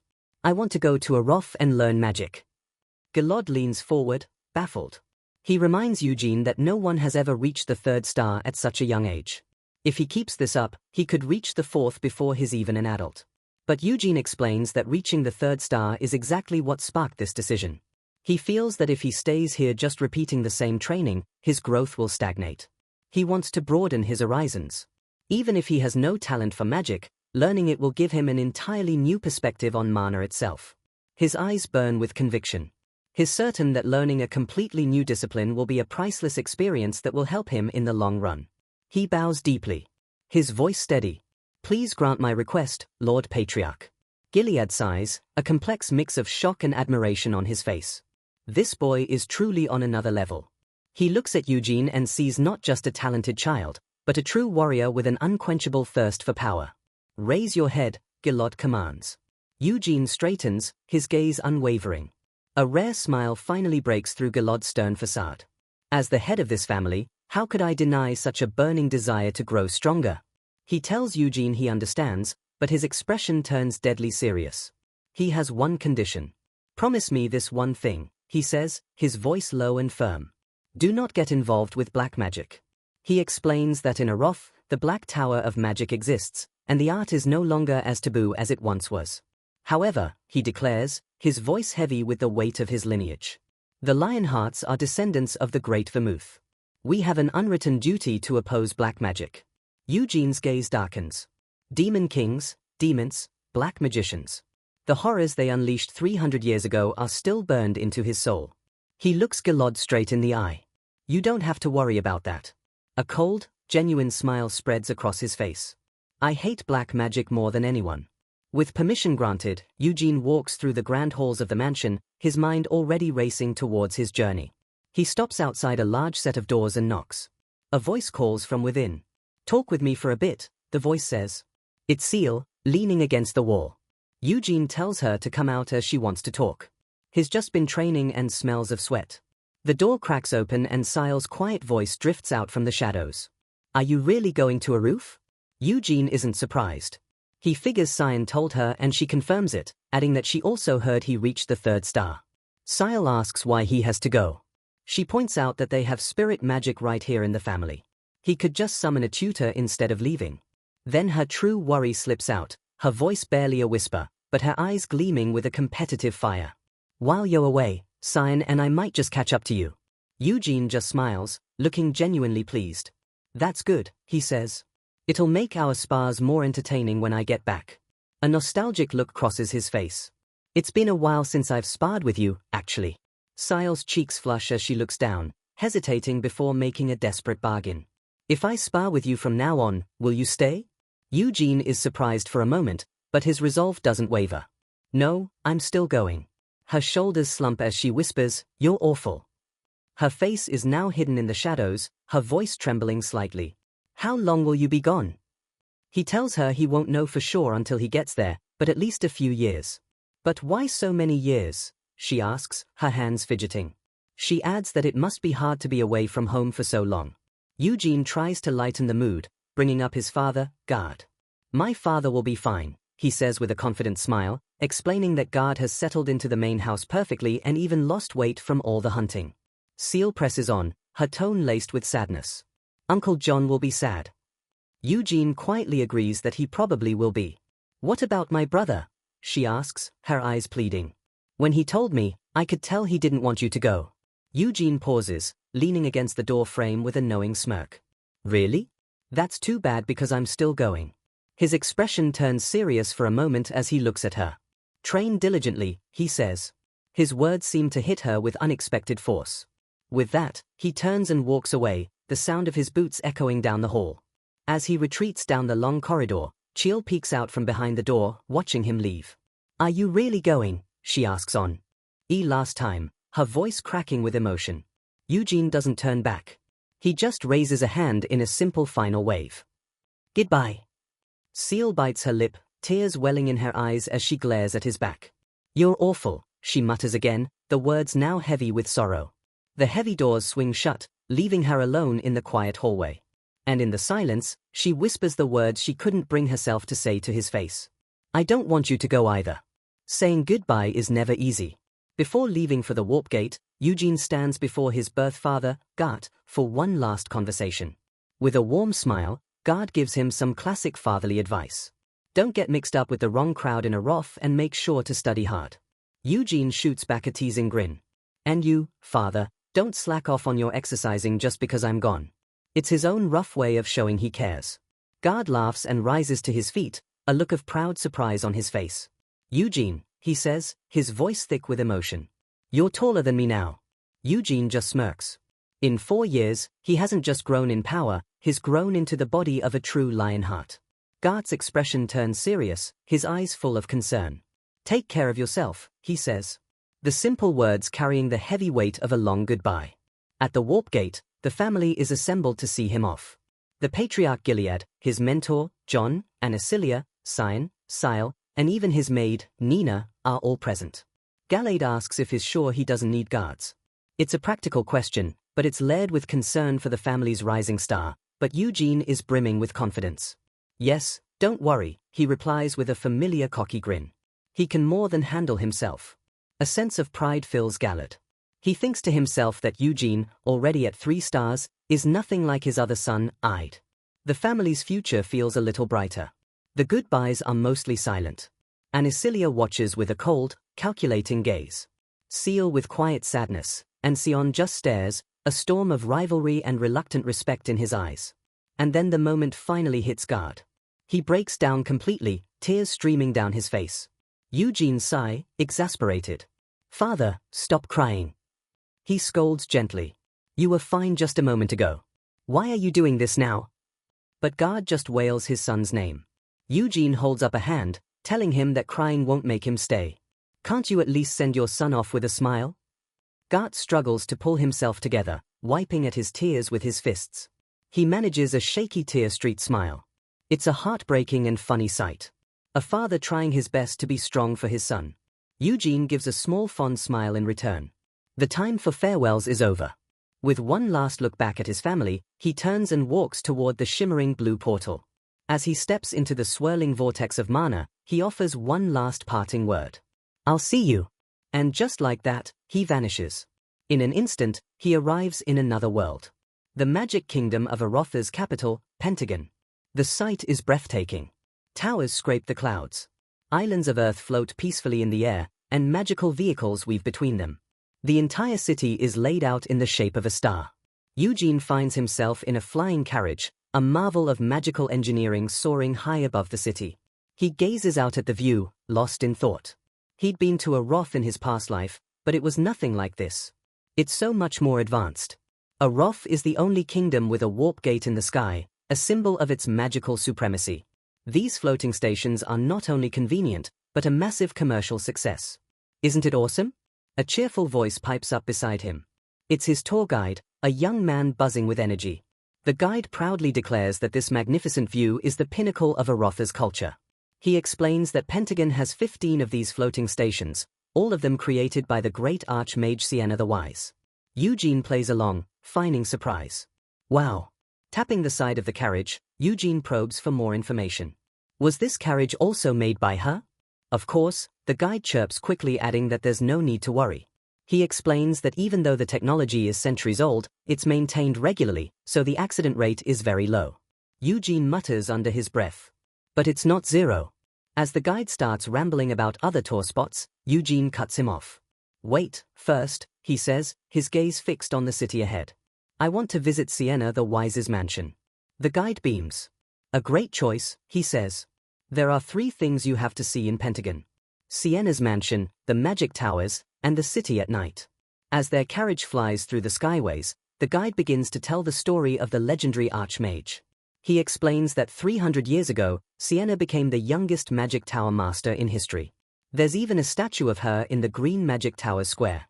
This mansion, the guide continues, is where she stayed until the very end. But 200 years ago, she vanished, leaving behind only a simple letter saying she was retiring. Eugene presses him. Does anyone know where she went? The guide shakes his head. No one knows. Her disciples and all the most powerful mags of Aroth searched for her. They used every scrying spell and magical artifact imaginable, but it was useless. No one ever found a single trace of where she'd gone. The worst part, the guide adds dramatically, is that the day she disappeared was her birthday. He then leans in, lowering his voice. This is just my opinion, but I think she went to the demon realm. Helmi, Eugene's eyes narrow. Why? The guide explains the timing. 200 years ago marked the 100th anniversary of her return from the demon realm. The day she came back after leaving behind the body of her fallen comrade, Hamel the Foolish. The guide's voice fills with a misplaced sympathy. He claims Sienna never forgot her dead companion, and that a burning desire for revenge is what made her leave. He gets a dreamy look in his eyes.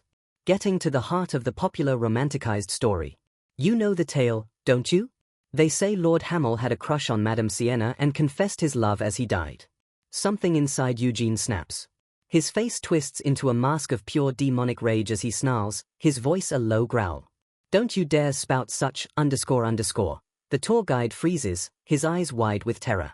Sorry. Eugene scrambles to cover his outburst, forcing a pained, awkward smile. I mean, the guide, completely misunderstanding, thinks he gets it.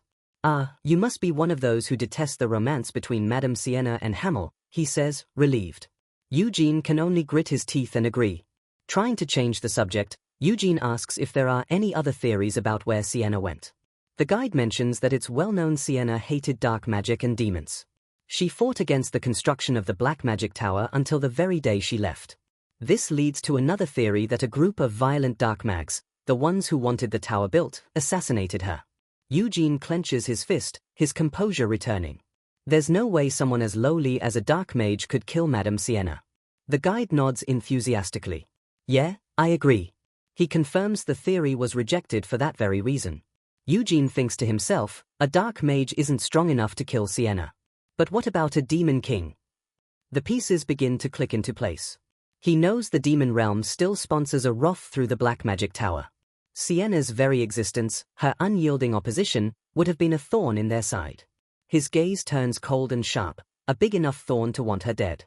The carriage finally touches down, coming to a stop on the stone street below. They've arrived.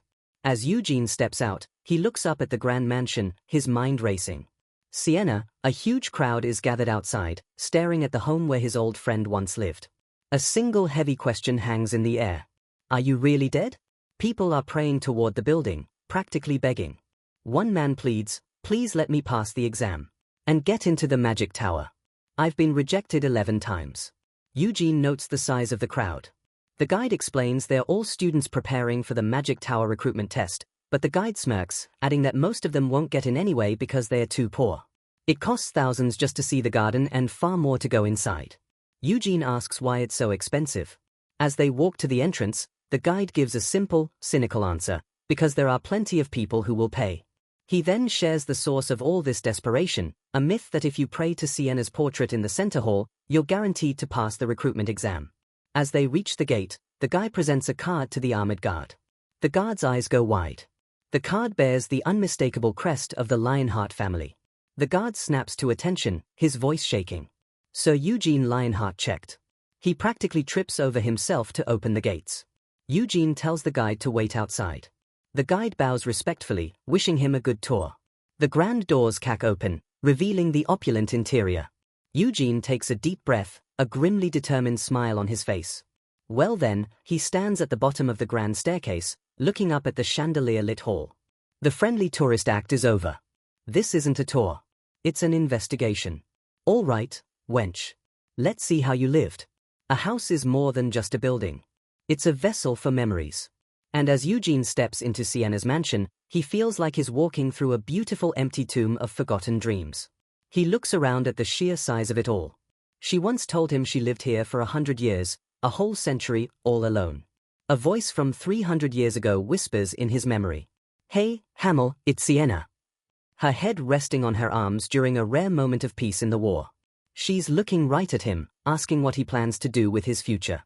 Back then, he was just HML, a warrior, wrapping his hands, his mind only on the next battle. The future was a luxury he couldn't afford. He'd asked her why she was bringing it up. She told him that after fighting his way through this miserable war, he deserved to find some happiness when it was all over. But he didn't have a dream to share. I don't know, he'd answered.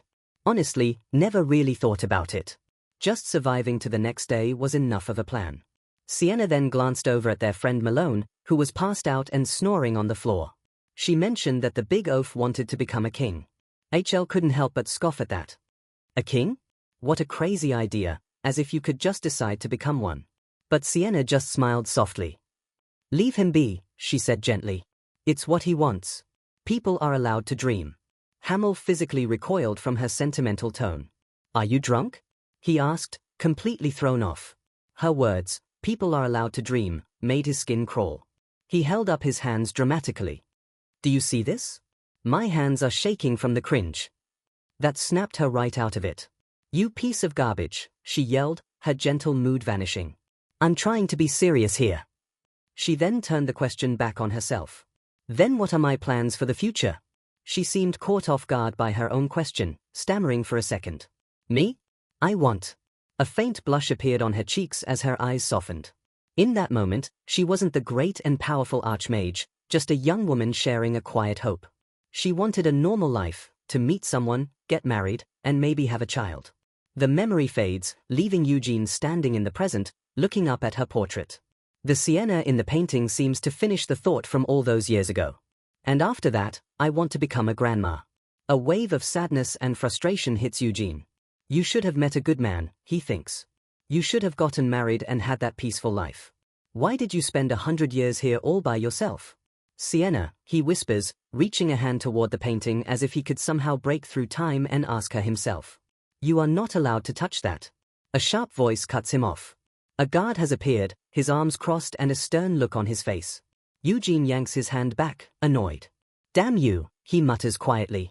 I was having an emotional moment. He turns away from the portrait, his focus shifting. He's not here to reminisce. He informs the guard he's heading to the library in the basement. The mansion is a marvel of magic and engineering, but Eugene barely notices the intricate clockwork on the wall. He has a mission. Down in the massive library, he's surrounded by endless shelves of books. This has to be it. This is where she would have left a clue about her disappearance or maybe even about his reincarnation. But as he reaches for a book, the guard's voice rings out again. You are not allowed to touch that. Eugene snaps back. I'm not touching it. The frustrating reality sinks in. He can't open a single book. All he can do is read the titles, hoping for a sign. His thoughts drift back to the necklace he found. The one with overwritten memories left to gather dust in the Lionheart treasury until he just happened to find it. It didn't make sense unless it was left there specifically for him. Just like the Great Spirit Tempest recognized his soul. Maybe the necklace was meant for him, too. The conclusion feels inescapable. Someone interfered with his reincarnation. And if that someone was Sienna, she wouldn't have done it without a very good reason. She would have left him something, a message, a clue, something only he would be able to find. He finds himself back in front of her portrait, the starting point of his search. He searched the entire mansion, the library, the bedroom, every last room, and has found absolutely nothing. Frustration finally begins to boil over. He runs a hand through his hair, completely lost. I don't know, he groans. I don't know at all. His anger finally erupts. Fine, I'll do whatever I want then, he yells at the painting. If you wanted something from me, you should have left a proper message. What am I supposed to do when no one tells me anything? He shoots a glare at the stone-faced guard before turning his fiery gaze back to the portrait of his old friend. All pretense of being Eugene Lionheart melts away. This is HL, raw and desperate. Hey, Sienna. He raises his hand and gives the painting a sharp middle finger. Here, he says with a bitter grin. If you don't like it, then come and find me yourself. He holds the pose for a long moment, waiting, hoping for any kind of reaction. But the mansion remains silent. With a sigh, he lets his hand fall and turns to leave. But he stops for one last look over his shoulder, adding a final quiet challenge. If you're even alive. Night has fallen over the glowing city of Pentagon. Outside, the tour guide is ecstatic to see him finally emerge from the mansion, joking that he must have really enjoyed the sightseeing to stay until sunset. Eugene simply flicks him a coin for waiting so long. Thank you, the guide says, catching it with a grateful smile. The guide asks where he'd like to go next, but Eugene has a new destination in mind. Take me to the Red Magic Tower right away, he says. You can leave after that. As their carriage flies through the night sky under a brilliant full moon, Eugene's thoughts shift from the distant past to a more immediate problem. He turns to the guide. Let me ask you something. Iode Lionheart, Eugene begins, his voice suddenly serious. He's my older brother. Do you know of him? The guide's friendly demeanor evaporates. He stammers that every young mage in the city knows that name. Eugene explains that he needs a favor from the Red Magic Tower. And since his brother has been studying there for 4 years, it's best he knows what he's dealing with. He leans forward, his gaze sharp and intense. Can you tell me the rumors you have heard about my brother? The guide begins to sweat, clearly terrified of the idea of gossiping about a member of the powerful Lionheart family. Eugene explains that since he was adopted, he hasn't had a chance to speak with. He just needs to understand the situation so he doesn't cause any trouble. He makes a solemn vow. I won't be angered by what you say. And I won't tell my family or my brother. I swear this on my name. His golden eyes almost seem to glow in the dark. A silent promise of consequences if the guide refuses. All you have to do is tell me what people are saying. Trapped, the guide gives in. Well, I don't know much, but he takes a deep breath and spills it. They say that Iode enjoys seeking pleasure every night outside the magic tower. Eugene repeats the word slowly. Pleasure. Eugene considers it. Ide is 19. It wouldn't be that strange for a young man to be enjoying himself, but the guide shakes his head frantically. No, it's not just normal pleasure. He struggles to say the next word. Sue. Sue. Eugene prompts, now confused. Succubus. The guide finally chokes out. For a brief second, Eugene just processes the word with a blank expression. Ah, a succubus. Then the full meaning hits him like a lightning bolt, his face twisting in fury. He grabs the terrified guide by his collar. We're not in the demon lands, so why is there a succubus here? The guide can only squeak out a plea for him to calm down. The guide explains that while this isn't Helmuth, the kingdom of demons, Aroth is home to the Black Magic Tower, and it's not just dark mags there. They have quite a few demons as well. Eugene lets go, burying his face in his hand. The disgust is clear on his face. So, my brother is playing around with a succubus from the Black Magic Tower. The guide quickly corrects him that it's not for playing around, but for pleasure. He says that like any big city, Aroth has its dark corners, a necessary evil. There's an alley famous for its black market, but it also has a few unsavory shops where succubi work as waitresses. And the rumors claim ID is a regular customer. Eugene's voice drops cold as ice. Where is this alley? The guide, practically scrambling to get away, tells him it's called Bolero Alley, and it only opens on nights with a full moon. Eugene sinks back into his seat, fuming. His original plan was simple. Keep his head down, focus on his own training, and keep his distance from his adopted brother. But this guy, he sees to himself, the eldest son of the Lion Hearts, a descendant of the Great Vermouth, is lowering himself to playing around with a succubus. The guide begs him to keep it a secret. Eugene snaps, reminding him of his oath. I won't tell anyone. For now, I won't even mention it to that pathetic excuse for a brother. He waves his hand dismissively. It's just a rumor for now. Until I see it with my own eyes, I'll have to resist the urge to beat the hell out of him. His eyes narrow as he stares out at the full moon. On the night of a full moon, Bolero Alley. As the carriage nears the Red Magic Tower, Eugene's plans have completely changed. The mysteries of the past will have to wait. Right now, he has a serious family issue to deal with. With his search for Sienna on hold, Eugene finds himself at the foot of his next challenge, the Red Magic Tower. A young woman in a classic witch's hat stands waiting for him at the entrance. Her eyes widen in surprise as she looks him over. She stammers slightly, asking if he is indeed Eugene Lionheart. Eugene gives a short nod. The witch, introducing herself as Hera, quickly bows in respect. Removing her hat, she explains that the tower master is waiting upstairs, but has been held up by a minor problem. As if on cue, a deafening explosion rips through the upper floors. The whole tower shakes and Hera flinches as dust and debris begin to fall from the ceiling. Eugene glances up completely unfazed, a flicker of curiosity in his eyes. He calmly asks if there's been some kind of accident. Hera forces a strange smile, trying to act like this is normal.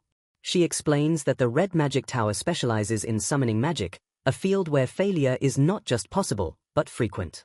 Upstairs, the source of the chaos becomes clear. A summoning circle has gone horribly wrong, unleashing two vicious shadowy beasts from a dark portal.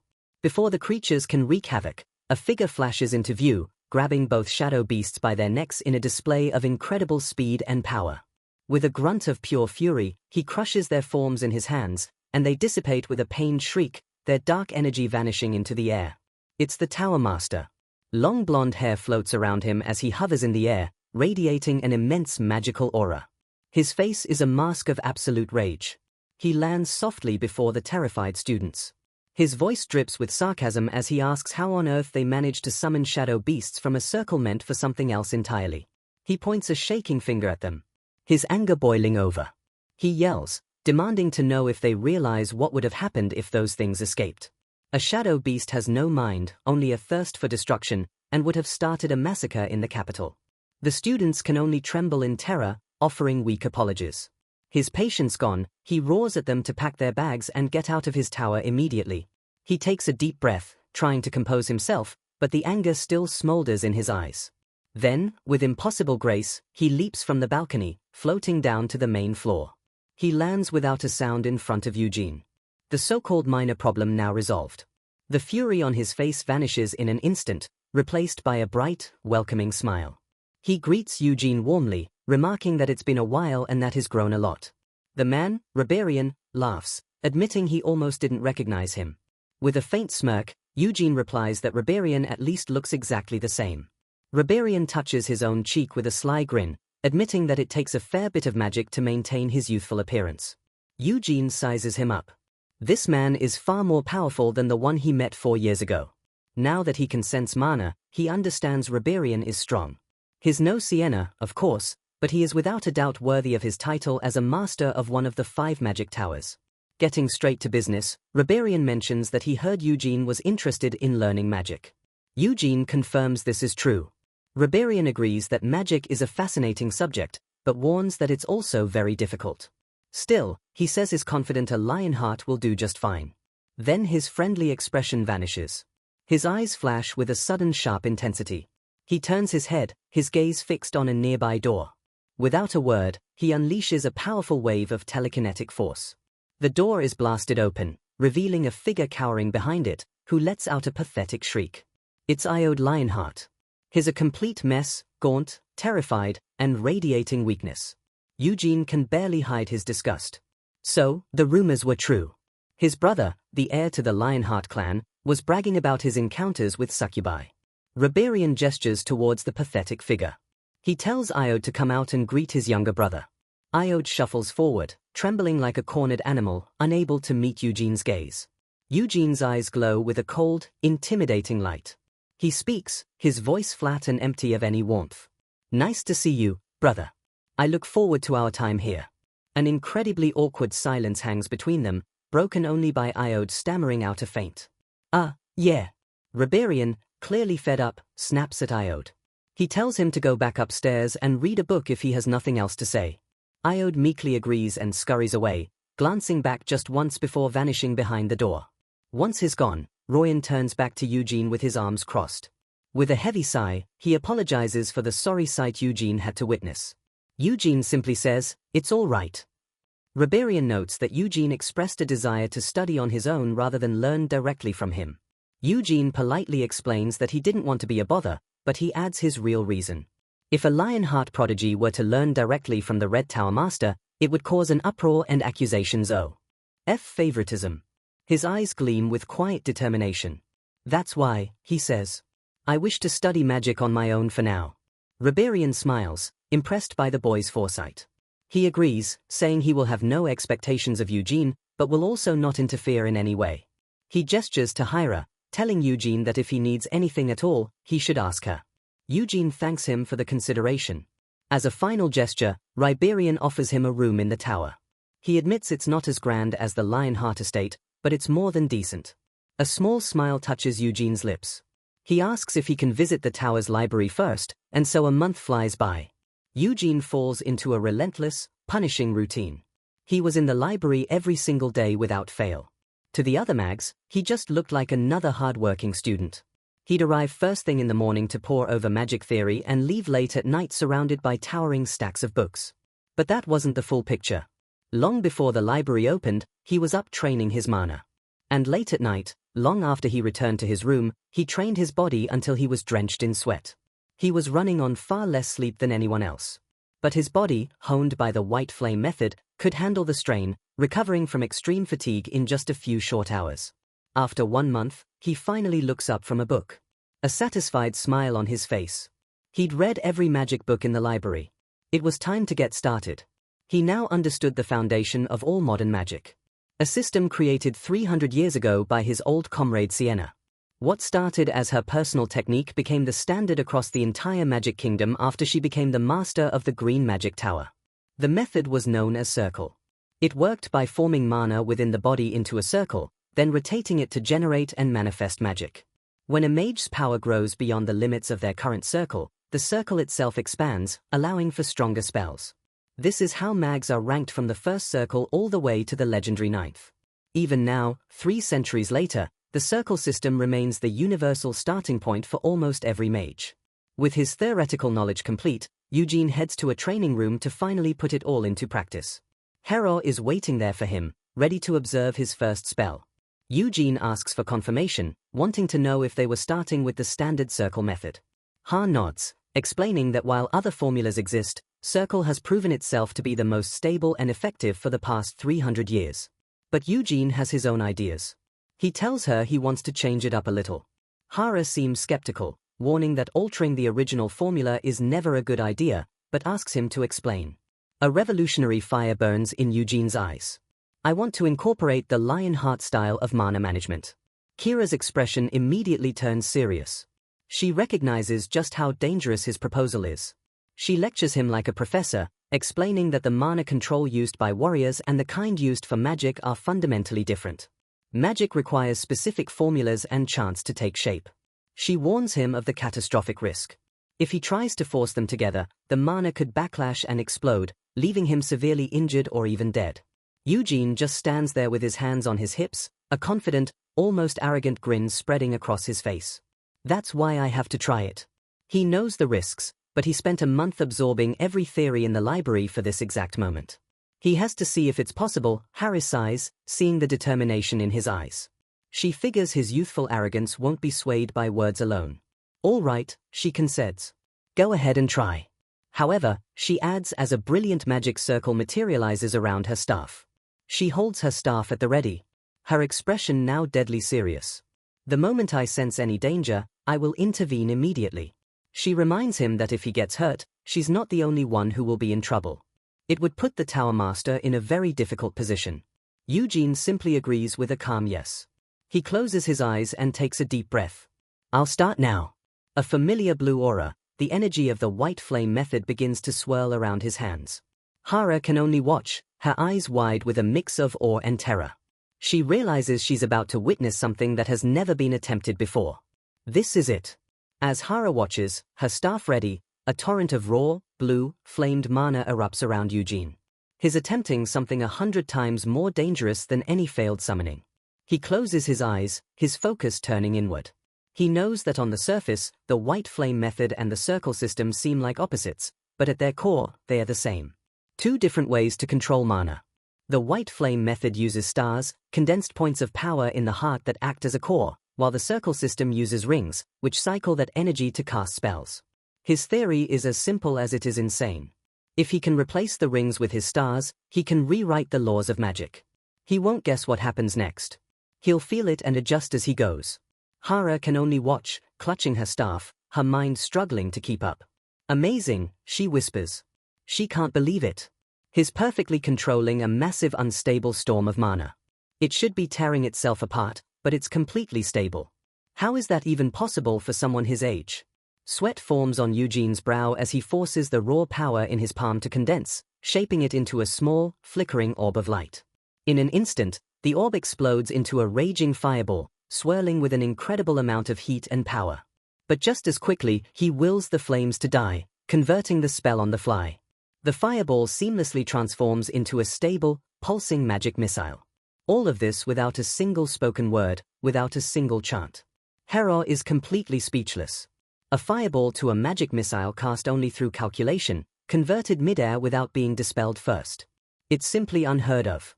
Eugene dismisses the missile with a flick of his finger, a smug look on his face. Not bad for a first try, he says, clearly satisfied. He turns to the still stunned Hara. Could you summon something for me to test this on? She stammers, trying to collect herself. Yes, a golem should be fine, right? With a quick chant, her staff glows and a summoning circle spreads across the floor. A hulking stone figure begins to rise from the ground. It's a golem made of cababrium, a magically reinforced stone.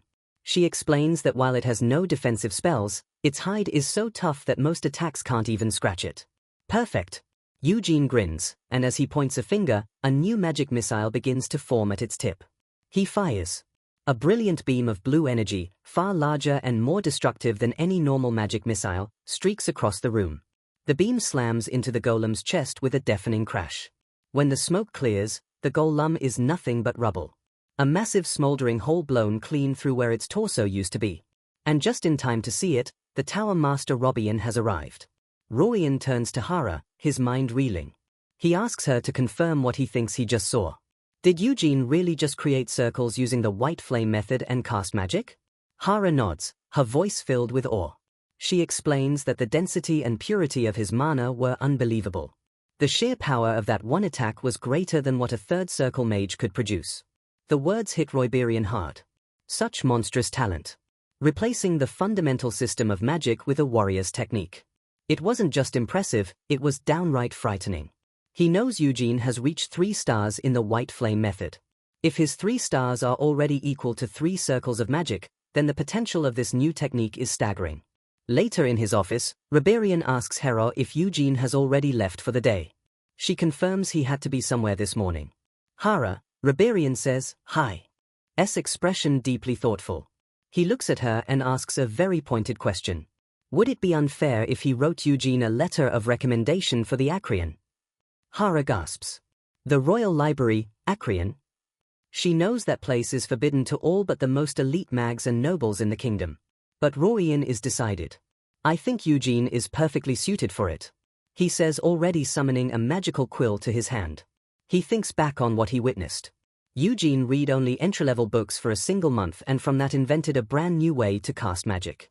And that method was powerful enough to vaporize a reinforced golem on its very first trial run. I will write the recommendation, Roian declares. Talent like that deserves to be treated accordingly. Hera voices her concern, worrying that the other mags might see it as unfair favoritism. Roian dismisses her with a sharp look. He says any mage who would complain about this is simply blinded by their own jealousy. He then asks what Eugene was doing out, noting that he shouldn't know anyone in Aroth yet. Hera remembers what he told her. He said he was meeting a friend. Roiberian is puzzled. A friend? Meanwhile, Eugene stands in the bustling Meldane Square looking up at a grand statue. It's a statue of Sienna, forever captured in a moment of youthful triumph, just how he remembers her. He gazes up at the stone face, a hint of nostalgia in his eyes. He murmurs her name, remembering how she used to smile just like that whenever she pulled off something amazing. Suddenly, a massive figure steps directly in front of him, completely blocking his view. A booming voice, seemingly surrounded by an aura of sparkling roses, calls out his name. Eugene is completely blindsided. Gargus. Yep. Gargus Lionheart, the mountain of a man, confirms with a cheerful grin. Eugene can only wonder how an 18-year-old even managed to grow a beard that thick. Gargus notes that Eugene has grown a bit, though not nearly as much as him. Eugene just fires back. You're just ridiculously huge. They clasp hands, a friendly greeting between distant relatives. But Gargus' expression turns serious as he grips Eugene's hand. He can feel the calluses, the strength. You've really been training these past 4 years. But it's not enough, he declares, pointing a finger as thick as a sausage at Eugene's chest. He pulls out a small shimmering vial. He says it's his family's special muscle growth formula brought just for Eugene. Eugene immediately shuts him down. I don't need it, Gargus insists, but Eugene waves him off, telling him to stop sending his dad that weird stuff. Getting straight to the point, Eugene asks why he really came all the way to Aroth. Surely it wasn't just to deliver that potion. Gorgs's expression turns serious. Have you heard of a place called Bolero Street? Eugene's eyes narrow. His voice turns cold. He's heard of it. It's the den of vice his brother Iode crawls to. Gargus leans in close, his voice a low and excited whisper. I heard that the testicles of a giant will be up for auction. Eugene is so stunned he can barely form a thought. Testy, what? The world around him seems to fade into absurdity. The balls of a giant, Gargus booms, practically vibrating with excitement. Eugene can only ask, why in the world would you want that? Gargus passionately explains their immense magical value. He plans to have a master alchemist use them to brew a custom muscle-boosting potion. Let's go together, Gargus pleads. I brought money, but I'm worried it might not be enough. Eugene recoils in disgust. You want me to lend you money for that? No way. A fiery determination burns in Gargus' eyes, and without a moment's hesitation, the massive 18-year-old drops to his knees in the middle of the crowded square. I'll kneel for it, he declares. Eugene panics, trying to pull him up. Hey, stop it. Get up. You're already drawing enough attention with your size. Gargus looks up, his eyes wet with gratitude. Thank you. I swear I'll pay you back with interest. He adds that there will be other rare items at the auction, not just those. Eugene finally gives in with a reluctant, "All right." Gargus is surprised Eugene isn't more interested, but figures a man with a sword like wine probably doesn't need much else. Eugene just rubs the back of his neck, looking away. "I'm interested in other parts of Bolero Street, not the auction." His mind flashes back to his pathetic brother. He remembers Iode's vacant, twitching eyes. It was the unmistakable sign of a succubus addiction and its withdrawal. Eugene's resolve hardens, his eyes glowing with a cold light. That fool will definitely show up on Bolero Street. He just needs to wait for the night of the next full moon. After turning the magic world on its head, Eugene is summoned by the one man who can open doors he never thought possible. This meeting might just be his chance to get the answers he's been searching for. He walks through the grand halls of the Red Magic Tower. The moment he'd returned, he was called directly to the office of the Tower Master, Rorian. A faint smirk plays on his lips. The timing is perfect. He has a few things he needs to ask Rorian about his disgraceful brother. Eugene enters the Tower's office, a lavish room filled with books and arcane artifact. Riberian is already waiting, standing by his desk with a calm, welcoming air. With a warm smile, Riberian greets him and gestures towards a chair, inviting him to sit. They take their seats at a large polished table. The atmosphere is formal but thick with unspoken anticipation. Eugene cuts straight to the point, looking the Tower Master in the eye. "Why did you call for me?" Instead of answering, Riberian just smiles and flicks a finger. A single elegantly sealed letter floats up from a stack of papers on his desk. "Have a look at this first," he says as the letter drifts over to Eugene, glowing with a soft magical aura before landing gently in his hands. Eugene's eyes go wide. For a moment, his stoic composure shatters. He can't believe what he's holding. A letter of recommendation to Acreon. Acreon isn't just a library. It's the Royal Library. The very heart of magic in Aroth. Even 300 years ago, it was a legendary place holding knowledge that no magic tower could ever hope to possess. He feels a wave of shock. He tells himself to stay humble. This is a massive honor. But he feels it's too much for him right now. But Riberian just grins, radiating confidence. He insists that now is the perfect time for Eugene to go. He explains that because Eugene hasn't committed to a single path of magic, his mind is like fertile ground. Even if he can't understand everything in Acreon, now just being exposed to it will expand his horizons in unbelievable ways. Riberian's eyes glint with excitement. He promises that one day all that knowledge will serve as a foundation to elevate Eugene's magic into something truly legendary. He continues, mentioning that Acreon holds ancient texts from the Age of Myth, even the legendary philosopher's text. Eugene listens, his mind racing. A sudden hopeful thought strikes him. He looks up, almost afraid to ask. "Then, are Madame Sienna's texts also kept there?" "Of course," Riberian confirms with a nod. He explains that while the magic towers have copies of some of Sienna's work, Acreon holds the originals. It's a 3-volume series she wrote in her final years called Witchcraft. These books contain the very essence of her magic, the most treasured magical texts in Aretha's history. No copies exist. Riberian leans back, explaining that only the first volume has ever been made public. But he assures Eugene that even that single book holds enough knowledge to last a lifetime. He leans forward again, his voice filled with reverence. "When I first read Witchcraft," he admits, "everything I had learned in my entire life felt like little more than child's play." Rorian clarifies that he hasn't sent the recommendation yet. He wanted to hear Eugene's own thoughts on the matter first. With a sincere look, he asks, "Would it be all right for me to write this for you?" Inside, Eugene is practically shouting, "Of course, it's all right. Why are you even asking?" But on the outside, he keeps his cool. He tells Riberian he's fine with it, but worries it might cause trouble for the Tower Master. Riberian lets out a hearty laugh, waving off the concern. "Don't you worry about that," he says. "This is nothing I can't handle." Eugene considers his options. The Tower Master is in a very good mood and willing to do him a huge favor. A man in his position surely wouldn't rescind the offer over a few uncomfortable questions. This is his chance. He looks up, his expression hardening. "So, Rorian," he says, his voice firm. "There's something I need to ask you about my brother." Eugene lays it all out on the table. He explains that since the day he arrived, he's heard rumors that his brother isn't studying magic, but is wasting away with succubi in the city's underbelly. The smile instantly vanishes from Rorian's face. He looks completely flustered, letting out a soft, his composure cracks. Eugene's eyes narrow. That one reaction tells him everything. Royberian knows. Royberian stammers, clearly at a loss for words. I am not sure how I should explain this. He finally sighs in defeat. It's true, he admits, his face etched with shame. He says he's warned Iode several times, but he couldn't stop him. Royberian explains how things have changed. In the old days, succubi were deadly, draining the very life force from their victims, but that was before the demon world opened up. Now, they still drain a person's spirit, but they no longer kill. The new Night Witch Queen strictly forbids it. Eugene's expression remains like ice. That doesn't make what my brother is doing right, he states flatly. Royberian can only hang his head. Yes, you are correct. Then Royran looks up at Eugene, his eyes pleading. Please try to be a little understanding. Eugene stares back in disbelief. Sorry. Royberian begins to tell the whole story. Iode left the main estate 4 years ago, full of hope, but his talent could never match the immense pressure of the Lionheart name. He faced failure after failure. The mags of the tower, Royberian included, all tried to teach him, but nothing worked. And the pressure on Sir Yode because of his status is immense. Royberian continues, his voice heavy with sympathy. It has only grown worse with time.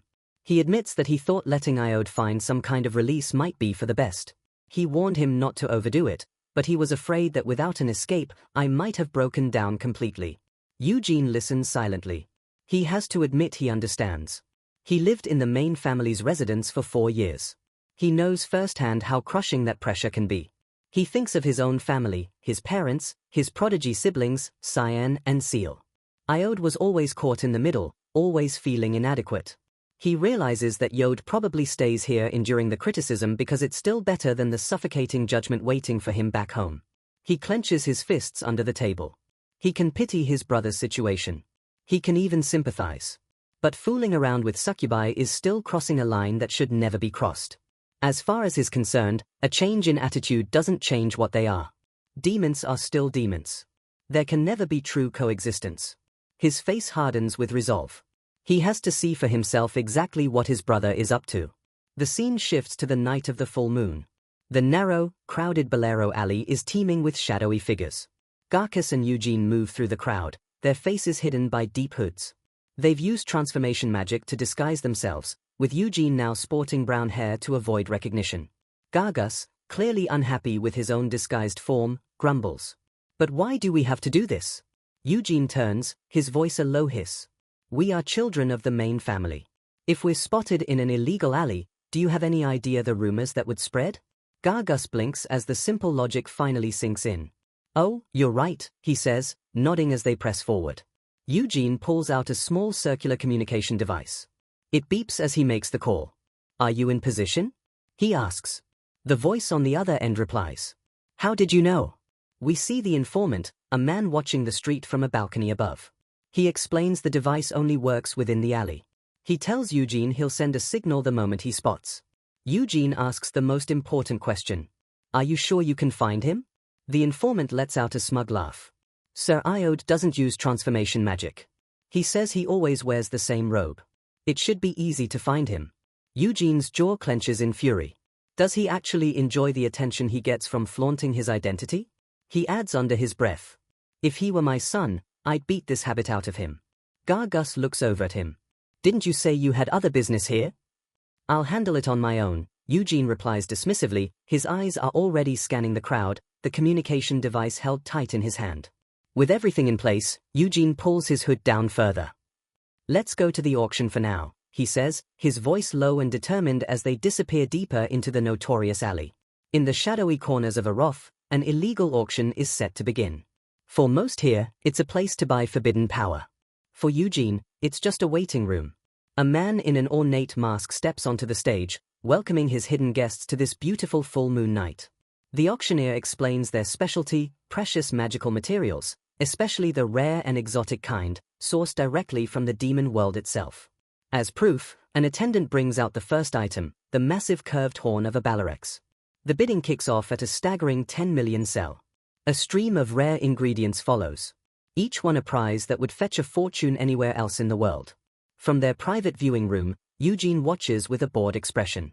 As a living terror spider is brought out, Gargus leans in, his voice low and urgent. asking if he's sure the giant's testicle is really going to be sold here. Gargus' face is dead serious, his brow furrowed with an intensity usually reserved for battle.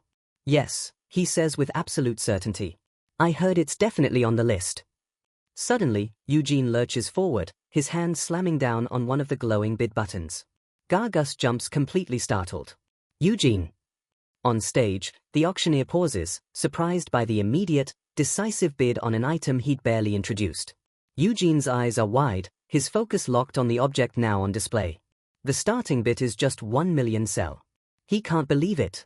To find this here, of all places, it's just a small, dull-colored piece of metal. But Eugene knows its true nature. It's a fragment of a sword that was destruction itself. A legendary weapon that history never even dared to record. He recognizes it in an instant. It's a piece of the Moonlight Sword.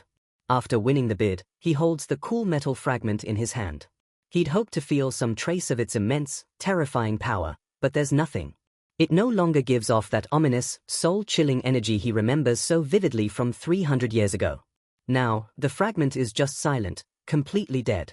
Just as he's lost in thought, his communication device buzzes. The voice is sharp and to the point. Sir Eugene, Sir Ide has arrived. That's his signal. I'm going, Eugene says, pulling his hood back up. Gargus looks over confused. What? You're not going to watch the rest? No, Eugene replies flatly. He tosses a card to Gargus. Here, if they bring out the giant's testicle, use this to bid for it. Eugene slips out of the auction house, disappearing back into the dark, moonlit alley. He raises the communicator. Location. The voice on the other end directs him north to a shop called Rafflesia. That's the target's destination. Inside Rafflesia, the air is thick with laughter and perfume. It's a den of succubi serving drinks to their human clients. A perfect picture of debauchery. Eugene takes a seat and a succubus immediately brings him a drink. His eyes scan the room from beneath. His hood. No sign of Yode. Playing his role, he turns to the succubus and asks bluntly, "Where can I dream?" She gives him a sly knowing grin, licking her lips.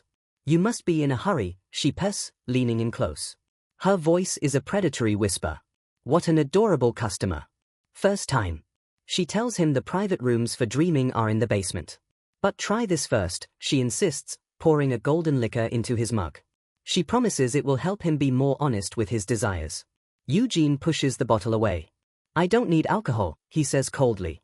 Just show me the way. Eugene sits in a restaurant connected to the succubus den. A demon waiter asks if he had a pleasant dream. Eugene waves him off. Bring me your best dish. Extra meat. He begins to eat, blending in with the other patrons. All of his senses on high alert as he waits for his moment. And then he feels it. A familiar, pathetic presence enters the room.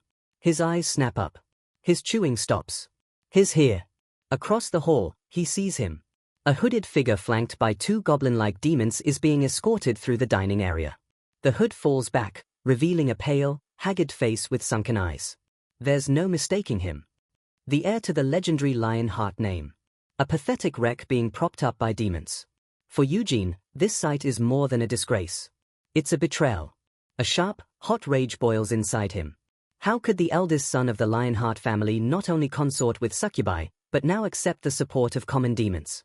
He watches as the two demons guide his brother through the restaurant and out a back door. The time for waiting is over. Eugene rises from his seat, his meal forgotten, his eyes locked on his target. He follows them out into the dark streets of Bolero Alley.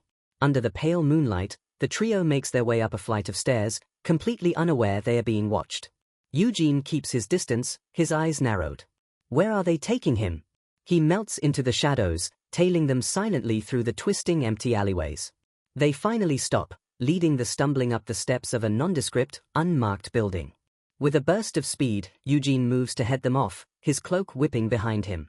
He lands silently in a dark corner ahead of them, but as he rounds it, he finds his path blocked. Three massive thugs stand in his way, their expressions hostile. The one in the middle crosses his huge arms and growls, "Hey, kid." His face is a mask of aggression as he snarls. "This isn't a shop. Get lost." Eugene looks down at them, completely unfazed. "Then what is this place?" he asks, his voice dangerously calm. The thud doesn't like his tone one bit. He lunges, grabbing Eugene by the collar. "Just get lost," he repeats, his voice a low threat. "You think I'm joking? Eugene's hand snaps up, grabbing the thug's wrist with an iron grip. The man's arm freezes solid. With a faint smirk, Eugene replies, "It certainly sounds like you are." The thug's face twists in shock and rage. He tries to pull back, but it's like trying to move a mountain. Before he can even process what's happening, Eugene swings. His fist connects with a sickening crunch, lifting the big man clean off his feet. He hits the ground with a heavy thud. Out cold. The other two thugs stare in disbelief for a split second before their shock turns to fury. One of them yells, drawing a sword. "I'll kill you." Eugene stands perfectly still, a silent hooded figure facing down two armed and furious men. The thug with the knife lunges, aiming a quick strike. At the same time, his friend charges, swinging his sword with all his might. They attack from both sides, a pincer movement that would overwhelm any normal person. But Eugene is anything but normal. He moves with a fluid, impossible grace, weaving between their strikes and deflecting their blades with his bare hands. In a flash of motion, he dismantles them, sending them both crashing to the ground. With the fight over in seconds, he walks over to the last thug and places his boot on the man's head. "You guys," he says, his voice laced with annoyance. "Now tell me, what is this place?" He glances around. "What? They're all unconscious?" "Whatever." He gives the thug's head a dismissive kick, deciding it's faster to just look for himself. He strides past the bodies littering the alley. He reaches the door they were guarding and without breaking stride smashes it to splinters with a single kick. He steps through the ruined doorway into the building's dark interior. The air is thick with a strange sweet-smelling smoke. He recognizes it instantly. Drugs. His disgust deepens. He gets that his brother needs an escape, but this is pathetic. Inside, a wolf-like beastman in a fancy suit jumps up, pointing a trembling finger. Who are you?" The beastman, clearly the one in charge, glares at him with rage. "How did you get in? There were supposed to be guards outside." Eugene cracks his knuckles, a dark, twisted grin spreading across his face. "Wow," he says, his voice dripping with sarcasm. "A human, a beastman, and a demon all getting along and doing drugs together. Isn't that just a beautiful picture of racial harmony?" The beastman roars, his patience gone. "Get rid of him." His men, a mix of humans and demons, charge forward. Eugene simply raises his hands, gathering glowing blue mana into two concentrated orbs. He unleashes the energy in a powerful blast that sends them all flying. The room is cleared in an instant. He glares at the downed beastmen. "Where is Iode?" The beastman, bleeding from his mouth, just snarls in defiance. "Fine, don't say anything." Eugene's hand goes to the hilt of his sword. "I'll find him myself." The beastman and the other conscious demons flinch back in terror. Eugene draws his sword, and it ignites with the brilliant light of his mana. He raises the blade high and brings it down with devastating force. A massive shock wave of pure energy erupts, tearing through the floor and walls. The force of the blast rips upward, blowing apart the room directly above him. Eugene stands over the terrified beastman, his sword resting on his shoulder. "I've checked the first and second floors. He's not there," he says calmly. "The only place left is," he points his hand toward the ceiling. "The third level." A concentrated beam of mana shoots from his fingertip, blasting a hole straight through what's left of the ceiling. He uses the force of the explosion to launch himself upwards, soaring through the debris. He lands perfectly on the third floor amidst the rubble. His senses confirm it. There's only one room left on this level, and he knows with absolute certainty ID is inside. The door to the room is cracked, leaking a foul, dark energy that stains the air like black smoke. Just as he senses the dark power, a powerful wave of it erupts from the room. He pulls out the fragment of the moonlight sword. A massive torrent of red and black energy roars towards him. It's a killing blow, a blast of pure dark magic. But as it's about to hit, the small crystal in his hand flares to life. The fragment of the moonlight sword effortlessly absorbs the entire attack. The dark energy vanishing into its crystalline structure. A slight smirk touches Eugene's lips. This thing works well, even as a shattered piece. Its unique ability to repel dark magic is still fully intact. He looks at the now quiet doorway, his smirk fading. That was dark magic. Behind the broken door, a cloaked figure holding a skull-topped staff stares in shock, wondering what kind of defense could have possibly blocked that spell. Eugene clenches his fist, shaking with rage. He remembers the patriarch's stern warning. A lionheart must never ever get involved with dark magic. And yet here, his own brother from Vermouth's own bloodline is dabbling in the forbidden arts. He calls out to the figure in the darkness. Hey, I won't chase you if you run now. His face contorts into a mask of pure fury, his eyes blazing with the white light of his family's power. The time for questions is over. This is no longer about saving a wayward brother. This is about cleansing the honor of the Lionheart name with a storm of righteous fire. A massive wave of pure mana erupts from Eugene. A force so powerful it shakes the very foundations of the building, blasting away the last traces of dark magic. And in the center of it all stands Eugene, his disguise burned away, his body wreathed in the signature white flame of the Lionheart clan. The dark mage stares in horror.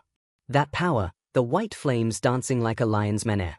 He realizes with dawning dread just who he's facing. But he's not alone. His 2 demon bodyguards step forward, moving to protect their master. Their imposing figures, their monstrous nature barely contained by their formal suits. Their red eyes glow with menace. A cold, dangerous smile curls Eugene's lips. He recognizes them. These are the same 2 demons he saw earlier with a sickening crackle of shifting bone. Their hands transform into long razor-sharp claws. Eugene doesn't flinch. He settles into his stance, his sword held ready, the white flames swirling around him, his eyes are like cold steel. He's not just waiting for them, he's daring them to attack. They take the bait, lunging forward in a blur of motion. Eugene moves to meet them, his sword a flash of light as he spins into the heart of their attack. He unleashes a whirlwind of slashes. The very air seeming to shred around him. The first demon doesn't even have time to scream as the blades find their mark. Its body torn apart by the storm. The second demon lets out a guttural cry of rage. It lashes out with its claws. A streak of red energy aimed right for Eugene's throat. Eugene parries effortlessly, severing the demon's claws in a spray of black blood. He follows through with a devastating counter, running the demon through before it can even register the pain. With 1 demon left, Eugene doesn't waste a second. He closes the distance in an instant, his hand grabbing the demon's face. A brutal pulse of white flame erupts from his palm, incinerating the demon's head in a blinding flash. The headless body slumps to the floor. Eugene stands over the carnage, his gaze fixed on the terrified dark mage cowering in the corner. The last of his disguise. Magic fades, revealing his true features. The messy white hair and golden eyes of a Lionheart. The dark mage stammers, his mind struggling to piece it all together. His eyes wide with terror. He finally recognizes the monstrously talented boy from the rumors. Eugene Lionheart, is that you? Eugene's eyes glow with raw power. Since you know who I am, he snarls. Get out of my way. Panic sets in. The mage stumbles back, trying to beg for a chance to explain, but it's useless. He can see the cold killing intent in Eugene's eyes. Desperation takes over. Realizing he has no other choice, he raises his staff, its skull eyes glowing with malevolent red light as he screams, "Die!" A powerful beam of dark magic shoots from the staff, hurtling towards Eugene. Eugene doesn't even bother to dodge. He simply raises his sword and slices the spell in half with a single contemptuous swing. He's on the mage in an instant, moving faster than the eye can follow. The mage is frozen with fear, sweat pouring down his face. He can't believe it. He's going to die. The cold, hard steel of Eugene's sword presses against his throat. Stay still, Eugene commands, his voice dangerously low. Move, and I slice your throat. With the mage subdued, Eugene finally takes in the rest of the room. And what he sees makes his blood run cold. On a stone slab lies his brother, Iode unconscious at the center of a ritual circle. Before him rests a golden goblet. Inside the goblet is a pulsating grotesque mass glowing with a faint blue light. That's a ritual goblet, he states, then turns to the mage. What's inside? The terrified mage confesses, that's a unicorn's heart. A unicorn's heart. A legendary ingredient possessing so much divine power, it's called divine water. To use one as a sacrifice for a dark ritual. Its value is astronomical. Eugene turns on the mage. Are you trying to make a contract with a demon king? The mage frantically denies it, claiming it's for a much lesser demon, a Baron Ulfar of Helmut. Who? Eugene asks. The mage explains that Ulfar is an incubus, a mere subordinate of Duchess Noir Jabella, the Night Witch Queen Noir Jabella. The name sparks a mem. Ori, a succubus he knew from 300 years ago. No demon king, but still powerful enough to be a duchess in the demon world. Eugene's voice drips with scorn. So Iode wants to make a contract with a pathetic little incubus, a subordinate of Noir Jabella. Is that it? His sacrificing a unicorn's heart, drugged and drunk out of his mind for that. Am I understanding this correctly? The mage falls to his knees, pressing his forehead to the ground. It was at Sir Iod's request, he screams. He wails that Iod gave him the money, that he couldn't possibly reject the order of a lion heart. Eugene scoffs. I'm sure you couldn't. You were probably overjoyed. The eldest son of the Lionheart family, giving you a priceless artifact and asking you to initiate a contract with your master. He points at the graveling mage. If that contract went through, you'd have gotten a massive boost in power. Eugene's face twists in rage. It was your greed that drove this. So stop blaming others and shut your mouth if you want to live.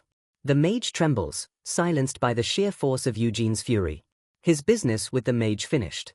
Eugene turns and walks towards the altar where I lies. He looks down at his brother's pathetic drugged face. Drool leaking from the corner of his mouth. An angry vein throbs on Eugene's forehead. He draws back his hand and delivers a vicious slap across Iod's face. Iod's eyes shoot open, blood trickling from his lip, his mind reeling from the shock. He sits up, dazed and confused, stammering, Eugene. Eugene glares down at him, his golden eyes cold and unforgiving. Have you come to your senses now, oh brother?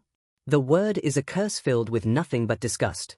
Iod can only stare, the full weight of his disgraceful situation finally crashing down on.